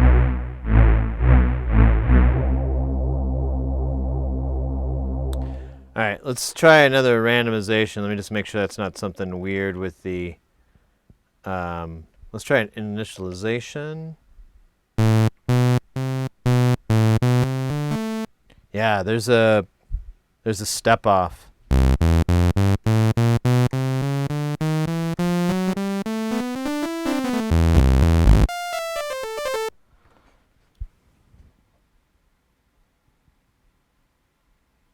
What the fuck? Why is one octave? Why is one? So the split is where the two boards are.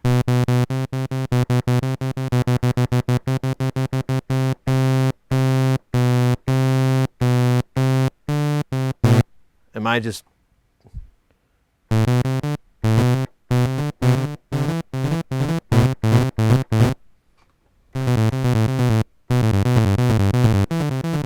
No, it's quieter. It's missing like one of the steps. Okay, well that's another reason to go inside. We'll need to check why this... I don't think it's the connectors all the way in. I think it's something like that. I think it's not making the last layer because there's those diodes and one of those isn't filling. But we did get the bad keys.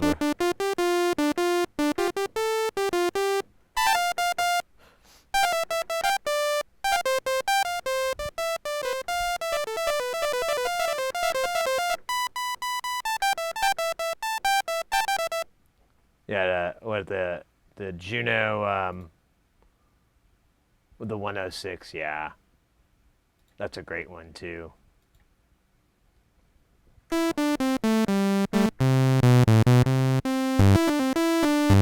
I think that's what's wrong. The connectors for this, it's not making one of the connections all the way. I may not have pressed the cable in firmly. I think it's what the deal is.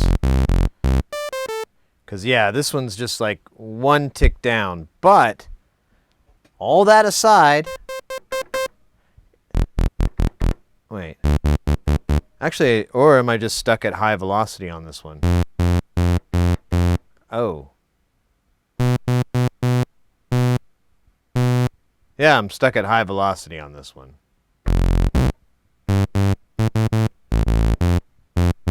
Yeah, okay. That's weird.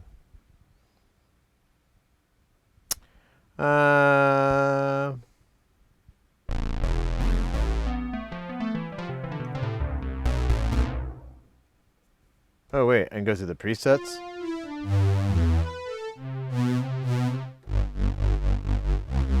Yeah, this side is stuck at max velocity, and I have velocity on this side.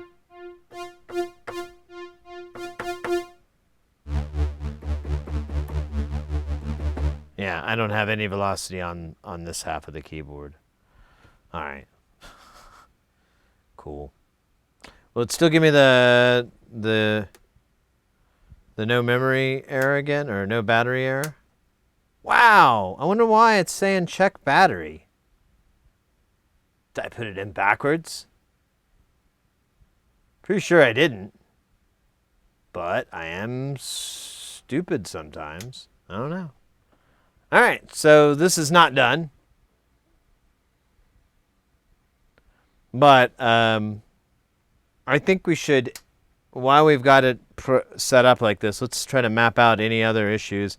I screwed up and forgot to attach the aftertouch, so we won't be able to check that. But let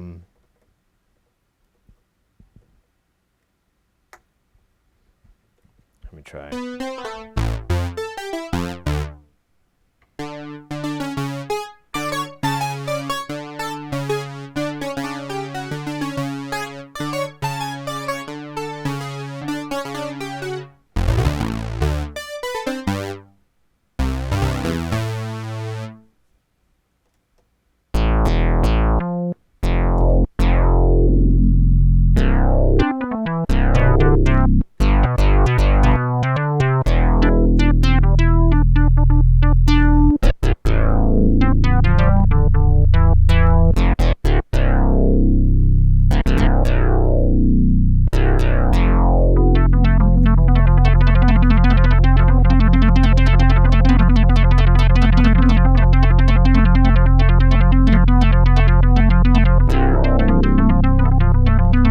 This is my masterpiece. I call it Toilet Water is Life.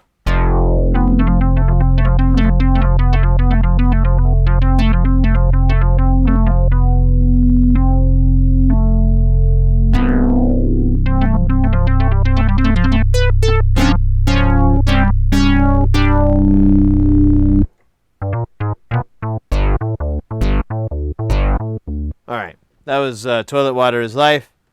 Copyright pending.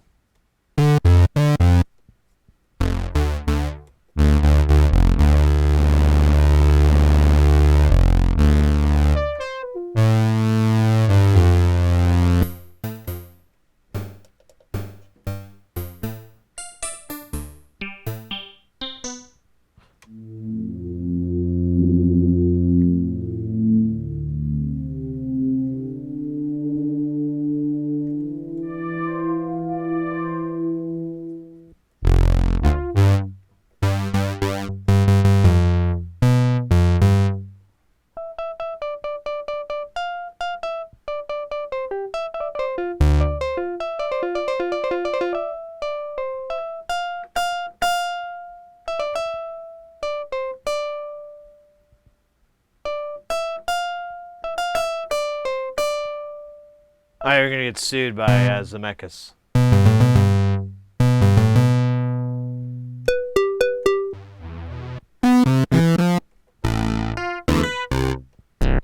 Yeah, and like the presets in these are kind of...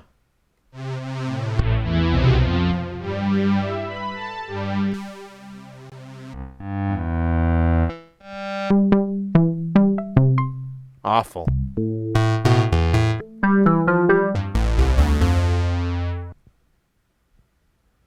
Let me see if I can write.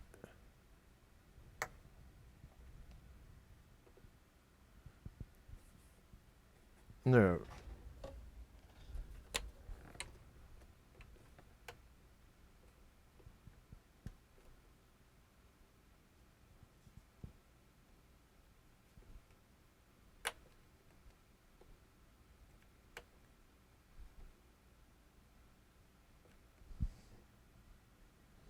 All right, now I'm going to turn it off. I wrote one to the memory. Yeah, I guess I put the battery in backwards, or I don't know. Actually, I don't have a clue. I know, there's like a bunch of thunder. One was like outside my window sort of sounding, and yet nothing. Or yeah, I don't have the MIDI thing on.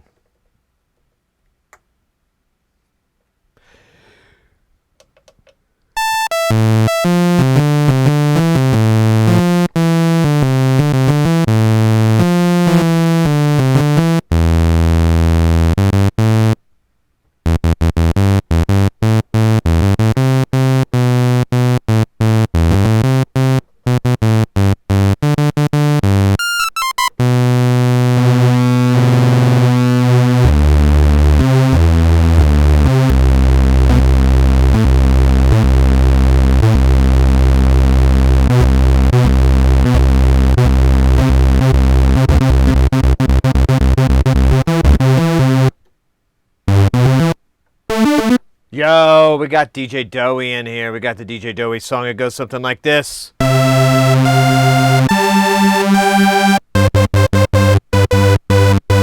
It's very regal.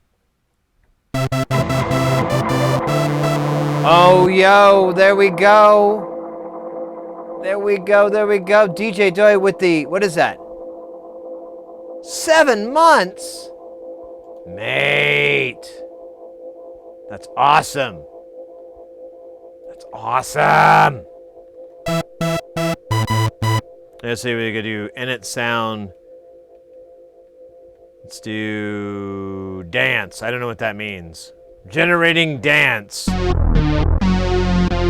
Oh, wow. The Hoover bass?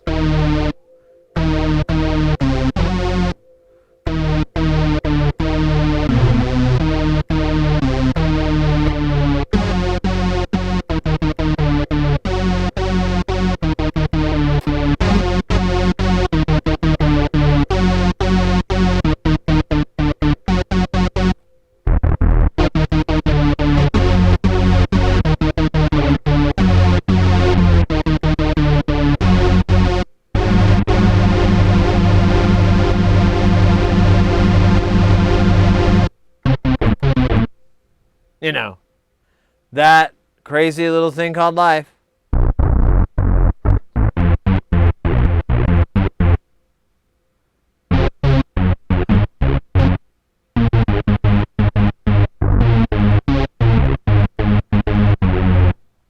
Yeah, that's the patch generator. It generated a Hoover on its own. I'm kind of blown away.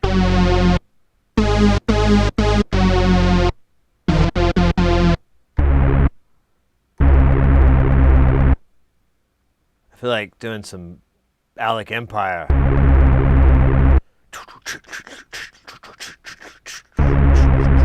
Are you ready? Let's see what else it does if we do dance again. This is a little less dancey. Let's try it one more time. Well, okay, now it's just crap. Let's try Prads.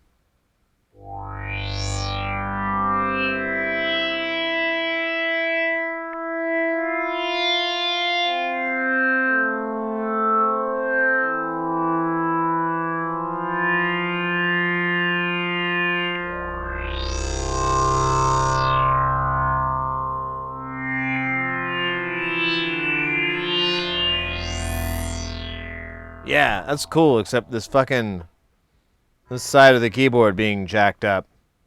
Everything else I like.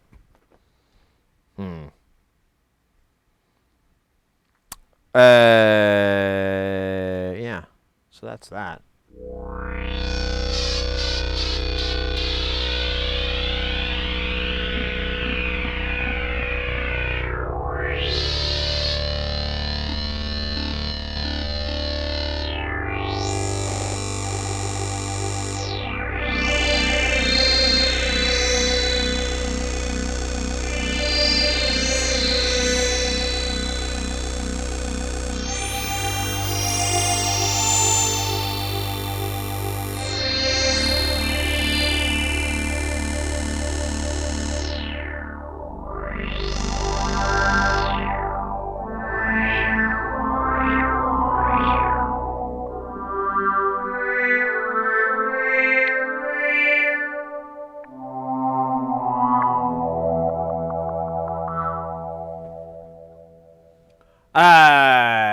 Hey Proton, what's that? Alpha Juno's original Hoover. Yeah, I think so. Maybe we did some Hoover sounds on the Shruti, and they were pretty dope. I think the added chorus really like is the cherry on top. Let's try it. Let's see what it does for bass.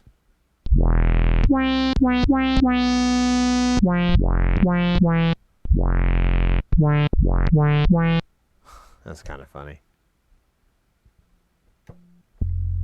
Oh wow, this is sub bass. Let's try again, baby.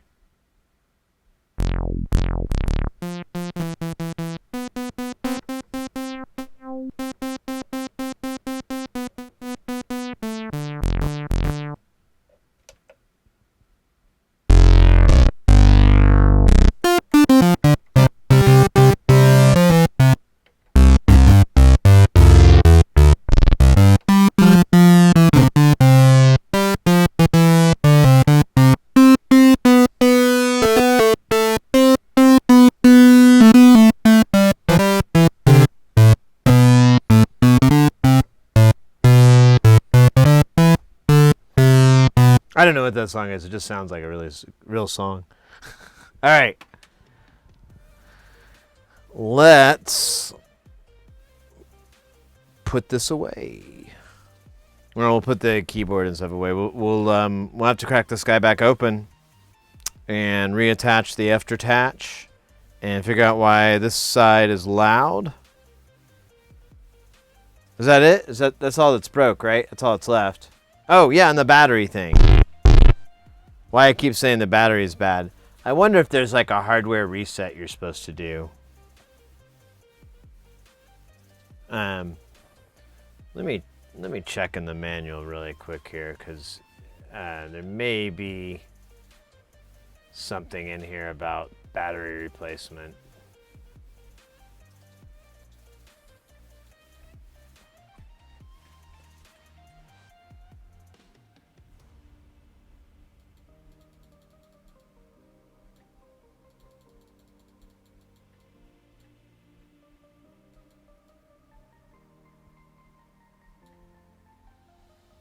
Not really a section on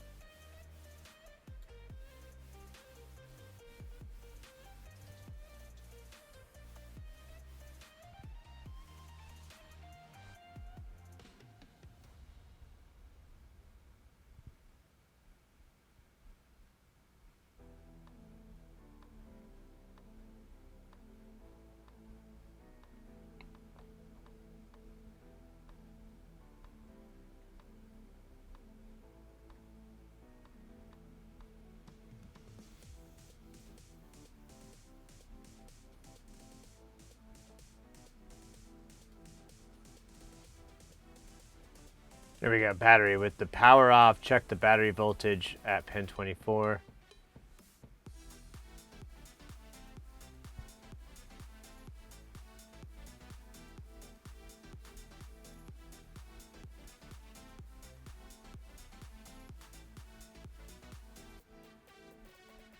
Go to parameter 3 RAM initialization. Data transfer from the ROM to IC24 in 2 steps.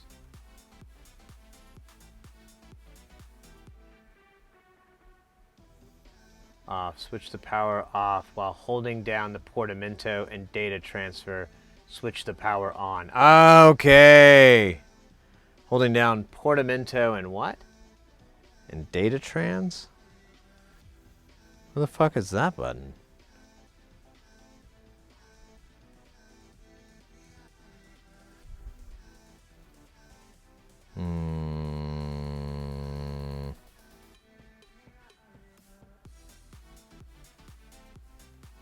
Oh, I found it.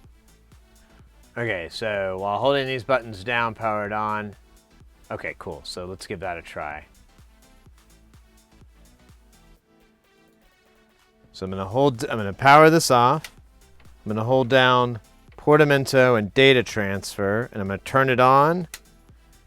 It says initialize function RAM, polysynth 1.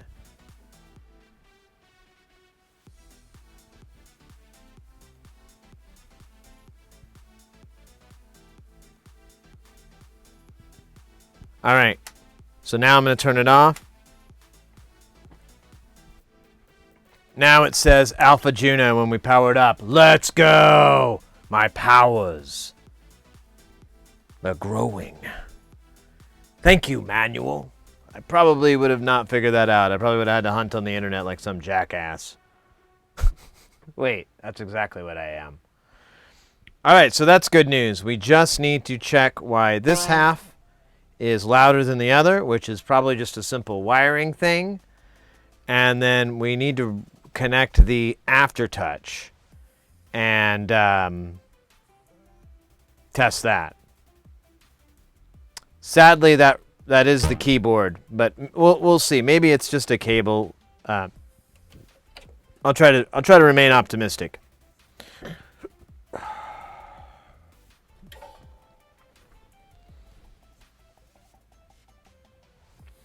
Now, I really like this design by Retroactive. This thing, it fits right in here. The holes are even for the rubber feet. And it sits in the piano, the sheet music stand. What? Words? Things? I don't know. And that's pretty cool. All right, one more time for the kids. It used to say check battery. Now it says Alpha Juno 2. And then it goes right to its polysynth instead of a zonked out memory bank, which is good news. Really good news, honestly. All right, we're going to pull these power cables back, drape them over the draper, and get back to, we'll crack this thing back open. Let's take a little bit of a break. We did get a lot done here so far. I'm feeling really good. Like I said, I think the reason this is stuck is the way that it works. I don't fully understand it. I really need to like... Oh! Bobo Mancer coming in with that follow. Let's go, mate. Thank you so much. Welcome in. I forgot what I was talking about, though. Oh, yeah. I don't really understand how it works, but I kind of get it. I'd really have to just stare at it to understand. But it's a matrix type of setup, and the velocity is part of that. And if I don't quite get why it's only stuck at high. I would think it'd be the other way around, but I don't know. Maybe it's goes down, and I don't know. Whatever. We'll figure it out. Or my name isn't Sid Heresy. It's probably my favorite joke in the world. How you doing, Bobo Mancer? Welcome in. We are kicking it. We are been working on this keyboard here. We do electronics here. We work on mostly we work on DIY projects and stuff, but like Eurorack modules and synths and pedals and stuff like that. But We do get a couple of commercial repairs in every now and then, and things like that. We're working on this keyboard right now. We've got some game consoles, a Game Boy, all kinds of other stuff that we work on as well. So it's all over the place. But our primary goal here is to get people into soldering and get people comfortable with the whole thing. I know personally I was pretty apprehensive and scared, but the more I get into it, the more I realize it's not that bad. And so we try to just let everybody know it's not that bad and get you into it, give it a try. And even if not, at least have fun nerding out. We've got a lot of crazy stuff that we have access to, so it's fun. Hey, speaking of crazy stuff we got access to, we got Bonnie of the Rubble. Insidious. Ooh, I like that. I like that a lot. Oh, but we're working on this keyboard. We got the key bed replaced. All the keys play great. Unfortunately, for some weird reason, these 2 octaves, which are on their own circuit board, are stuck at one velocity. So we're going to fix that. And then when I was putting this together, I forgot to plug in the aftertouch. So we have to plug that in and test that, because the client said it didn't work at all, but I think it wasn't in there, or it wasn't making a good connection initially. We'll go through it and test it until we can get the aftertouch working. But right now, the battery and the firmware upgrade that we did and everything like that works like a champion. This thing behaves exactly like it's supposed to now, and I couldn't be happier. Yeah, I don't know if you caught it. There's an external controller that we have for this, and it really opens this thing up, because otherwise you're like diving through menus, and it's really ugh. But with that external controller, you have external control.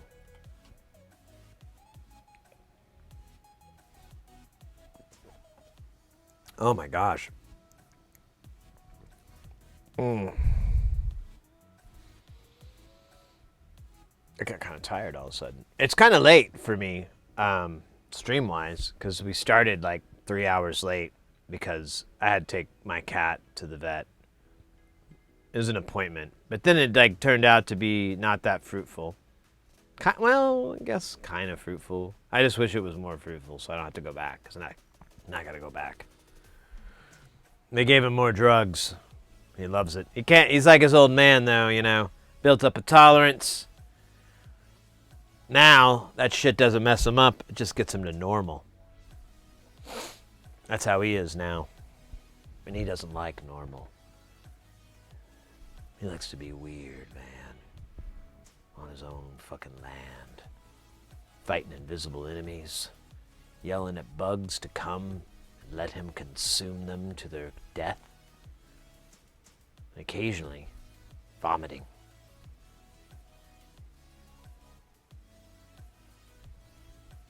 For no reason. Sometimes I think he just vomits because it's fun. He's like, hey, this is fun. Oh, I'm gonna stand up, take a little stretch.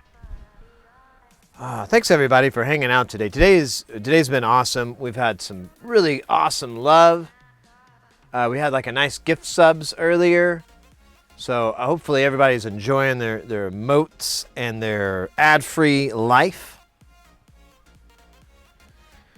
And oh man, I'm getting tangled in my chair. And then, yeah, we've gotten a lot done. We've got some more on the way. Things are just good. This project that I'm working on, I've been working on for the past 6 months. Over that, really.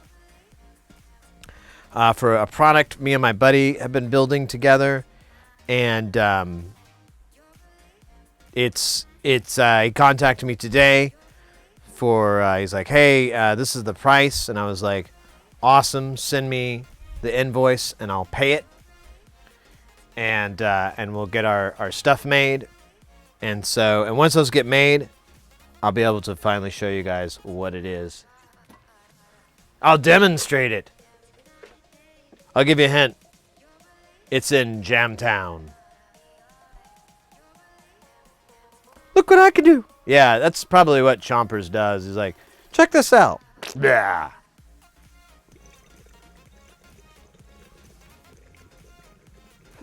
What's funny is like when he throws up, his little tongue comes out really far, and I always think it looks like his little sardine. So I'm like, oh yeah, he stuck his sardine out.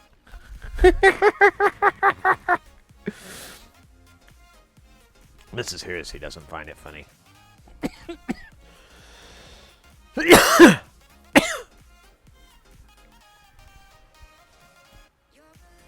took my wife to an agricultural vet. They said they can't help me with her, but I said, your website says you're a cow specialist. Whoa. Boom. Burned your own lady. Nice. Oh, you missed it early. What was it? Yesterday, somebody came in. I think they were trying to troll. I don't know what it was. It was a very bizarre experience. I couldn't tell if it was like, I don't know. I don't know what it was. It was weird. But the guy comes in. He's like, hey, can I tell you a joke? Which is automatically a setup for, all right, now we're going to get something bad. And the joke is like a cheesy dad joke. And then like I tell another one. I'm like, all right, yeah. Another cheesy dad joke. He's like, can I tell one that's 18 and up? And I'm like, okay. And then it's kind of a cheesy dad joke, 18 and up-ish. And then it just turns into I fucked your mom jokes. And they're not good at all. Like, the punchline comes out first. Like, he said something like, yeah, don't worry, and say hi to your sister. And I'm like, my sister? What are you talking about? How do you know about my, what are you getting at, bro? And he goes, no, your sister in 9 months because I impregnated your mother. And I'm like, all right, man, I get the I fucked your mom jokes, but you need to work on your delivery. That was terrible. I don't mean to be rude. I'm not trying to hurt you. It's better to come from me than your friends, but that delivery was terrible. Just sinked right into the ground. I think you know, for one, it doesn't make sense for me to say hi to my unborn sister who I didn't even know was coming. Also, my mom is in her 70s, so that's like kind of gross on your part.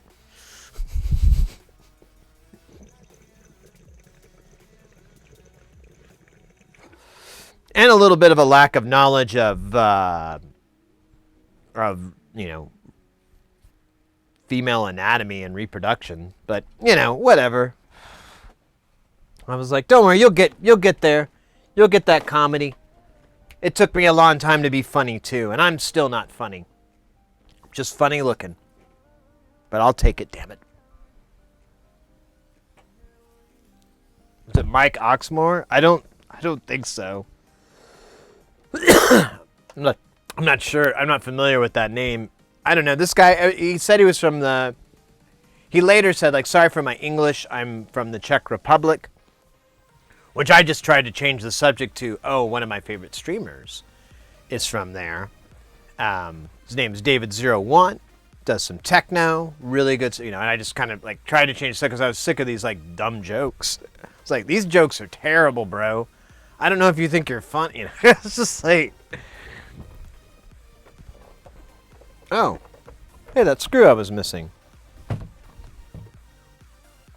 Well, that's good.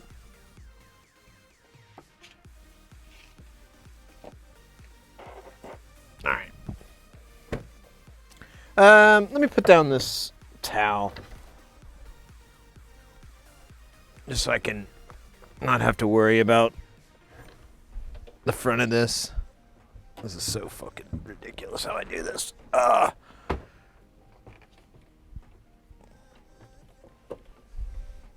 There we go. Yeah, because this joystick's the only thing. There's a joystick over here on this side.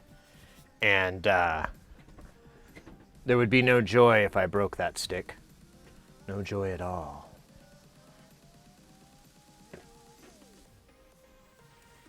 Mike Oxmaw. Now that name sounds familiar, but I can't place it still. Okay, you know that screw I found earlier? I don't know what I did with it. So that's on me. But I need it later, not now. All right, we'll take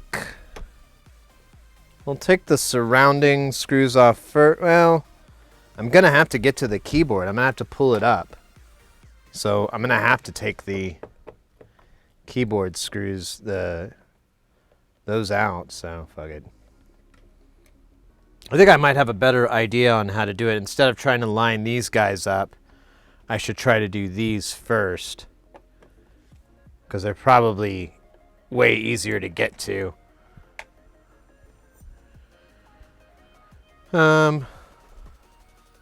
Shit, I should have done the back first.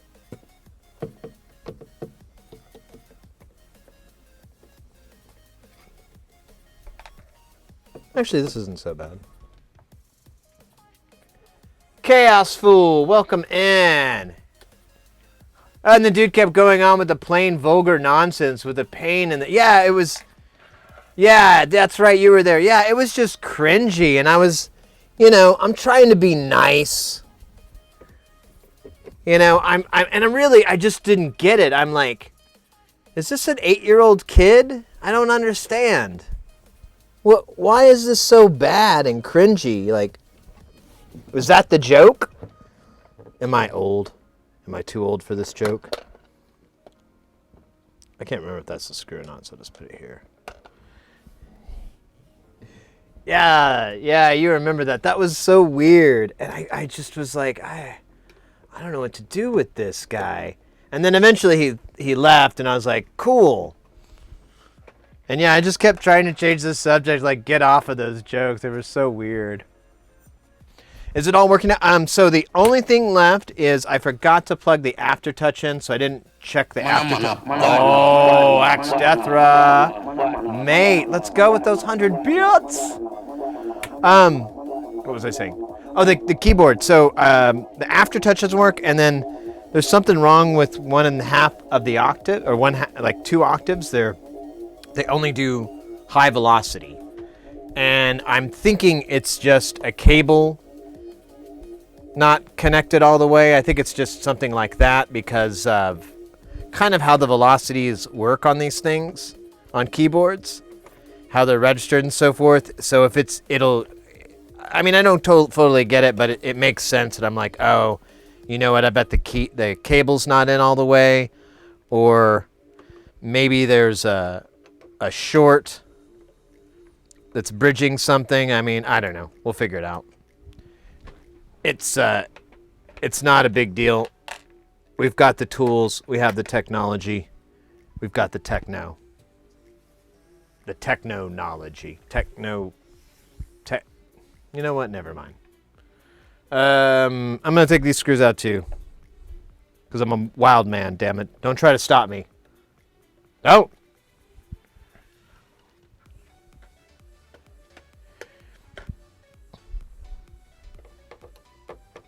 Yo, yeah, I know. Well, they were just the only people talking in chat at that time. So it was, you know, what other option did I have but to address it and just play really, really dumb?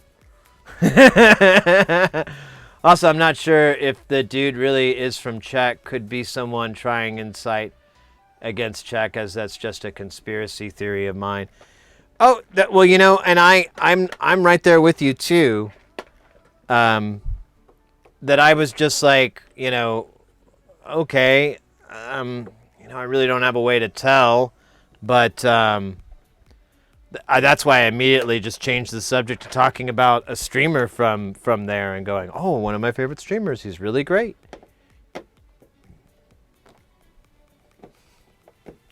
Yeah, it was all very, very shady and weird, and I was just like, what's going on here? And I guess it's the part of me that's like the most disconnected, because I'm like, why would anyone do this? It's so weird and boring and stupid. Why would someone do that for fun? I mean, I guess there was a time when I would call, like, you know, guys named Richard in the phone book and ask them how their dick is, you know, but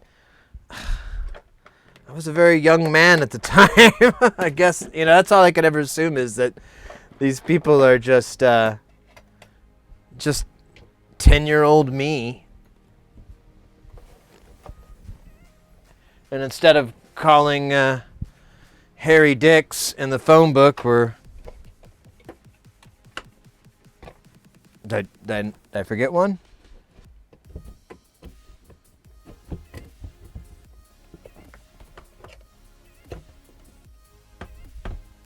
Why no come up?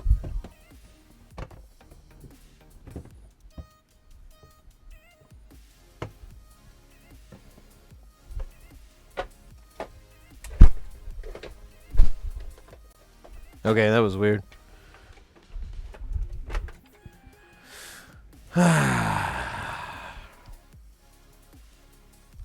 Feels good to be back in here. It's like we never left.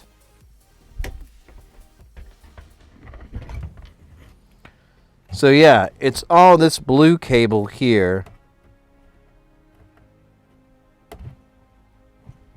It's got a good connection. Let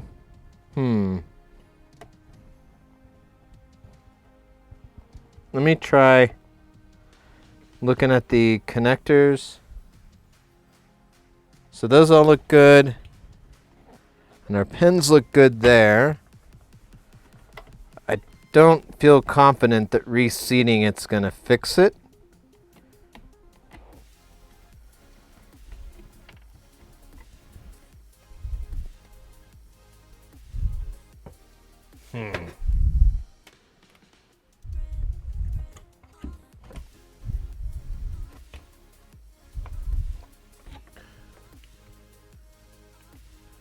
Yeah, it looks fine in here.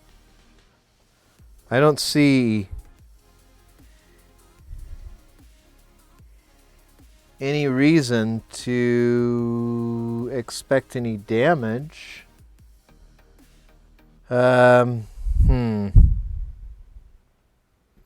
This cable's fine.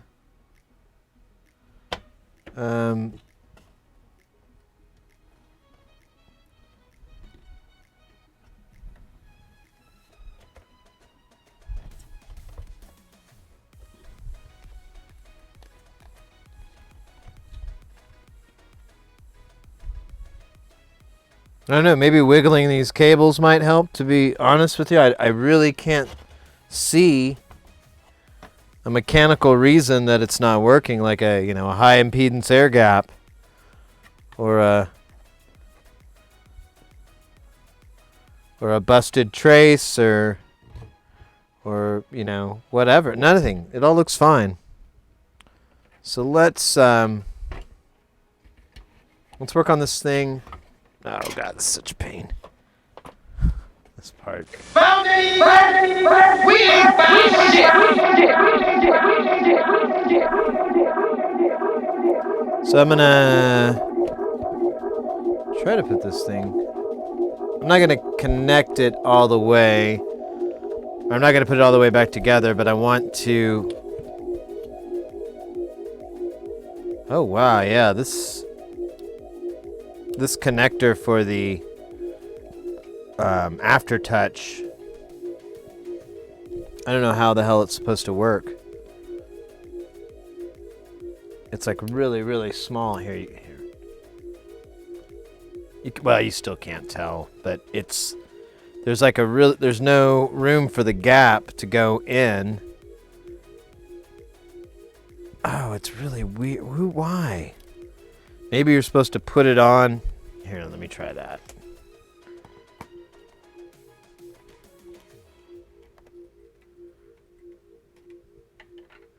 Wonder if I could camera this.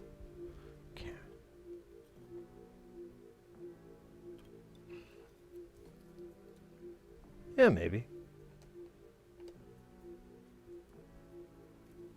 Yeah, let's bring this in.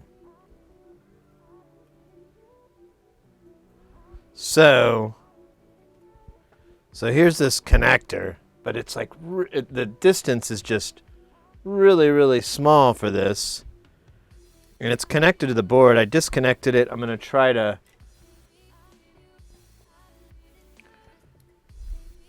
put it in here and then reattach it to the board. There we go. Nice. Feels good in there. Yeah, that is the dumbest thing I've ever seen.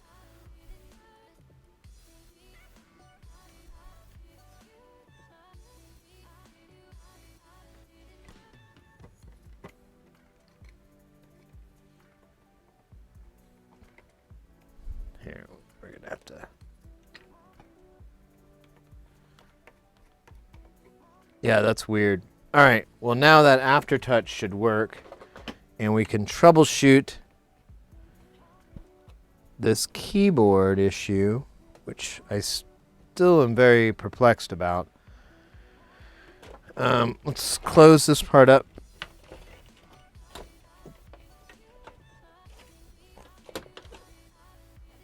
I gotta be careful because there's some metal and it goes right next to that transformer, so I don't want to short that out and energize the case. I don't think that'll happen, but I don't think that's how it's set up, but I don't know that's not how it's set up. So I'd rather not find out. All right. L, or no, that's R. Almost fucked that up.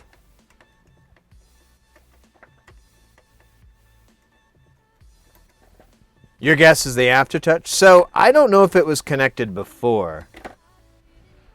And the aftertouch really isn't part of the velocity. The aftertouch is a separate strip that runs along the bottom, and it gets picked up once the key. And it worked fine on this half. So I don't know about that. I'm gonna have to professionally disagree with you on there, but we may never know if this fixes it, right? All right, powering up.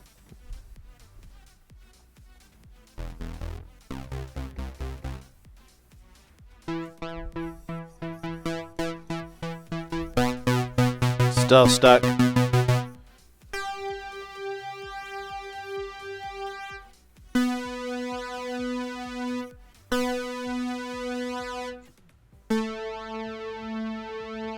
I'm not hearing any aftertouch.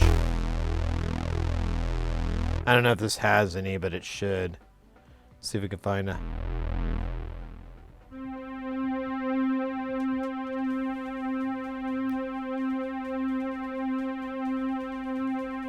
Yeah, the aftertouch is not working here.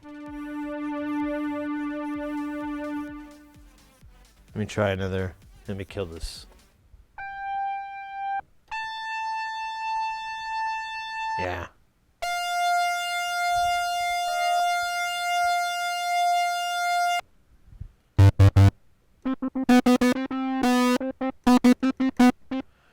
All right. So the velocity is still stuck at high on this side. And aftertouch doesn't work.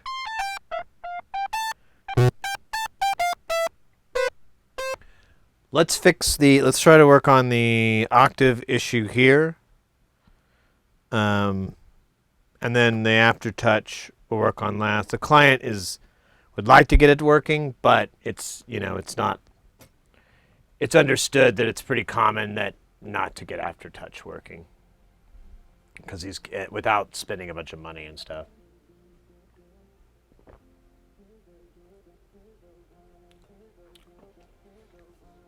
Uh-oh.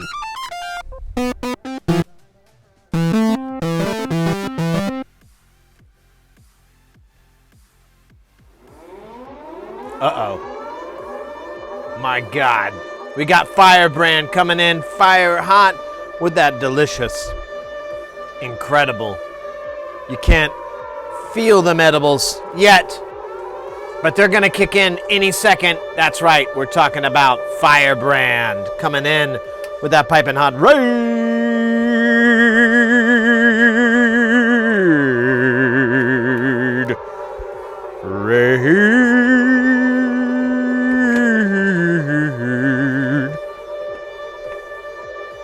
Raid, motherfucker.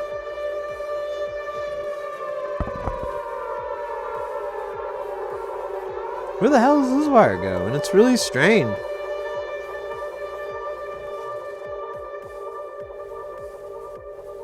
What the heck is that about? What the hell, Bobby?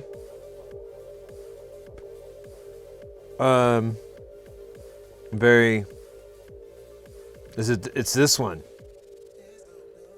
I'm trying to find where the aftertouch goes. And other classic hits from Sid Heresy. Where the aftertouch goes and I Can't Find Omni. Great tracks on the new album, Who the Fuck Are You? Available at Tower Records and more. Special price at your local Hastings. And Best Buy. Oh wait, Best Buy's still around. Circuit City, there you go. I don't think they're around anymore. Hey Fire, welcome in. How was your stream, mate? How was it? Did we shout you? We did not. Let me take care of that. Maybe. Mouse, grant me the power to...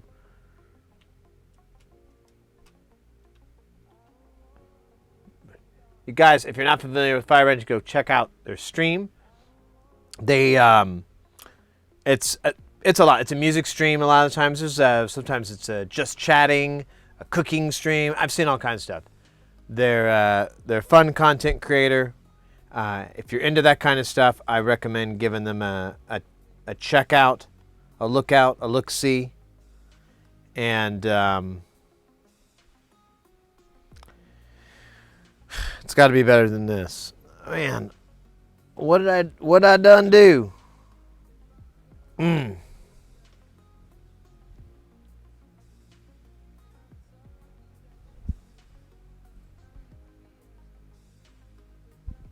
Lots of thunder on the hot mic?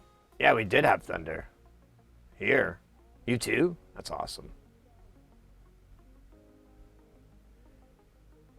Yeah, today was a good day.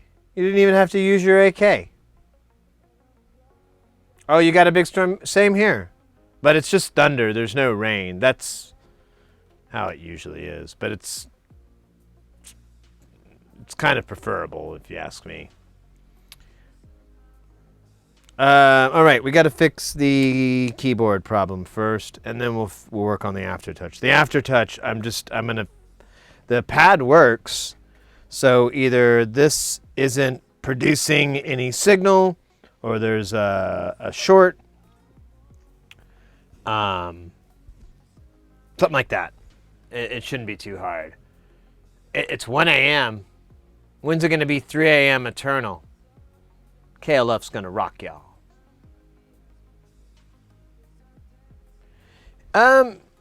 It could be worse. Could be a lot worse. I actually understand this keyboard better than my own children, whom I do not have. But if I did have them, I would not understand them like I understand this keyboard.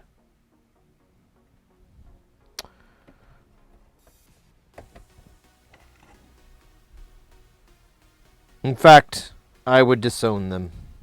Wretched children. Wretched keyboard children.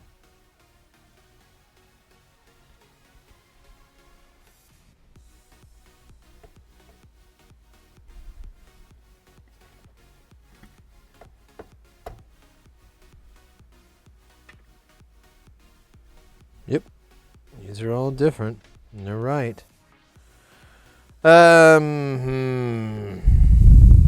damn it.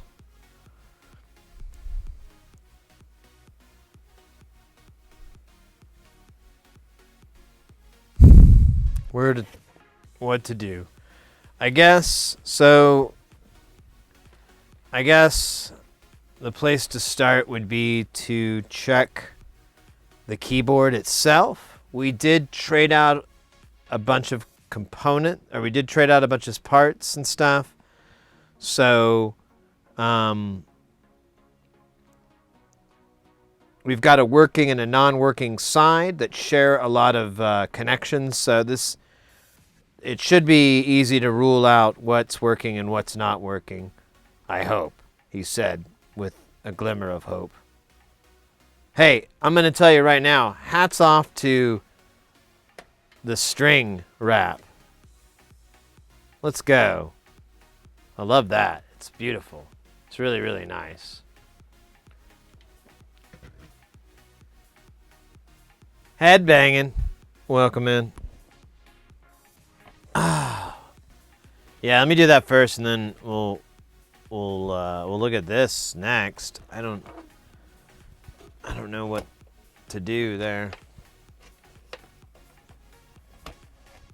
There, I'm gonna put it this way so that the joystick is not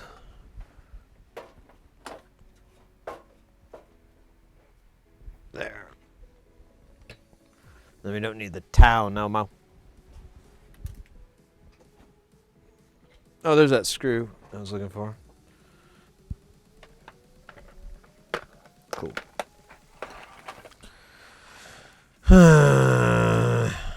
What a bummer.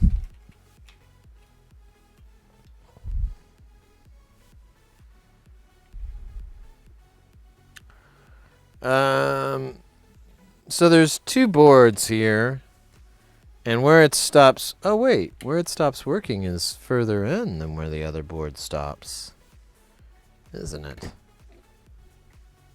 Because it was right here.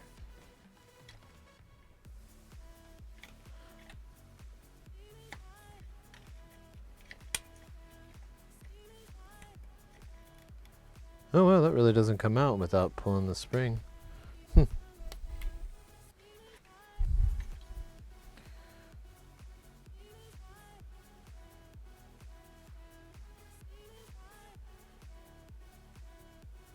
Huh.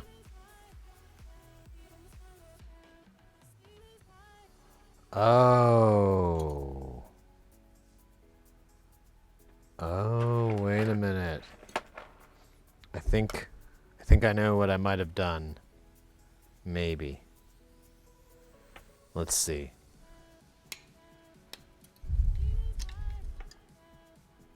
Well, yeah. So, I really should have paid more attention to the orientation of how these little pads go in. Because I noticed that they were keyed, and I noticed all this keying shit, and I was like, okay. And then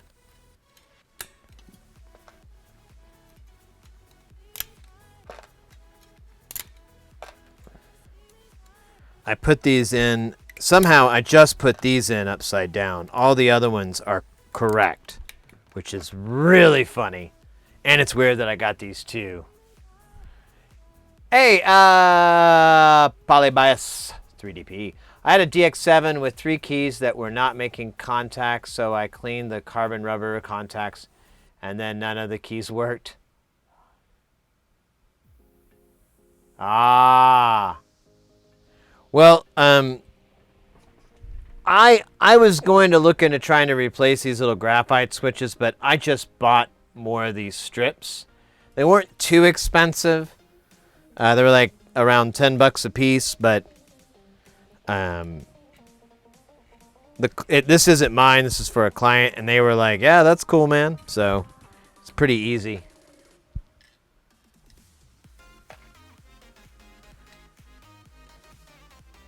You're gonna poke your eye out? Well, I hope.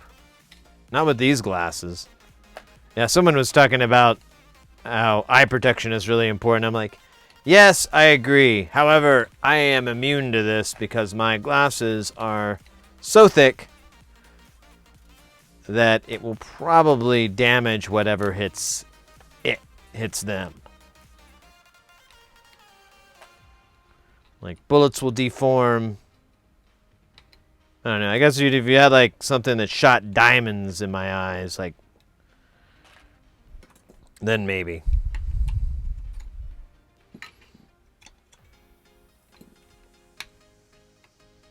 This will be interesting if my theory is correct. But so far, it looks like it.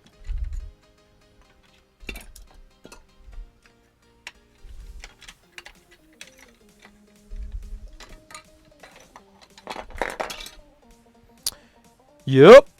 All right. Well, at least it's an easy thing to fix. It's not it's cumbersome, but it's not a bad cable. It's not a bad this, not a bad that. It's just a bad install. Operator error, if you will. And I don't know if you guys can see here. Let me throw the camera up so you can see what I'm talking about.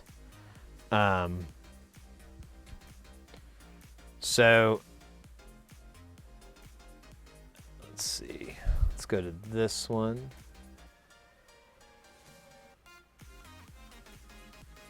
There we go. Okay. So this one has, you can see how they're two different colors. This one's a little thicker and then that one's lighter. Now the thick is at top and the light is at the bottom. And so the velocity is flipped upside down. So it's always going hard instead of soft.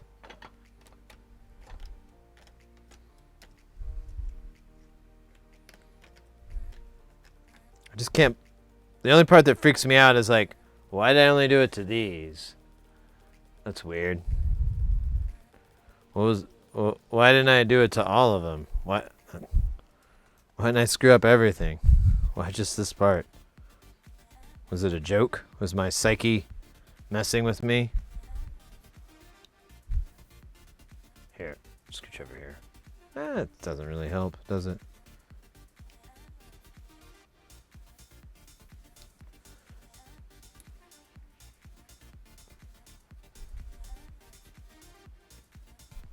Oh my gosh.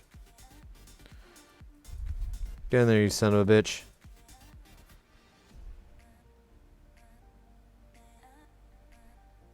Man, the alcohol lubed it up, but now it won't the magic's gone.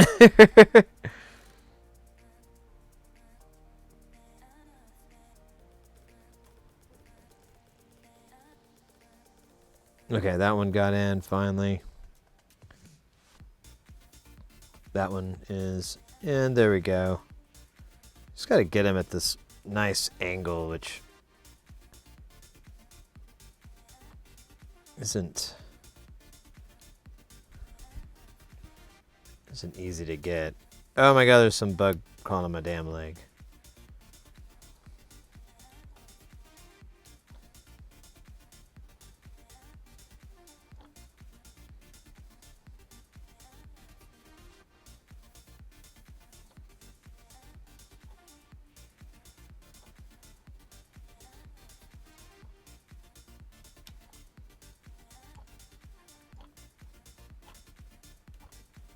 All right.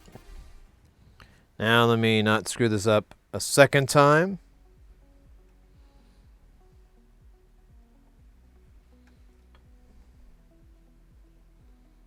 Oh man, I am almost out. I've got a whole box full of them, but I gotta go get them, and that takes time. Time I need. Time I don't want to waste. Time I don't want to lose.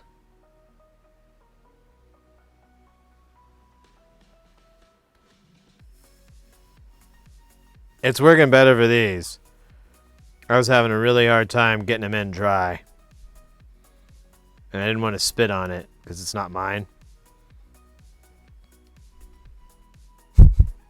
It's kind of a crass joke. But I'm a crass man. Sometimes. I can be.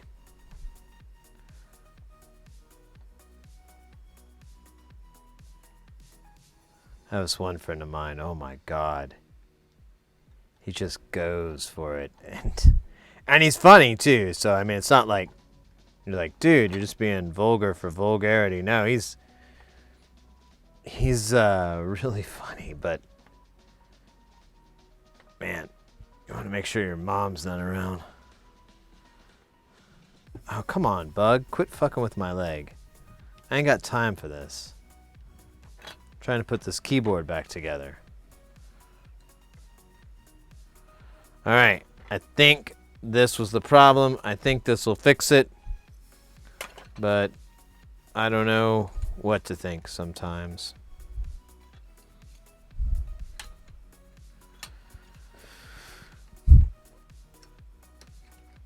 I think I'm getting good at disassembling and assembling this, though. I'll tell you that. I feel that one.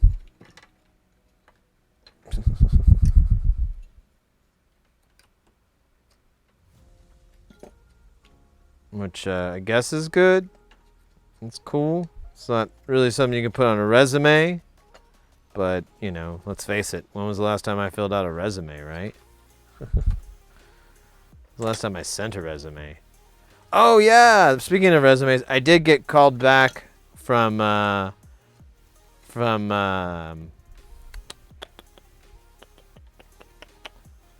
what's their names? Bungie for a sound designer gig.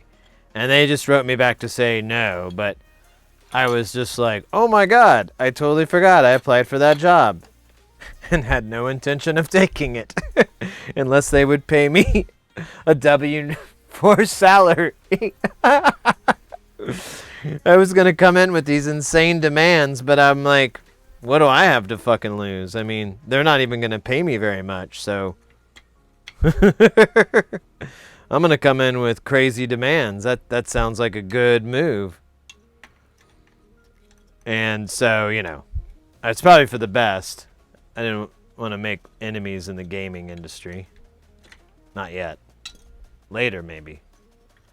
In time.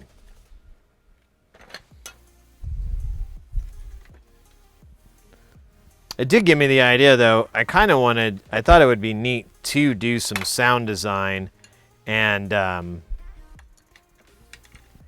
with the intent of making it like, you know, available for everybody. You know, like a share-alike license or, you know, maybe a fee, but making it really cheap. You know, like $30 gets you several gigs worth of sounds or something. You know, something along those lines. I don't know if that's a reasonable idea or not, but just spitballing, you know, just cloud talk.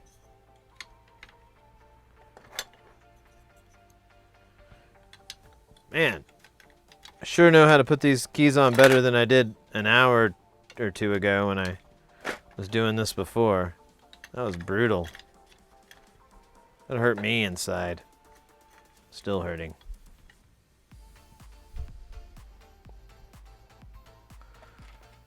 Ah.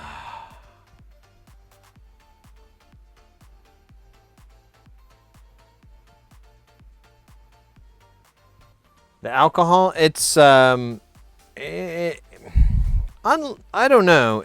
I'm not sure. I'm pretty good with this stuff. But I have removed paint and stuff. But I've never damaged any components with it. But I don't know, give me time. I was ready to buy a replacement circuit board for this if I was wrong about alcohol and the graphite, but turned out it was fine. It's actually what we needed because there was a ton of just nasty oil and goo and fun stuff like that.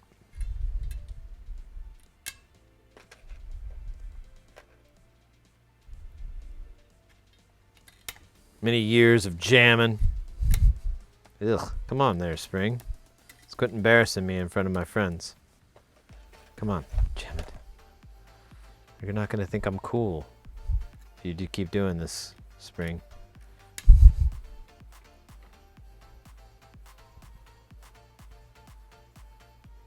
My thoughts rather on the digital side than mechanical stuff. Difference between 49 keys and 24.5. Yeah, no, I was with you there, but I was like, man, everything looks okay.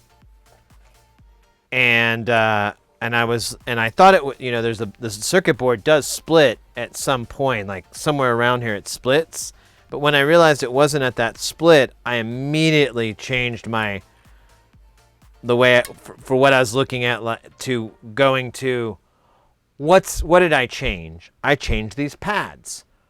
What if these pads are different? And I immediately That's why I went to there. I'm like, let me take off the key that hits normal. You can't see what I'm talking about. So I was like, let me pull off the key that hits normal and the one that hits too hard and look at the difference. And it jumped right out. I'm like, oh, somehow I managed to put all these pads on upside down. Great.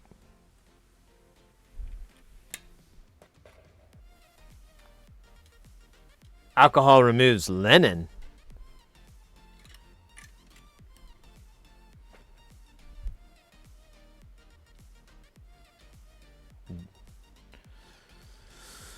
Alcohol stops the chatter in my mind. Turns it to one voice that says, "Eat Bill Pullman. Eat Bill Pullman." But I must not eat Bill Pullman, for a court order has said that if I go within 1,000 feet of Mr. Pullman, or if I walk at over 2,000 feet with a fork and knife, I will be arrested on sight. So I try not to drink too much, for Bill Pullman's sake.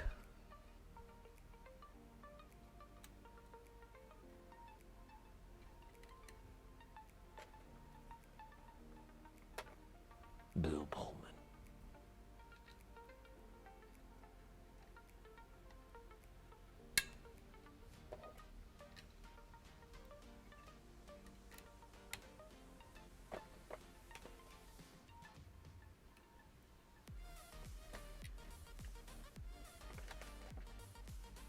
Bill Pullman. All right, I gotta stop. Bill Pullman around.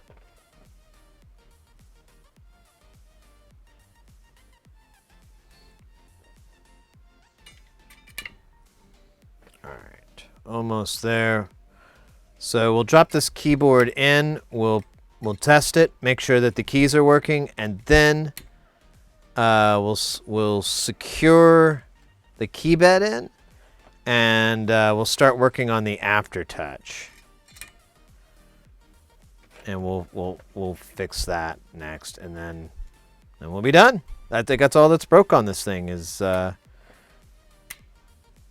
the aftertouch is really just an afterthought. They don't expect it to get fixed, but they were interested. I explained that this strip works. I get a signal, so. I don't know. We thought about deoxing the connector. I was going to just see if I got resistance on the there's like a little header, and go from there. And if I don't see anything there, then I'll start checking the connector, but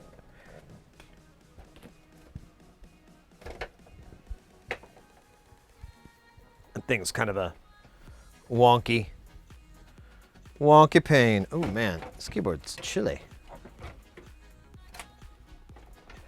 All right. Keyboard. Drums. Light sticks. Erectile dysfunction medication. What? Nothing. Let's go.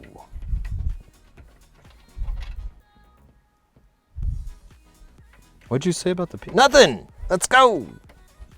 Shut up. I didn't say nothing. Oh, I get it. Oh, I get it now. So this supports the circuit board. This key bed has like little hooks, and the circuit board sits on top. Ah, mystery solved.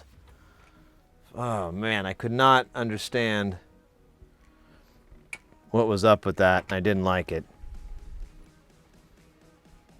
You know what? I was gonna put the keyboard in, so let's do that. All right. Let's see if I could just lift this up, maybe. Just don't want to put any strain on these wires. Yeah.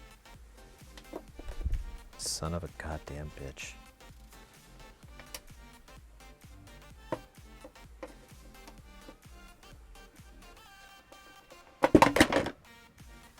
See, look what my hot dog is doing. My hot dogging.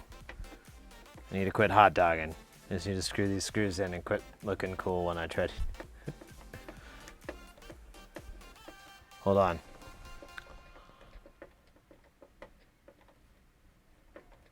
Alright. Better yet, let me just taper my hot dogging with wisdom and time. And time wisdom. Starring Jamie Foxx. Coming out this week.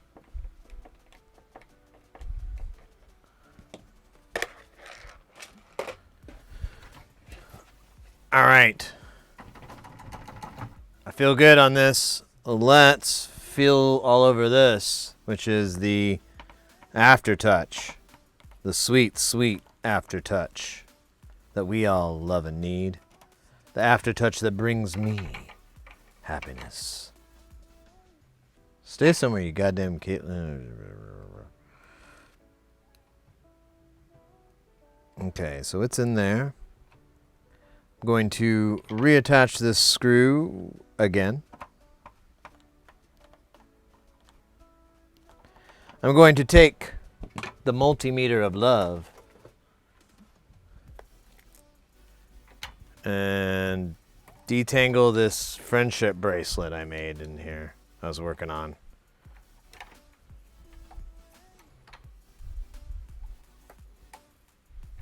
All right.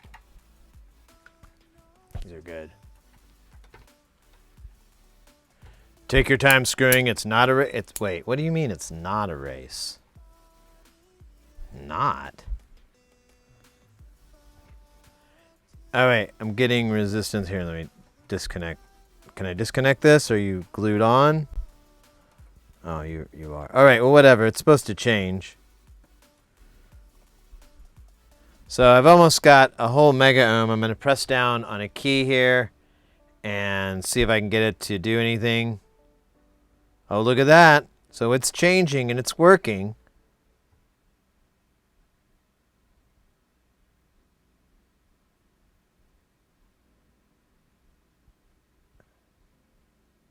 Oh.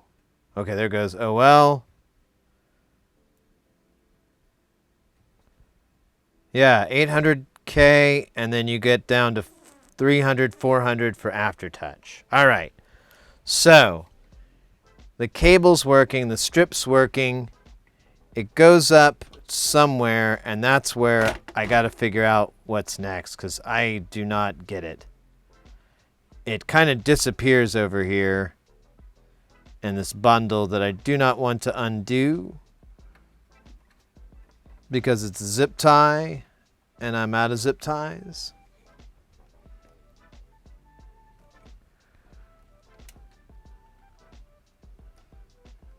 I think I might have found it, though. Wait, that has an orange in there. That's not it.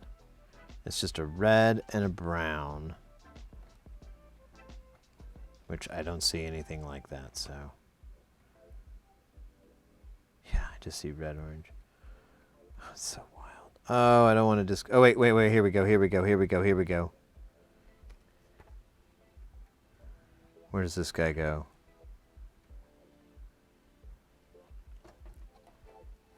Right here. All right, so now let's put our probes here and see if we get that 800K.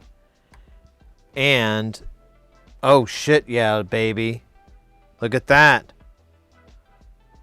Okay, so now what we've done is we've confirmed there's no air gap. It makes it all the way to this board. Now we got to figure out what's busted on the board. Which sucks. Let me take a quick break. I'm gonna go check on Mrs. Heresy real quick, make sure she's good with dinner. I'm pulling up the schematic now. I'm not sure where this header is though, so we might have to hunt around. But We'll get cracking on this. I think we're pretty close. Most likely, we're going to trace this up to hopefully just a component that went south. I don't know. It's kind of good, kind of bad that it's not a mechanical problem, like not a bad cable, but that's easier to fix. So I don't know. We'll figure it out. Need to get some coffee? There you go. Man, you know what? Coffee does sound good. Ooh, it's 10:30 at night here, 22:30 at night here. Maybe not a good time to get coffee. I was going to get some beer, but it's too late to have it delivered. And I don't think we're going to get done in time for me to run down to the liquor store I like to go to. So I think we'll just put it off for another day as far as the beer goes, which is probably for the best. I've been trying to drink less anyways. Try to save some cash so I can spend it on my real love, cocaine. Oh, it's 7:30 there? Yeah. Perfect time to waking up with a Folgers in your cup. That was stupid. All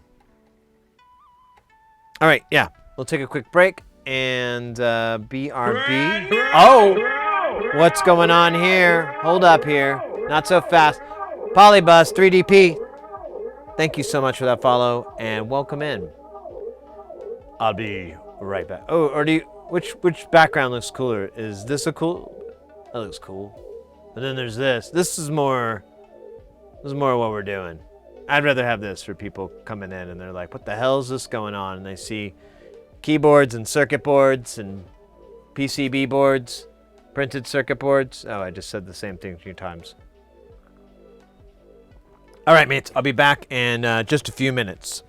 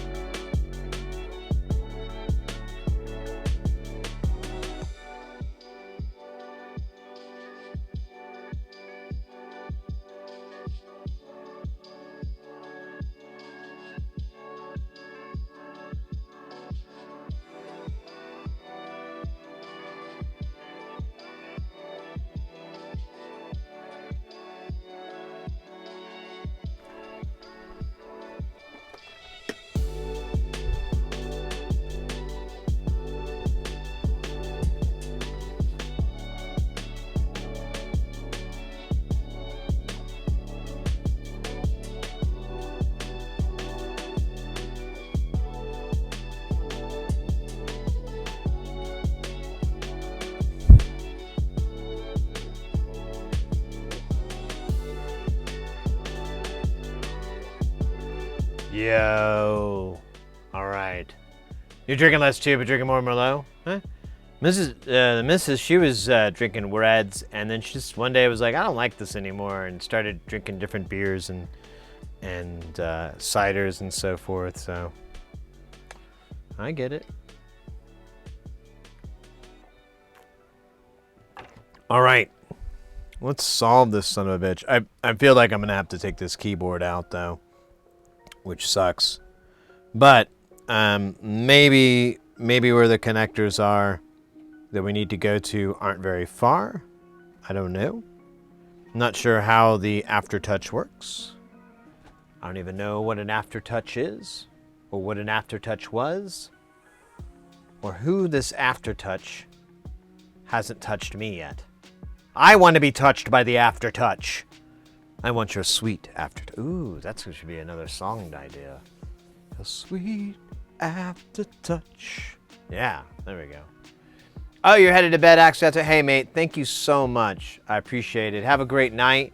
Take care of yourself, and I'll see you on the flip side, baby. Flip side for sure. All right. What was I doing? Oh, yeah, the schematics. Hey, me too. I'm very glad you found it as well. That's great. We're really big, and we just want to get people into soldering, into electronics, get people comfortable with soldering. A lot of people just are very apprehensive. They're scared, and a lot of the reasons that they have are reasons that I was, and I kind of have figured out over time. I'm like, oh no, those aren't so bad. Oh, that's okay. Oh man, this thing is huge. It's huge, man.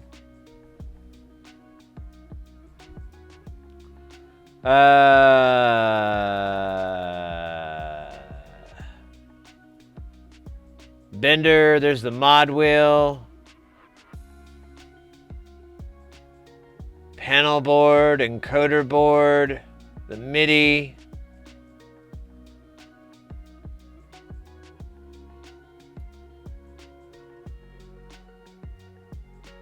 Panel board, chorus board, jack board, power supply, chorus board,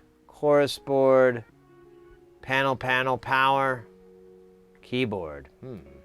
Oops. Keyboard, cartridge.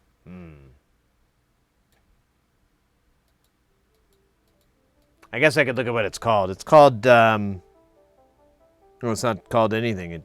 I don't see a name. 103 maybe?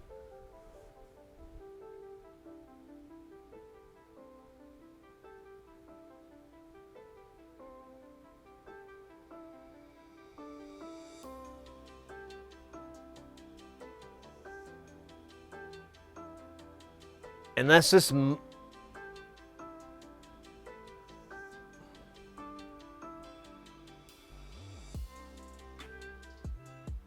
Oh, wait. There we go.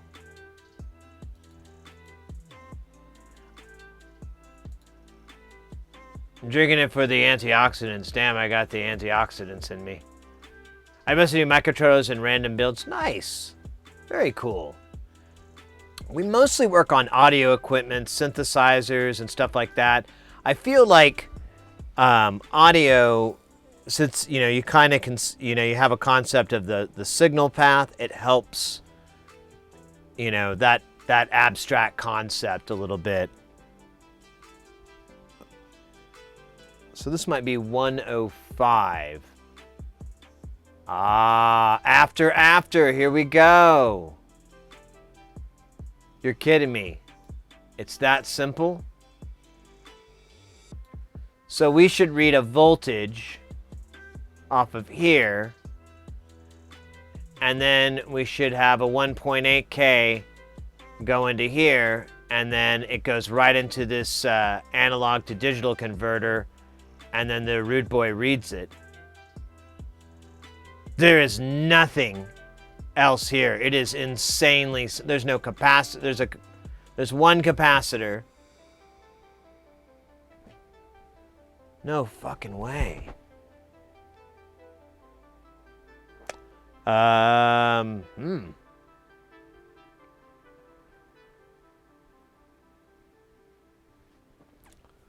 Let's do a continuity check here. Or no, let's do an impedance check from where that connector comes in to pin 6 on IC7, the 4570. I doubt I'm going to remember all that. I'm going to leave it up on one of these other screens so I can try to remember. But connection 104, which I believe is the middle. Yeah, the brown wire. We just add more capacitors to make it more fun. Why the hell not? You're right. Why don't people do this more often? Just throw capacitors at it. It really, you know, it's really a lesson for life, you know. When things got you down, just get some capacitors out and just keep going until the problem is gone. Significant other leaving you? Just throw capacitors at it. Honey, you're just not the same. Shut up. This doesn't seem to be working. I'm running out. What, shall I use electrolytic? Dipped? Tantalum?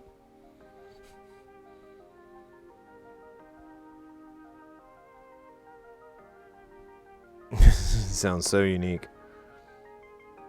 All right, this is IC7. Oh, no, I need IC7. Oh my God, where is that? Oh, that is IC7. I just can't read. Oh yeah, I was gonna give you guys a cool view of it. Oops. Oops.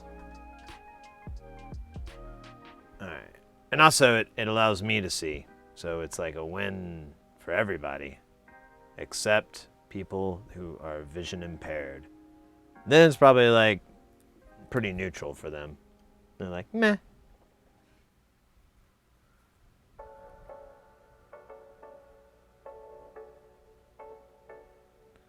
All right, so that is our signal.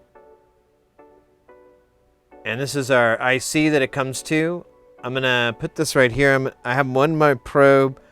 Let's check our theory here. I want to put my probe here, and I'm going to not get a beep. Huh. Oh, well, I'm stupid, so never mind. It's on the other side, I just realized. Let me put my probe here and see what resistance we get. I'm getting about 800K. So it's making it to this IC. And that sucks. Now it's possible maybe the 15-volt rail isn't working. There is a diode on there. I don't understand what it's attached to. Oh, I don't know what that symbol means. What the fuck? I guess the capacitor needs to permanently attach, just throwing them. Oh, yeah, you're probably right. What do I know? I need to read a book or something. What is this? Is this supposed to be ground? I'm not familiar with that symbol. Yeah, I think that's ground. Cool. Old school ground. All right, so we're gonna need to power this guy up and see if we're getting, fuck, what would it be, like 1.5 volts, I think? Something like that. Ground, you're voting for ground too? I think it is ground, because look at these op amps, how the non-inverting is tied to ground. That's op amp science 101, baby. I think. I don't know. I just see it all the time. Cool down relationships. Yeah. Well, you got to do something in this day and age. Gotta do something. All right, so all right, I gotta be careful because there is mains that are gonna be exposed. I'm gonna be exposed, so you know. But don't worry, we're shoot from the waist up, so you don't get the bad parts. All right, I'm gonna turn this guy on. See if I get a screen here. Yes, cool. Now. Oh, let's see. Yeah, this is ground. So I'm going to measure pin 1 here. I need to get voltage. And let's see what we get. Look at that. Nothing. Oh, wait. Look at that. I can get negative 6 volts. That's not good. Oh, wait. Maybe it is. No, it's 0.6 volts. I don't think that's what it's supposed to be. Let's see. Oh, shit. Sorry, guys. I have this still up. My bad. All right. So here's the pin. I'm getting 0.6. Let me check the other leg. Maybe I'm back. Nope, 0. So it's 0.6 volts. I don't think it's supposed to be that. I think it's supposed to be higher. Our resistor is R31. I see it right here. I see what says R31. There's our 6. Let's check the other side. I get 15. What's the resistant value? It says 10K. Let's power this down and see if it's really 10K.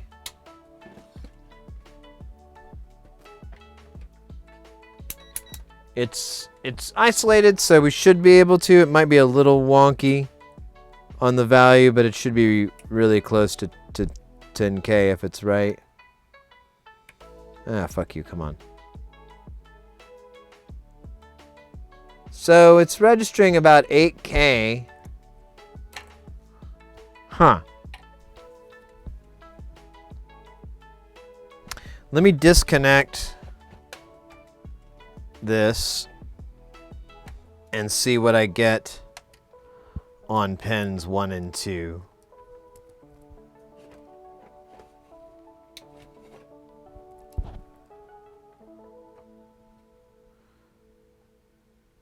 Oops, I need voltage.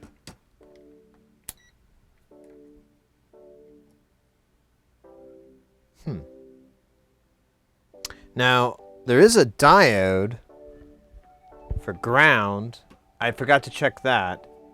I wonder if... I don't know what kind of voltage I'm supposed to get. There's nothing marked on the thing on what you're supposed to have. There may be something mentioned in the manual, and I could look it over maybe, but let me check this diode out. I wonder if maybe we have a bad diode. 0.5. That looks right, and this is D4. Yeah. Let me try D6 just to see what I get. 0.3. Huh.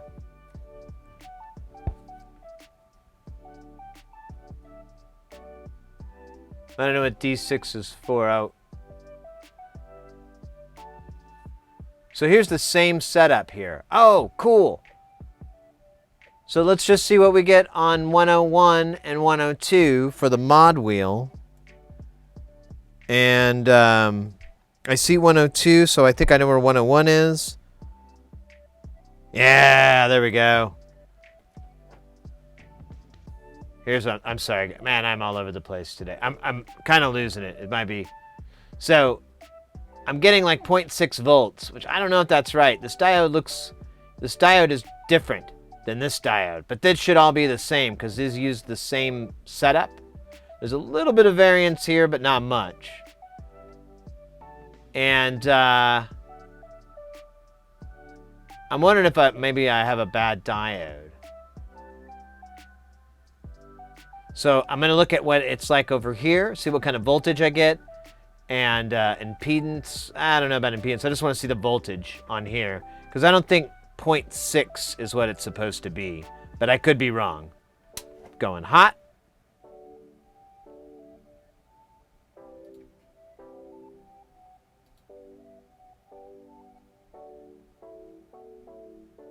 A truck labeled explosive ordnance disposal is standing outside. Holy crap. That's spooky. That's spooky. Alright. Ah, shit, I put the schematic away. World War II bomb. Oh, yeah. I've heard of instances of like that. Damn it! Look at that. It says 0.6, so that is the voltage it's supposed to have.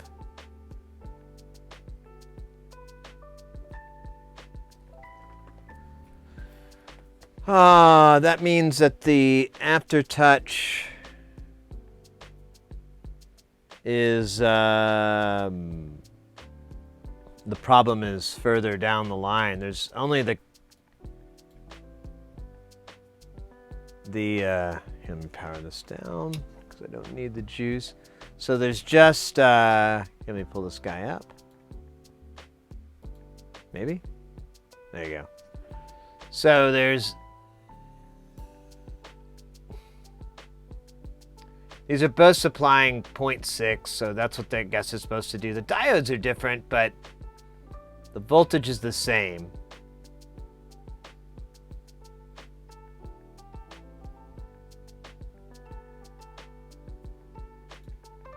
Now there's a little bit of stepping here, but I think that's just to scale it. You never see so... Yeah, it kind of sucks, doesn't it? It's boring. And then there's this 2.5 source, I guess. That's like a pull-up type thingy.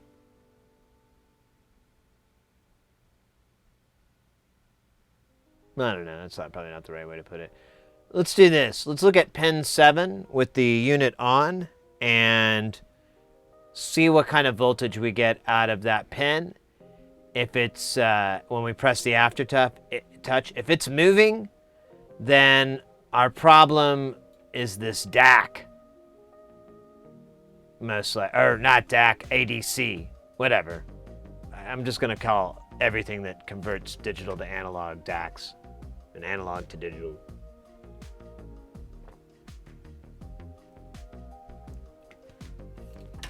Is that a test point? I don't... Oops, I lost it.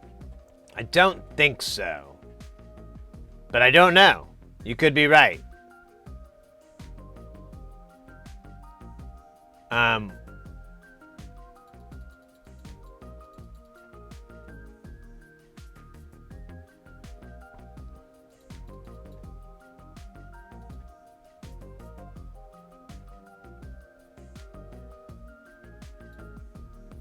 But all the test points are marked TP, and there's only a few. I believe this is a 2.5 volt source. I haven't looked at the power setup yet, but I'm assuming all these 2.5s are a voltage that it's using. Since it's half of a 5 volt, it kind of makes sense in the weird wackiness of electronic oldness. But, so IC7, I can measure the mod wheel and the aftertouch. Mod wheel's on 1, aftertouch is on 7. If I see movement, then I'll know, oh, okay, it's the DAC. Otherwise, it's not the DAC. I don't know. Let me get a thing to grab this, or I don't really, that's not really a great ground spot, is it? Thanks.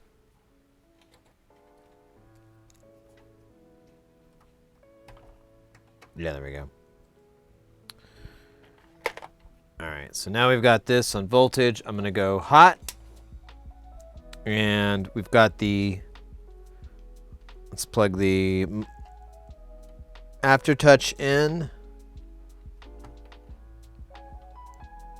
We've got our IC here. Let me see if I can put the camera in and we can, well, you can't see the voltage though, so it's kind of a lose and a win, isn't it? It's like a lose a win, lose win, bonjour.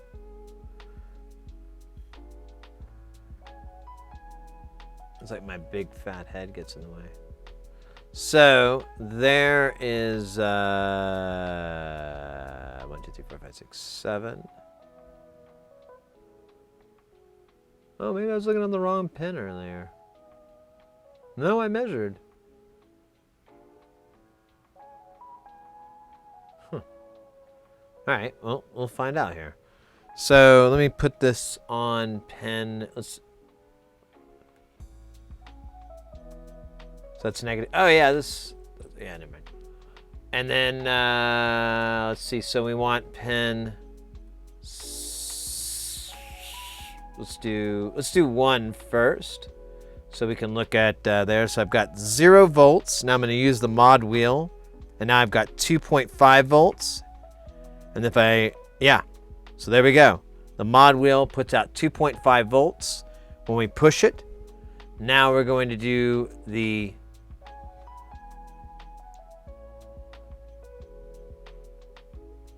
oh, look at that flux, huh? Now we'll do the aftertouch. I've got 0.01 volts. I press it and I get 0.1 volts. It's too weak. Huh. Now let's measure the input side on both of these. Oh, I'm sorry, guys. Let me pull this out of the way and see what I'm doing. Doesn't really matter. I'm just measuring this stupid thing. Let's see. So let's measure pin 2. Pin 2 is the input from the mod wheel. I'm getting 0 volts. I'm going to push up. And I'm still getting 0 volts.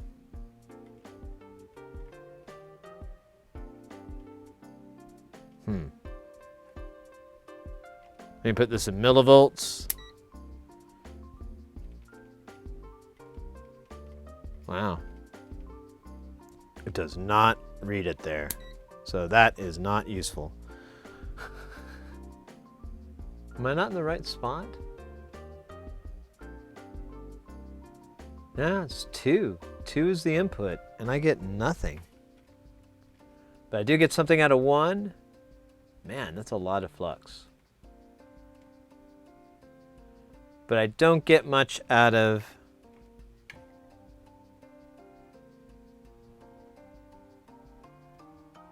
seven. Oh, now this isn't working. Oh, because we're in no, we aren't. We're in regular volts.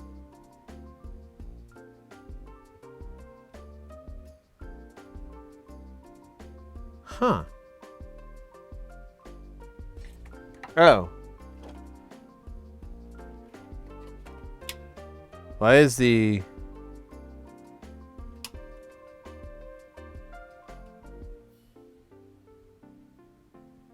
Okay, the unit's not coming on now.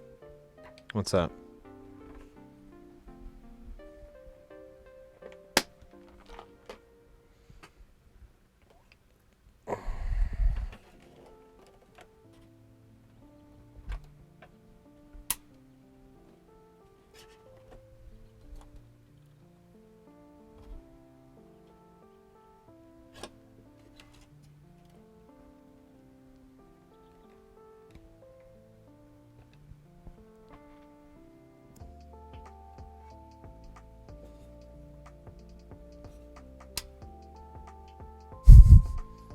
What the fuck?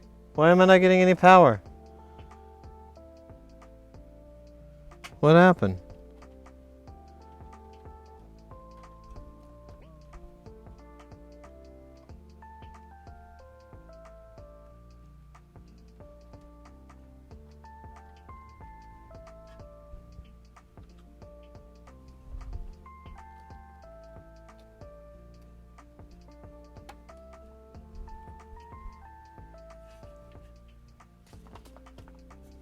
What in the heck?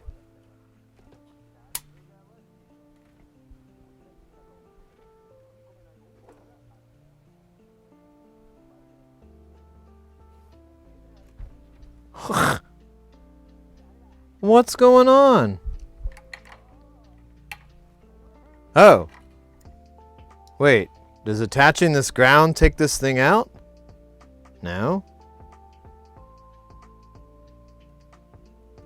What the that was weird.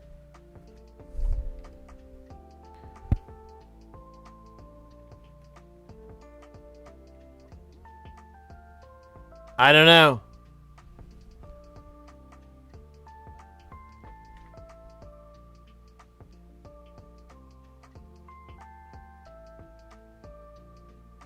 Yeah, it's 0. Copy that. Yeah, I was just wondering if I would get any voltage. But let's see. Let me try this again now that I have it correctly working here. So, mod wheel up, 2.4 volts. Now we're going to go to pin 7. After touch down. Not barely enough.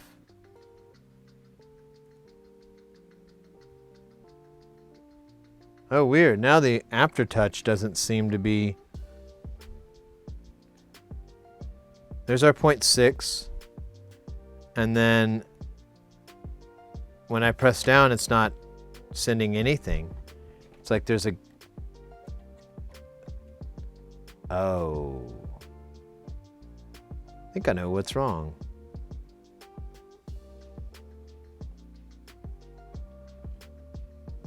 I think I know what's wrong. I think this connector is broke.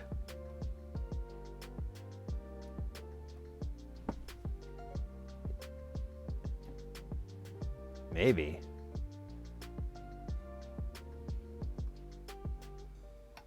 There's no real way, there's no pins.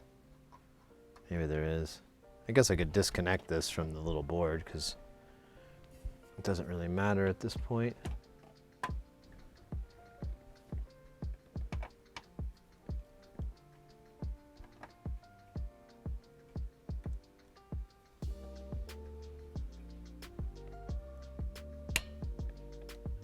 Okay, so there's the circuit.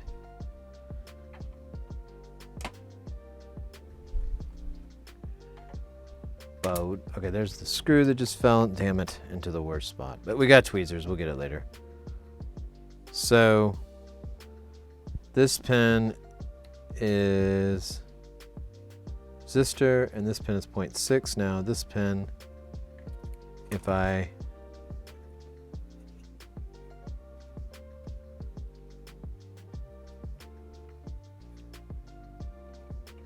Oh, this is tricky to get a probe on. Yeah, it's like it's not working, but it was working earlier. I kind of have the feeling that that connector that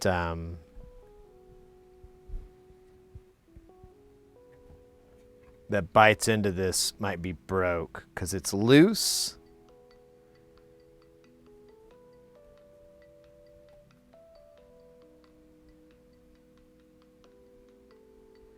Let's power it back down and check out the impedance again. See if we're still getting something from it.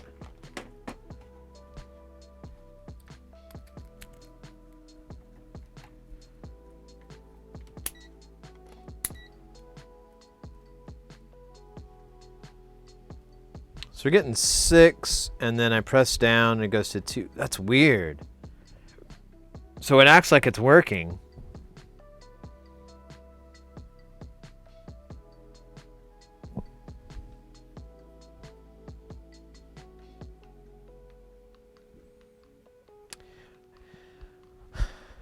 I wonder if it is the diodes. It's just weird that I get these 2 diodes that do the exact same function. And I get a different voltage drop off. Oh, here. think I did it backwards.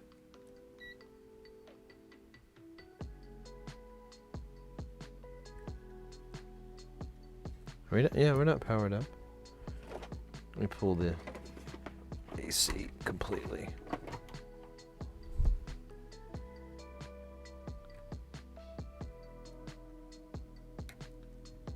Okay, so I got it backwards. So I thought 0.005, that doesn't seem right.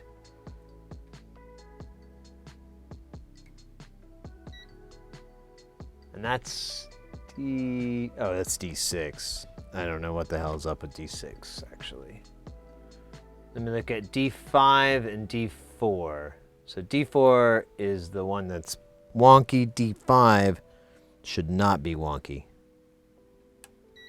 Or isn't wonky. So D4 has got a 0.56. And D5 0.56. Okay, I guess I was measuring this one over here, which I think is like a Zener. I don't know what the hell that is. What is D6? Because it measures really weird.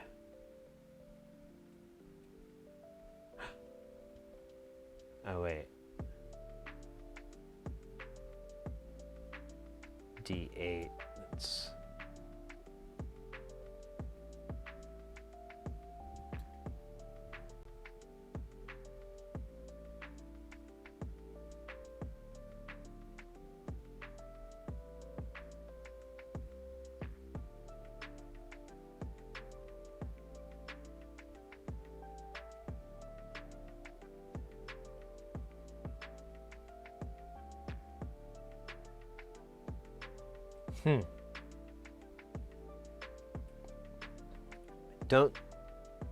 Don't see it.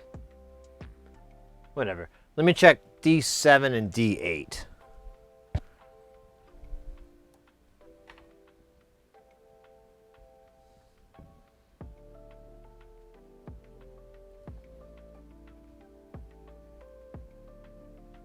Oops, I got it backwards.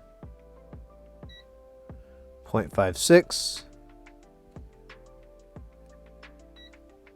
0.56. 0.56, yeah. I'll check this D10 just for giggles. 5.6, yeah.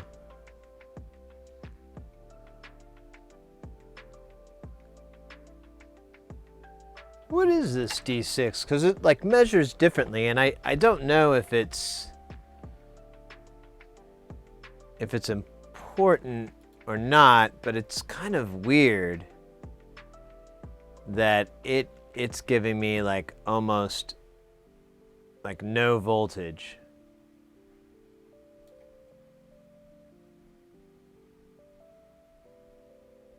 I don't see it.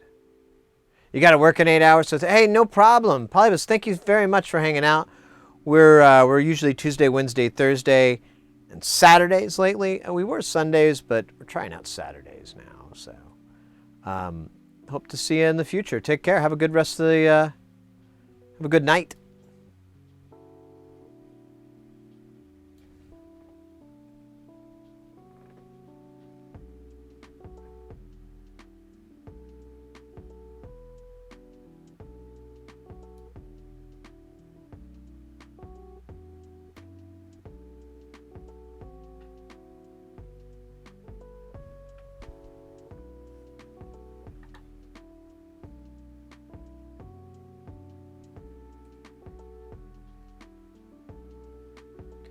D6 is pissing me off now. Now it's my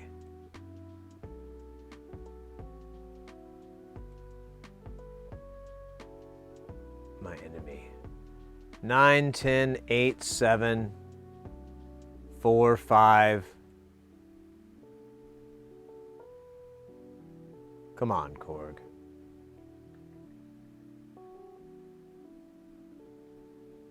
All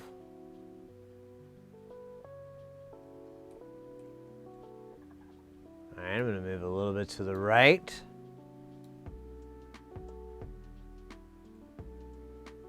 diodes over here, none over here. Go down, none down here.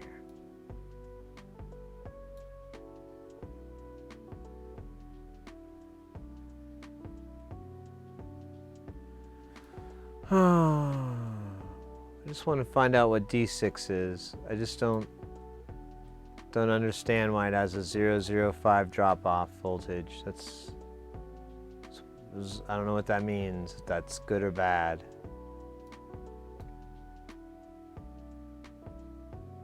What are these Ds? These are 13 and 14. Yeah, man. Where the fuck is D6, yo?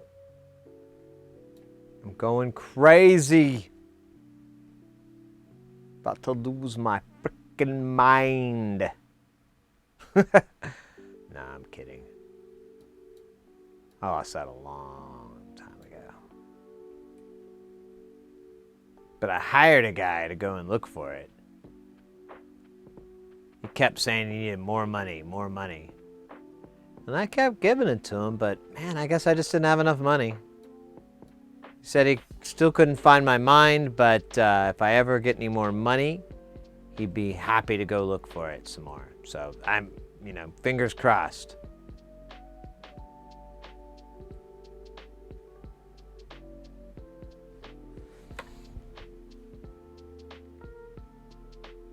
Oh, here it is. D6.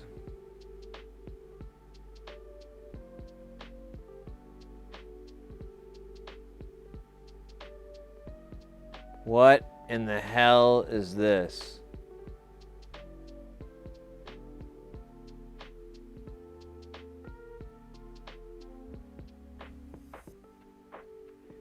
Is this just shoring up?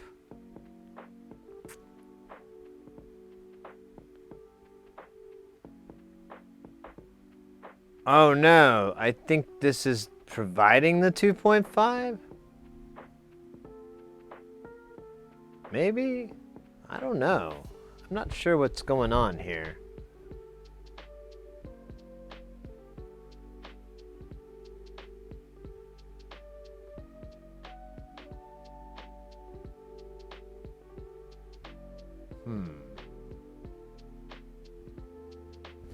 Let's find out what D6 is on their bomb. They have a parts list, and I don't know if they list it by the number, but damn it, it's worth a try, right?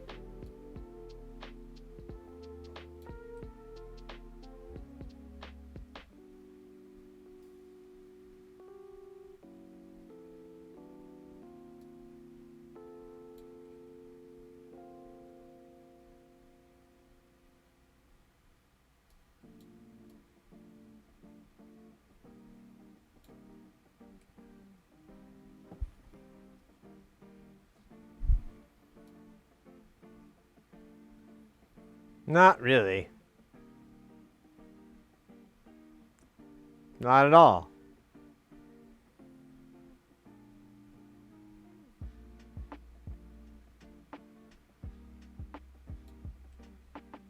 What are these?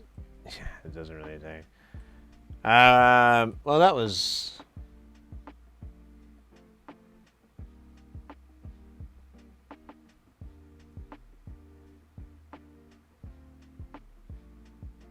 really a big waste of time, wasn't it? I don't know.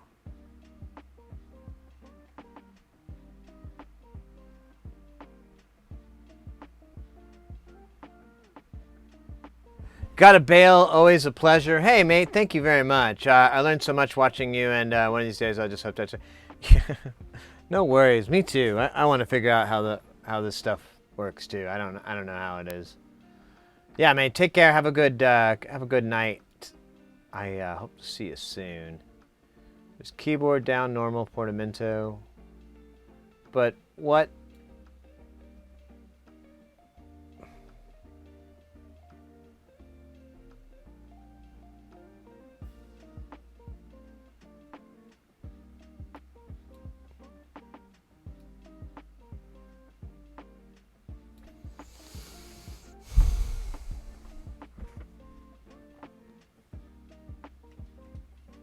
I think D5 is a rectifier diode. No, D5, D6. I think that might be a rectifier diode. You saw 100V1A and thought it said Toyota? Oh no, that's perfectly understandable. I thought I saw Subaru in there, and then I was like, well, which Subaru is it? These things are kind of silly. I had a guy I worked with, and we had to drive around his Subaru all the time, and you just put money into it, on and on and on. Like this would be busted, or this would not work, or you had to get this fixed, or this got recalled, and I was just like, you're not winning me over, Subaru. Yeah, I think that diode D6 is like a rectifier diode. I don't think they have voltage drop-off. I'm not positive about that, but I am not worried about D6 being different than the rest of them.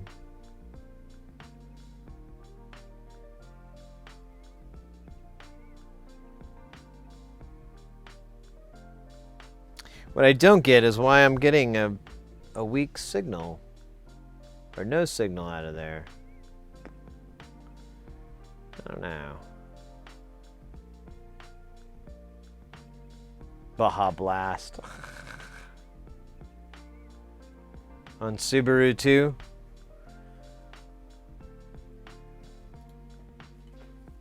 Alright, let's just, I'm gonna chill for a minute.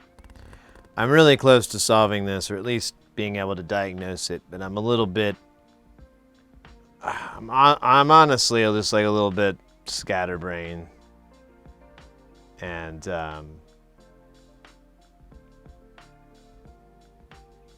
slightly disheartened.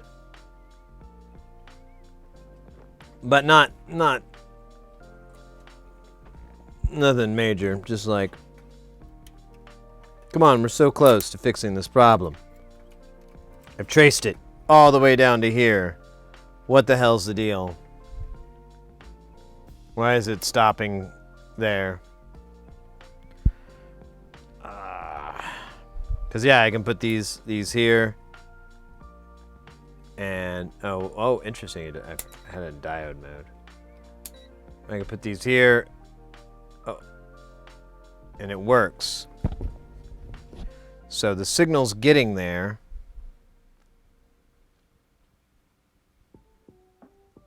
Maybe it's me. Maybe I'm not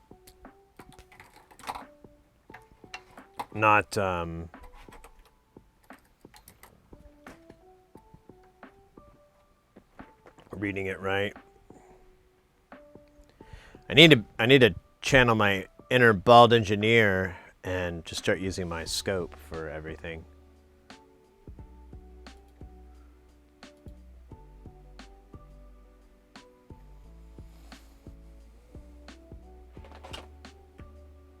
He was bragging he barely uses his multimeter. And I was like, dude, that's lit. And I know a tech too who's the same way. Like, they always plug into their scope. And I've learned, like, oh, you can check transistors and things like that. And I'm like, wow.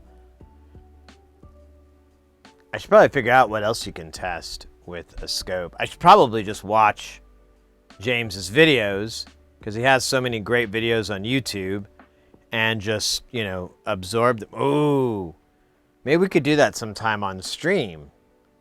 I don't know when we'll have time. We have so many projects, but maybe that would be fun just to hang out and watch some of Ad Ohms or Bald Engineer or James. I don't know James's last name, but whatever, James. Watch his videos and discuss them, see if we could learn anything from them, gain power, wisdom, knowledge, wisdom, power steering.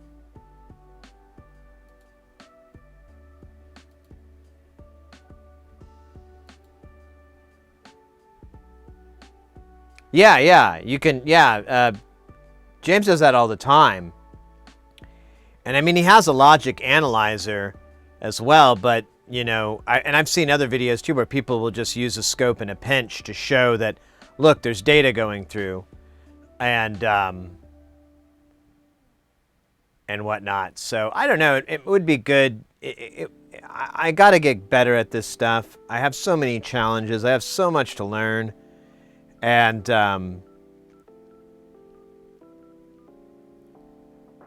it's just a matter of time, I guess. I don't know.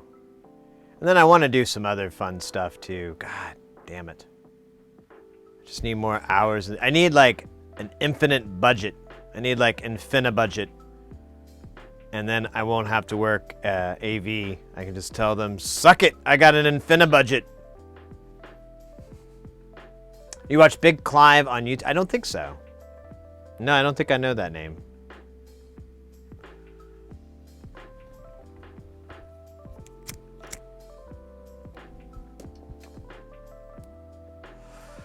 The YouTubers I watch are Northridge Fix, Adrian's Basement, 8-Bit Guy, and Stiz Fix or whatever. Stiz Fix. I never understand what he's trying to say in his name.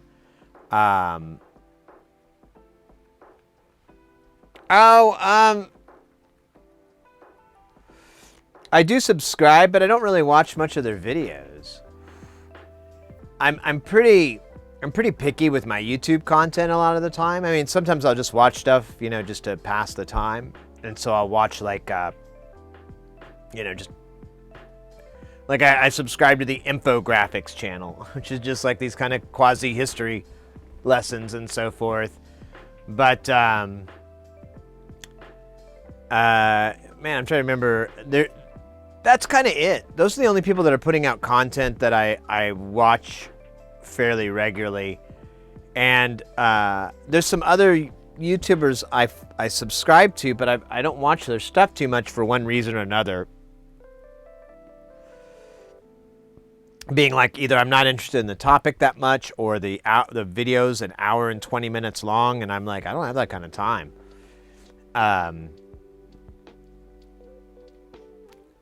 Sometimes it's I don't know. There's sometimes I don't care for how the narrator.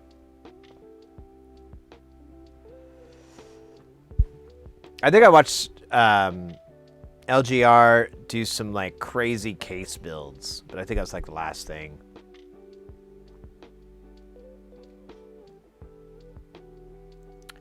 There's one YouTuber I used to watch a lot, and he doesn't do very much. HDD Recovery Service. It's basically the name of his company, but he does data recovery, and his videos are just great. He has some really cool, like, kind of, you know, trip hop kind of music, you know, in the background, and for his videos, he's got like nice little montages, and I like his tech tales. Yeah, those are good. That's good. And you know, there's a lot of really great ones out there that I just haven't put my time into, like EV Blog. I've watched some of their stuff, but I've never really put my time into it. I really just, it's one of those things where it's like, oh, there's so much, I don't even know where to start. But I do enjoy just, I love troubleshooting. I love watching troubleshooting videos. I love fault finding.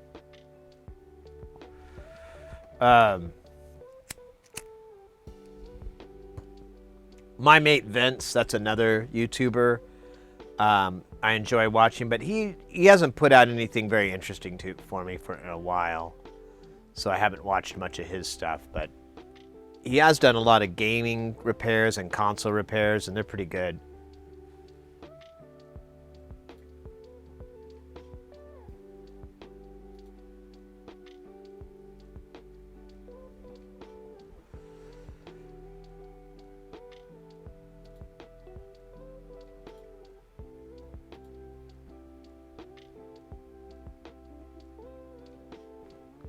I'll check this out. I put it on my watch later. Oh, wow. Cool. Nice.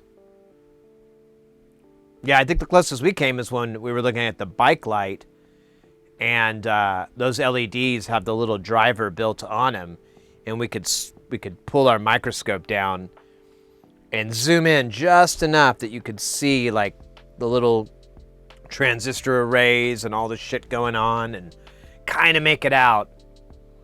But it's behind that window, and that was what was really getting in the way, because it started to diffuse it, and then it was hard to get it right in focus because it was such a small area. That was fun though.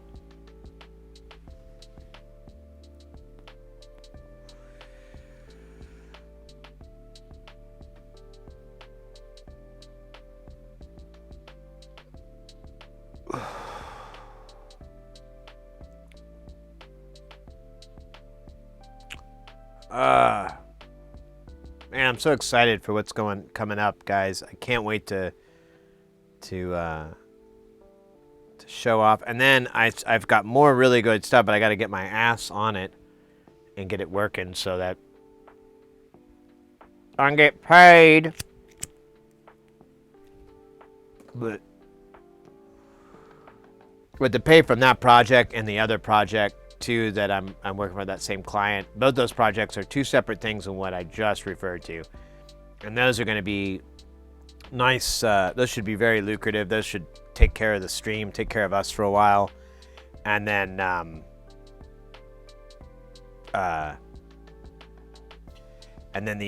the thing that I'm very excited, I got the email about. It's a new thing for modular synths. It's going to change modular synth world. Let me put it to you that way. It's the biggest thing since the stackable cable. Stackable 1/8 inch. Biggest thing since that. And I just got word on production, and so we're going to get production done, and we're going to have a small run, and that'll be the promotional run.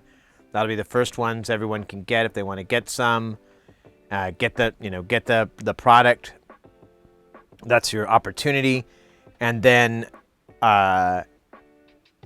once we get rid of those, I'm just going to get more and just keep working in that pattern until it's not going to work anymore, and it's better to just get them, get everything mass produced.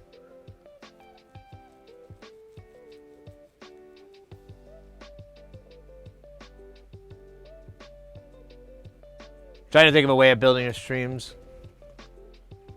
Wait, I think I missed your text.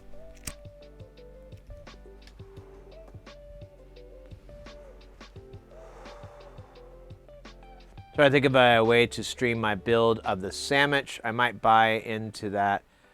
Will it need a prereqs, or will that give too much info away? No, it's just it's almost like a cable, basically.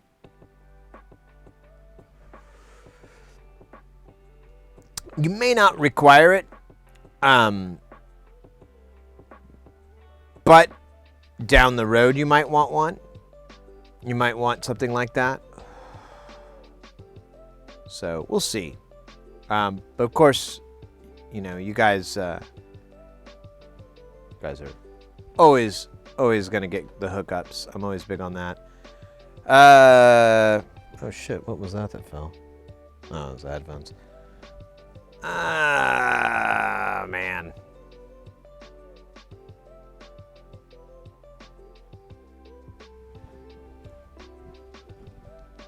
This thing sucks. It won't stay lit. It's like I gotta Snoop Dogg this thing.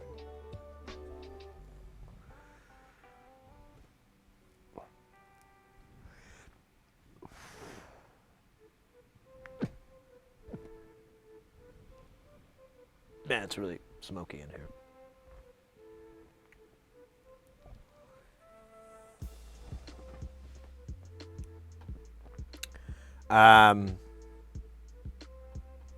What else is coming up?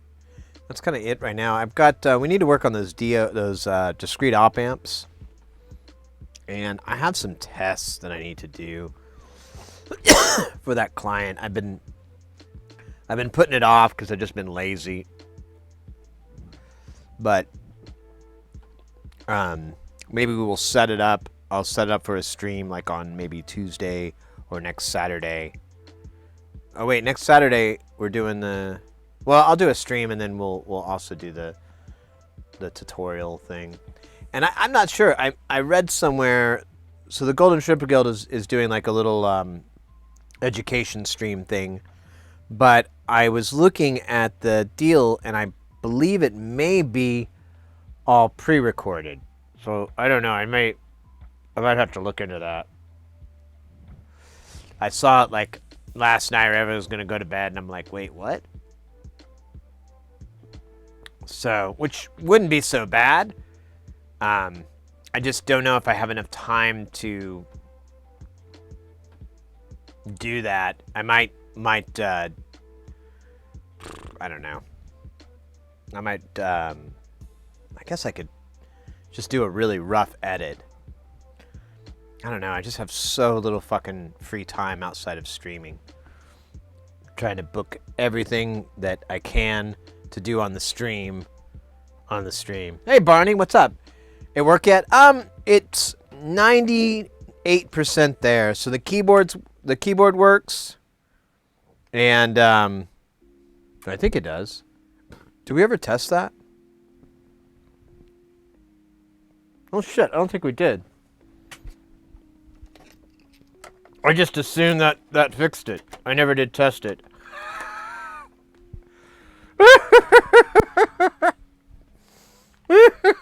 That's fucking great.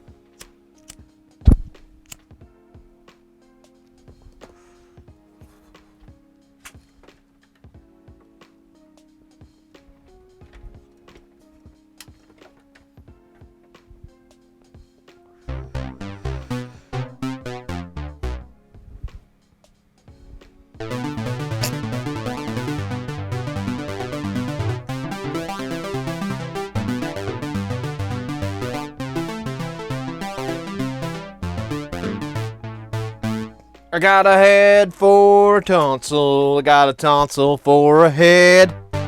I don't know if I'm alive or I'm dead. That doesn't work at all, does it?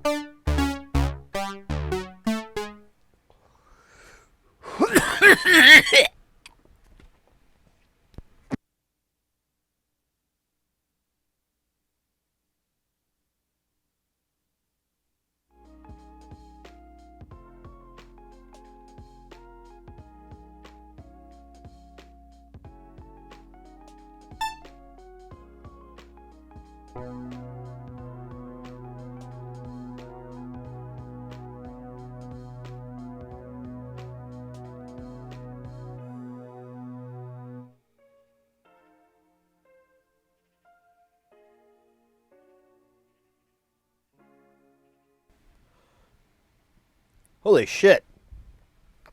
That thing tried to kill me.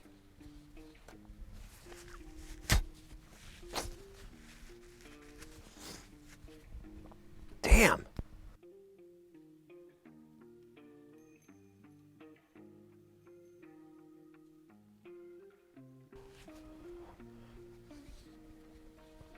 Damn.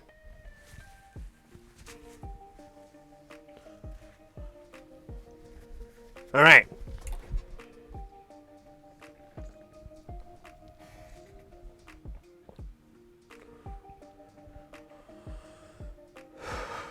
Just a lot of, I was at the end and I just took like a really big hit. It was super hot. And it made me sad.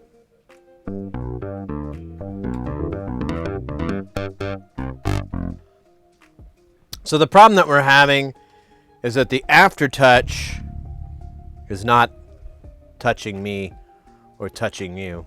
It's not Sweet Caroline. Bum, bum, bum. So I got 0.6 volts. Got nothing. I can get a little bit of movement here. But it's not much. And then I go to the mod wheel. I got 0.6 volts, and I go to this, and I can get half a volt. So, you know what? It is possible that this aftertouch is just worn. I don't know. I feel like I'd get a little bit more than 0.4. Oh my god. Stand by. I gotta honk my horn one more time.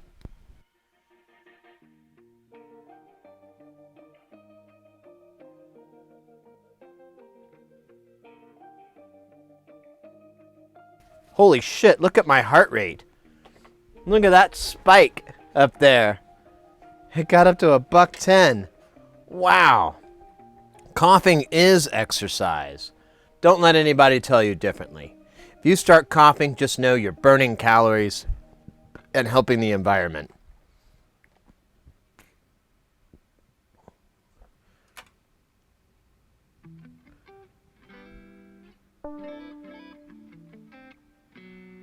Huh. So it is maybe possible that the aftertouch ribbon under here is no bueno. I don't know what it's supposed to measure. Oh wait, I can figure it out because this mod wheel is nearly identical. There's a little bit of variance, but you know. I don't want to do that. I gotta power this thing down, so let's get one more sweet ride in here.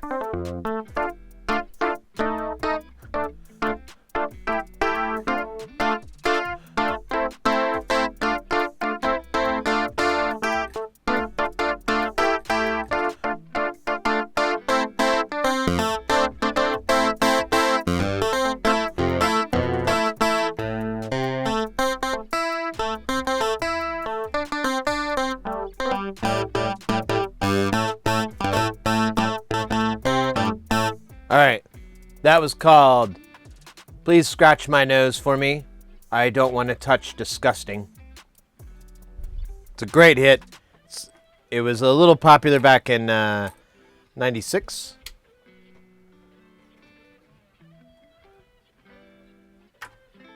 Great song. We were gonna get Diana Ross to sing, and then we found out that we had the wrong Diana Ross. It was just this woman named Diana Ross. It wasn't the Diana Ross. She was cool though. She's like, this happens all the time. Don't worry about it.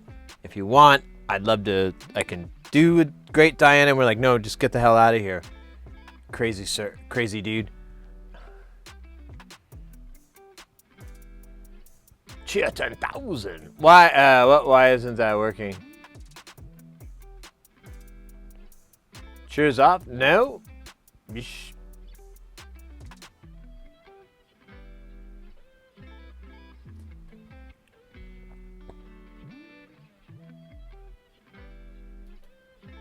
No, I didn't turn cheers off.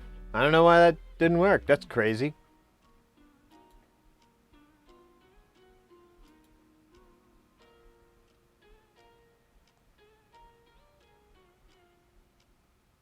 Tongue to the capacitor.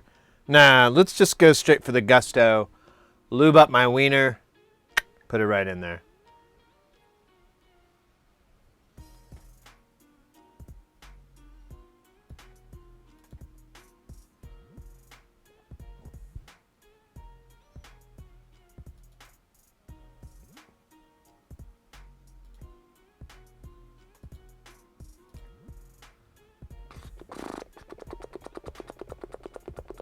No, someone gave bits earlier.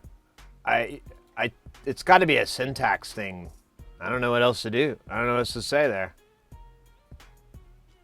Cause yeah, we had where was it?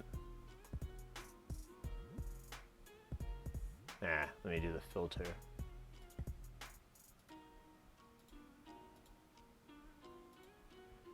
Yeah, a couple of hours ago, Axtethra. And then Oddball threw in some cheer as well 4 hours ago. And yeah, I haven't changed the settings since, so I have no idea what's up there.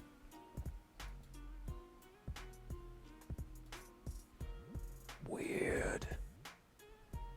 All right. What was I doing? Oh yeah, I was trying to fix this keyboard real quick. Or at least sign off on it. So here's our mod wheel. What kind of resistance does it give? Oh, that's not helpful at all. Let me try this again.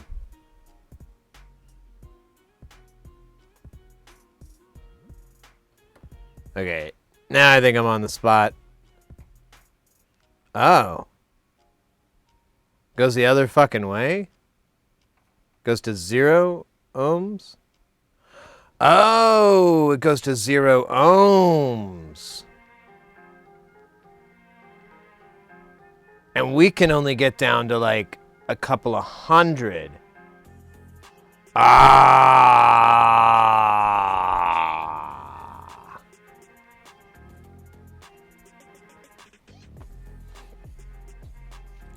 I think the aftertouch ribbon might not work anymore. It may not. It may. I'm going to have to look at this up. I have a friend I can maybe reach out to. He'll just want to fix it, though. And I hate calling him. He's like, oh, just bring it over. No, dude, just tell me. Well, I can't tell you unless I'm looking at it. Yeah, you can. Let me tell you the measurements I got. But, I mean, this keyboard is very well documented, and this issue is well documented, so I'm going to call that the aftertouch ribbon that's underneath here, the pressure resistor, is not going to 0, which is where it's supposed to go, apparently. This one goes up to 0. The lowest I can get this is like maybe a couple of 100K. Oh wait, was I not on the right setting? Well, let me check. So now I just realized I was on volts. Okay, there's 700. I can get down to like 40K. Now, this again, because I hope to God I wasn't measuring voltage instead of... oh my God, I was.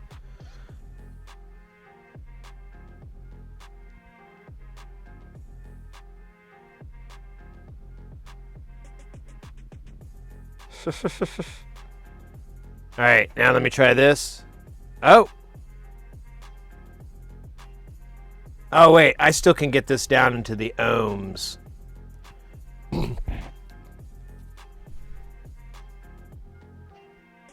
It is a little bit of a different scale because we start off at 600K. And this one we start off at around 800K. But that's honestly that 200. And I can get it down to 50. But that's like a lot of pressure too. And yeah, look at this. I'm at this side of the keyboard. I'm on this side here. And I can press down and I can get it to 400. But if I go on this side of the keyboard, oh, stand by.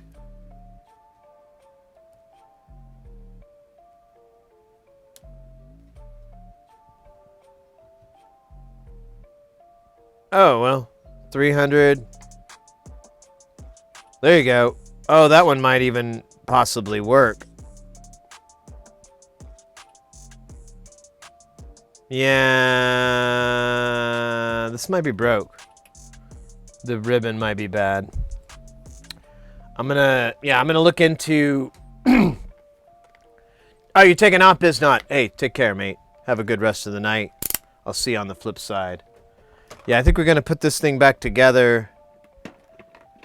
And I'll contact the client. And I'll let him know that it as far as I can tell, I'll do some homework. But as far as I can tell, I think this ribbon cable's bad.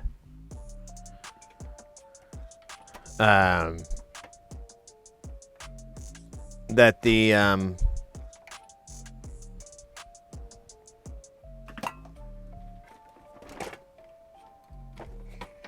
words, they're so lame.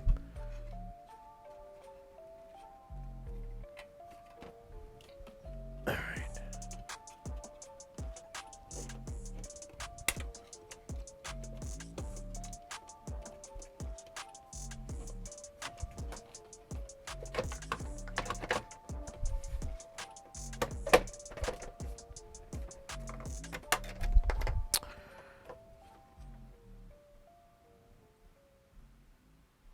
Eve Online, yeah, that's where I learned that too. Or no, it was it Eve? Or was it, what was that other game I was playing? Elite Dangerous. I saw a bunch of people doing that. That was, I think, the first time I noticed it and was like, what?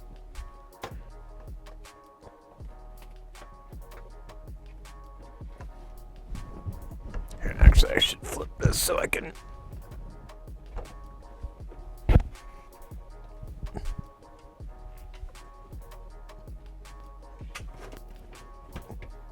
keep the joystick off the ground. There we go. That's where all the joy is. In the stick.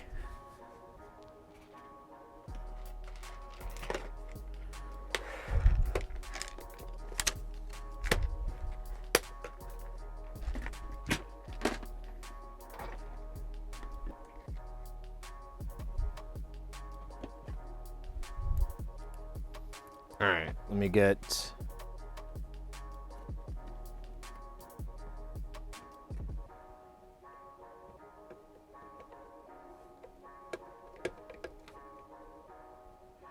Let me do this first, because I think this will...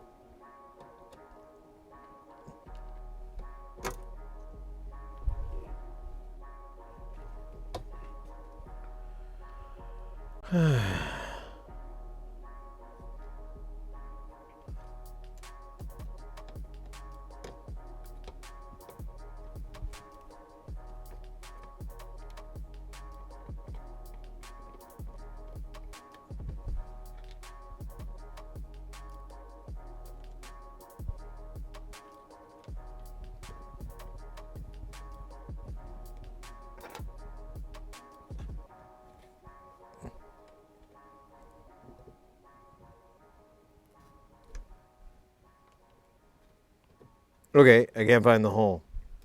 Has this happened to you? Not able to find the hole? Searching desperately? Continuing to screw, but nothing happens? You're not alone. Simply tilting it and looking with your stupid face fixes most of these problems. Tilting it and looking with your stupid face is available for all people with stupid faces. Act now, and we'll tell you right to your stupid face how stupid that is. Listen to our testimonials. Oh, man.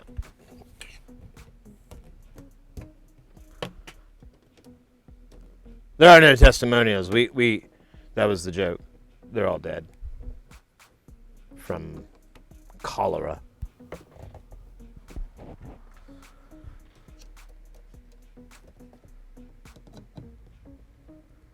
Yeah, cholera, it's terrible. Want to clean your drinking water.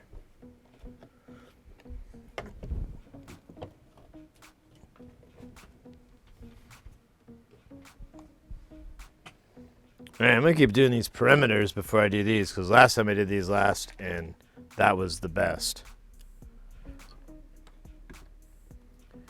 Plus, I'm just going for the easiest screws. until I have to loosen some to get to some.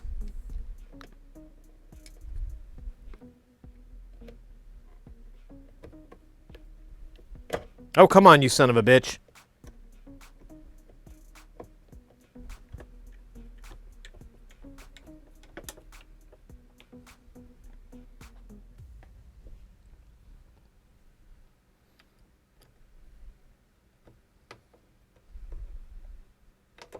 Okay.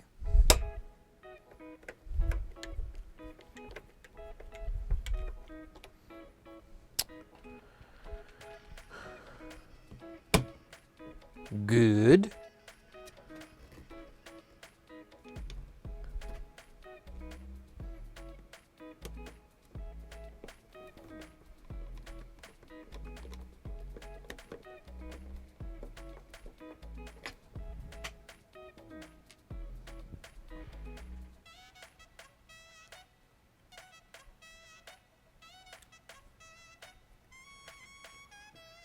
I'm just getting these perimeter screws. They're all around the perimeter. Oh, God. I almost ran over my own toes because they wouldn't pay the debt they owed to me. I know, but you can't go soft. If you do that, the other foot will lead on, and then they'll just walk right over you. On you, over you, on you. Whatever. They'll walk on you. And it's not a sexy thing. Unless you're into that. Then, it's probably a good thing, honestly. Have your feet walk all over you. Probably a really big turn on. And then you don't have to go out. You don't have to pay anybody. Have any weird conversations. You just, get your plates of meat out and go to town. Be great.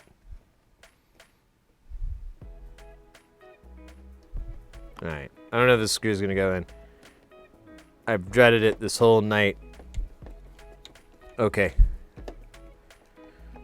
It has rewarded me with kindness. Now this one has the same evil look in its eye. Will it reward me with kindness or pain? Ah, you too are a gentle soul. Alright, I don't have the other screws for that and that. I don't know what the fuck. They weren't there. But, we got all the other ones. Oh, that was a nut for something that's not important. Don't worry. Don't talk about it. Don't look either. It's gone. Alright. Let's do one last test. To Cole. So make sure it comes on. Hey, it still comes on. That's a good sign. I wonder if I could find a pad sound that would have a good vibrato.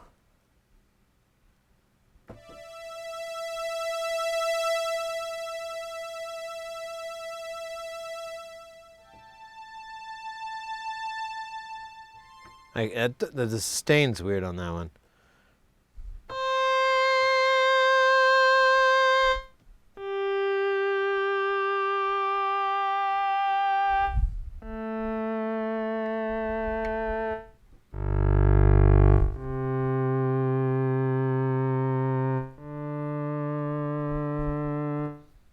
Yeah, it's not there. And these are like preset patches, so they should have it. So, I think it's probably dead. I'll have to look up and see what the normal resistance is supposed to be for this. But I have a feeling it's not 800. It's probably like 200. Or 600, I mean. Less than what it is. Whatever. It's cool, man. It's cool. We got it working. It sounds good to me. I mean, you know. See.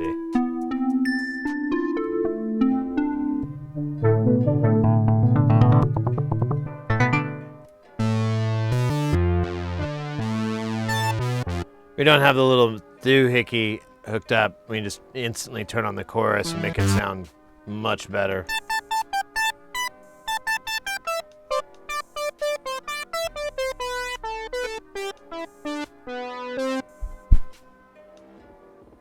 Anyways. Yeah.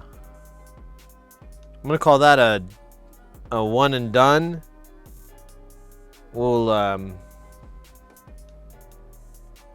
check in with the client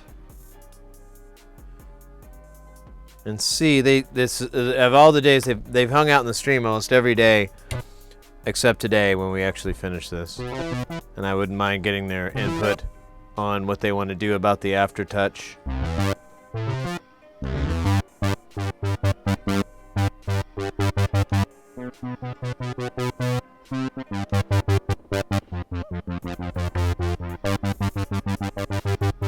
That one's a little weird.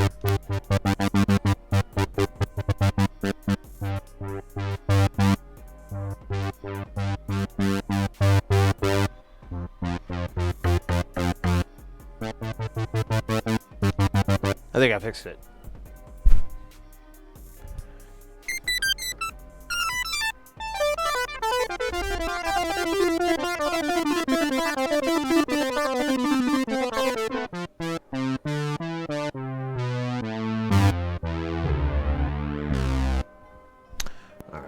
Awesome. Awesome, awesome, awesome. I'm super hyped. I'm very excited. I think we got paid. They sent me some money.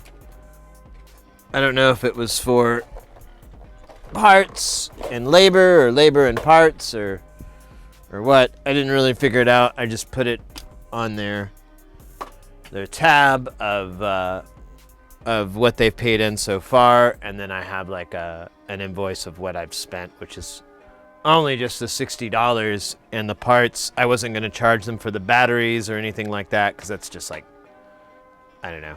I guess if I do the math and it ends up to being over $5, it's worth invoicing, but you know, I don't really give a shit. It's kind of, it's like an expense, just like flux and solder. You know, I'm not going to charge them for the solder used. It's just kind of silly. Although, man, how pissed off would you be if you saw that? What's this $2.95 for solder? Oh, yeah, that's a standard fee. We charge you by the inches that we used. We used $2.75.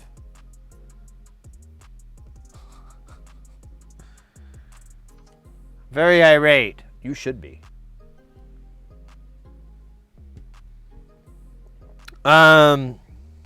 Let's see what's up here. What's on them interwebs? See where we can go tonight.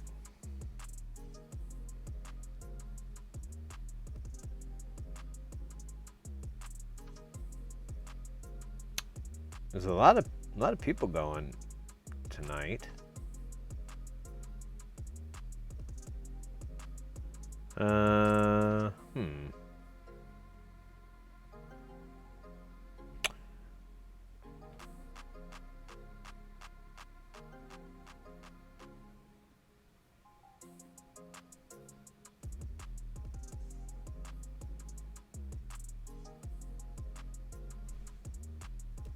I know who we could go hit up. Sharp Balloons on. We haven't rated them in a very long time. I think they're due. I think tonight's the night. And they're online. And they've been going for 3 hours. They usually have fairly long streams, so I can imagine them going for a little bit longer, keeping you guys entertained. If you're not familiar with the channel, it's balloon art. So it's like, you know, balloon art. It's exactly what it is, you know. And really charismatic streamer as well, so it's nice and fun. I think that's the way to go for tonight. I feel good on that one. Man, tonight was incredible too, guys. We had a really just bunch of new follows. We're at 3,596 followers. We almost cracked it to 36. And then over the next 2 days, we'll lose 3 now. No, we were really close to cracking 3,600, so I'm pretty sure we'll do that by next stream, and then we'll get that buffer of extras. That'll be Saturday. Won't stream tomorrow. Oh, there you go. Kevin's Tech, thank you for that follow. Now, 3597. Welcome in, by the way. Let's see here.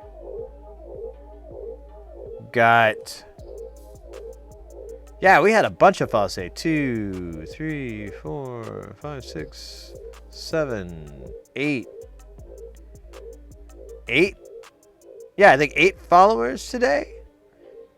We got raided from Firebrand. Thanks again for that raid. That was awesome. We had bits from Axe Deathra and Oddball. We had Screamin' Cheese gifting, what was that? 10 subs, and then another one. So 11 subs. Very cool. That was really awesome. We also had Zevis Root subscribe. And there's somebody else here I'm missing. Where'd they go? I think that's it. Oh no, there we go. DJ. That's right. DJ Dowie subscribed as well. Thanks again, mates. Keeping it going long and strong. You are normally on my recommended channels. Hey, thank you very much, Kevin. That really means a lot to me. I appreciate that. Yeah, that's awesome. I'm not going anywhere. I really love doing this. This is a lot of fun. I feel like we're just learning and getting stronger. Pretty soon we'll be able to split time open and give it the business, if you know what I mean.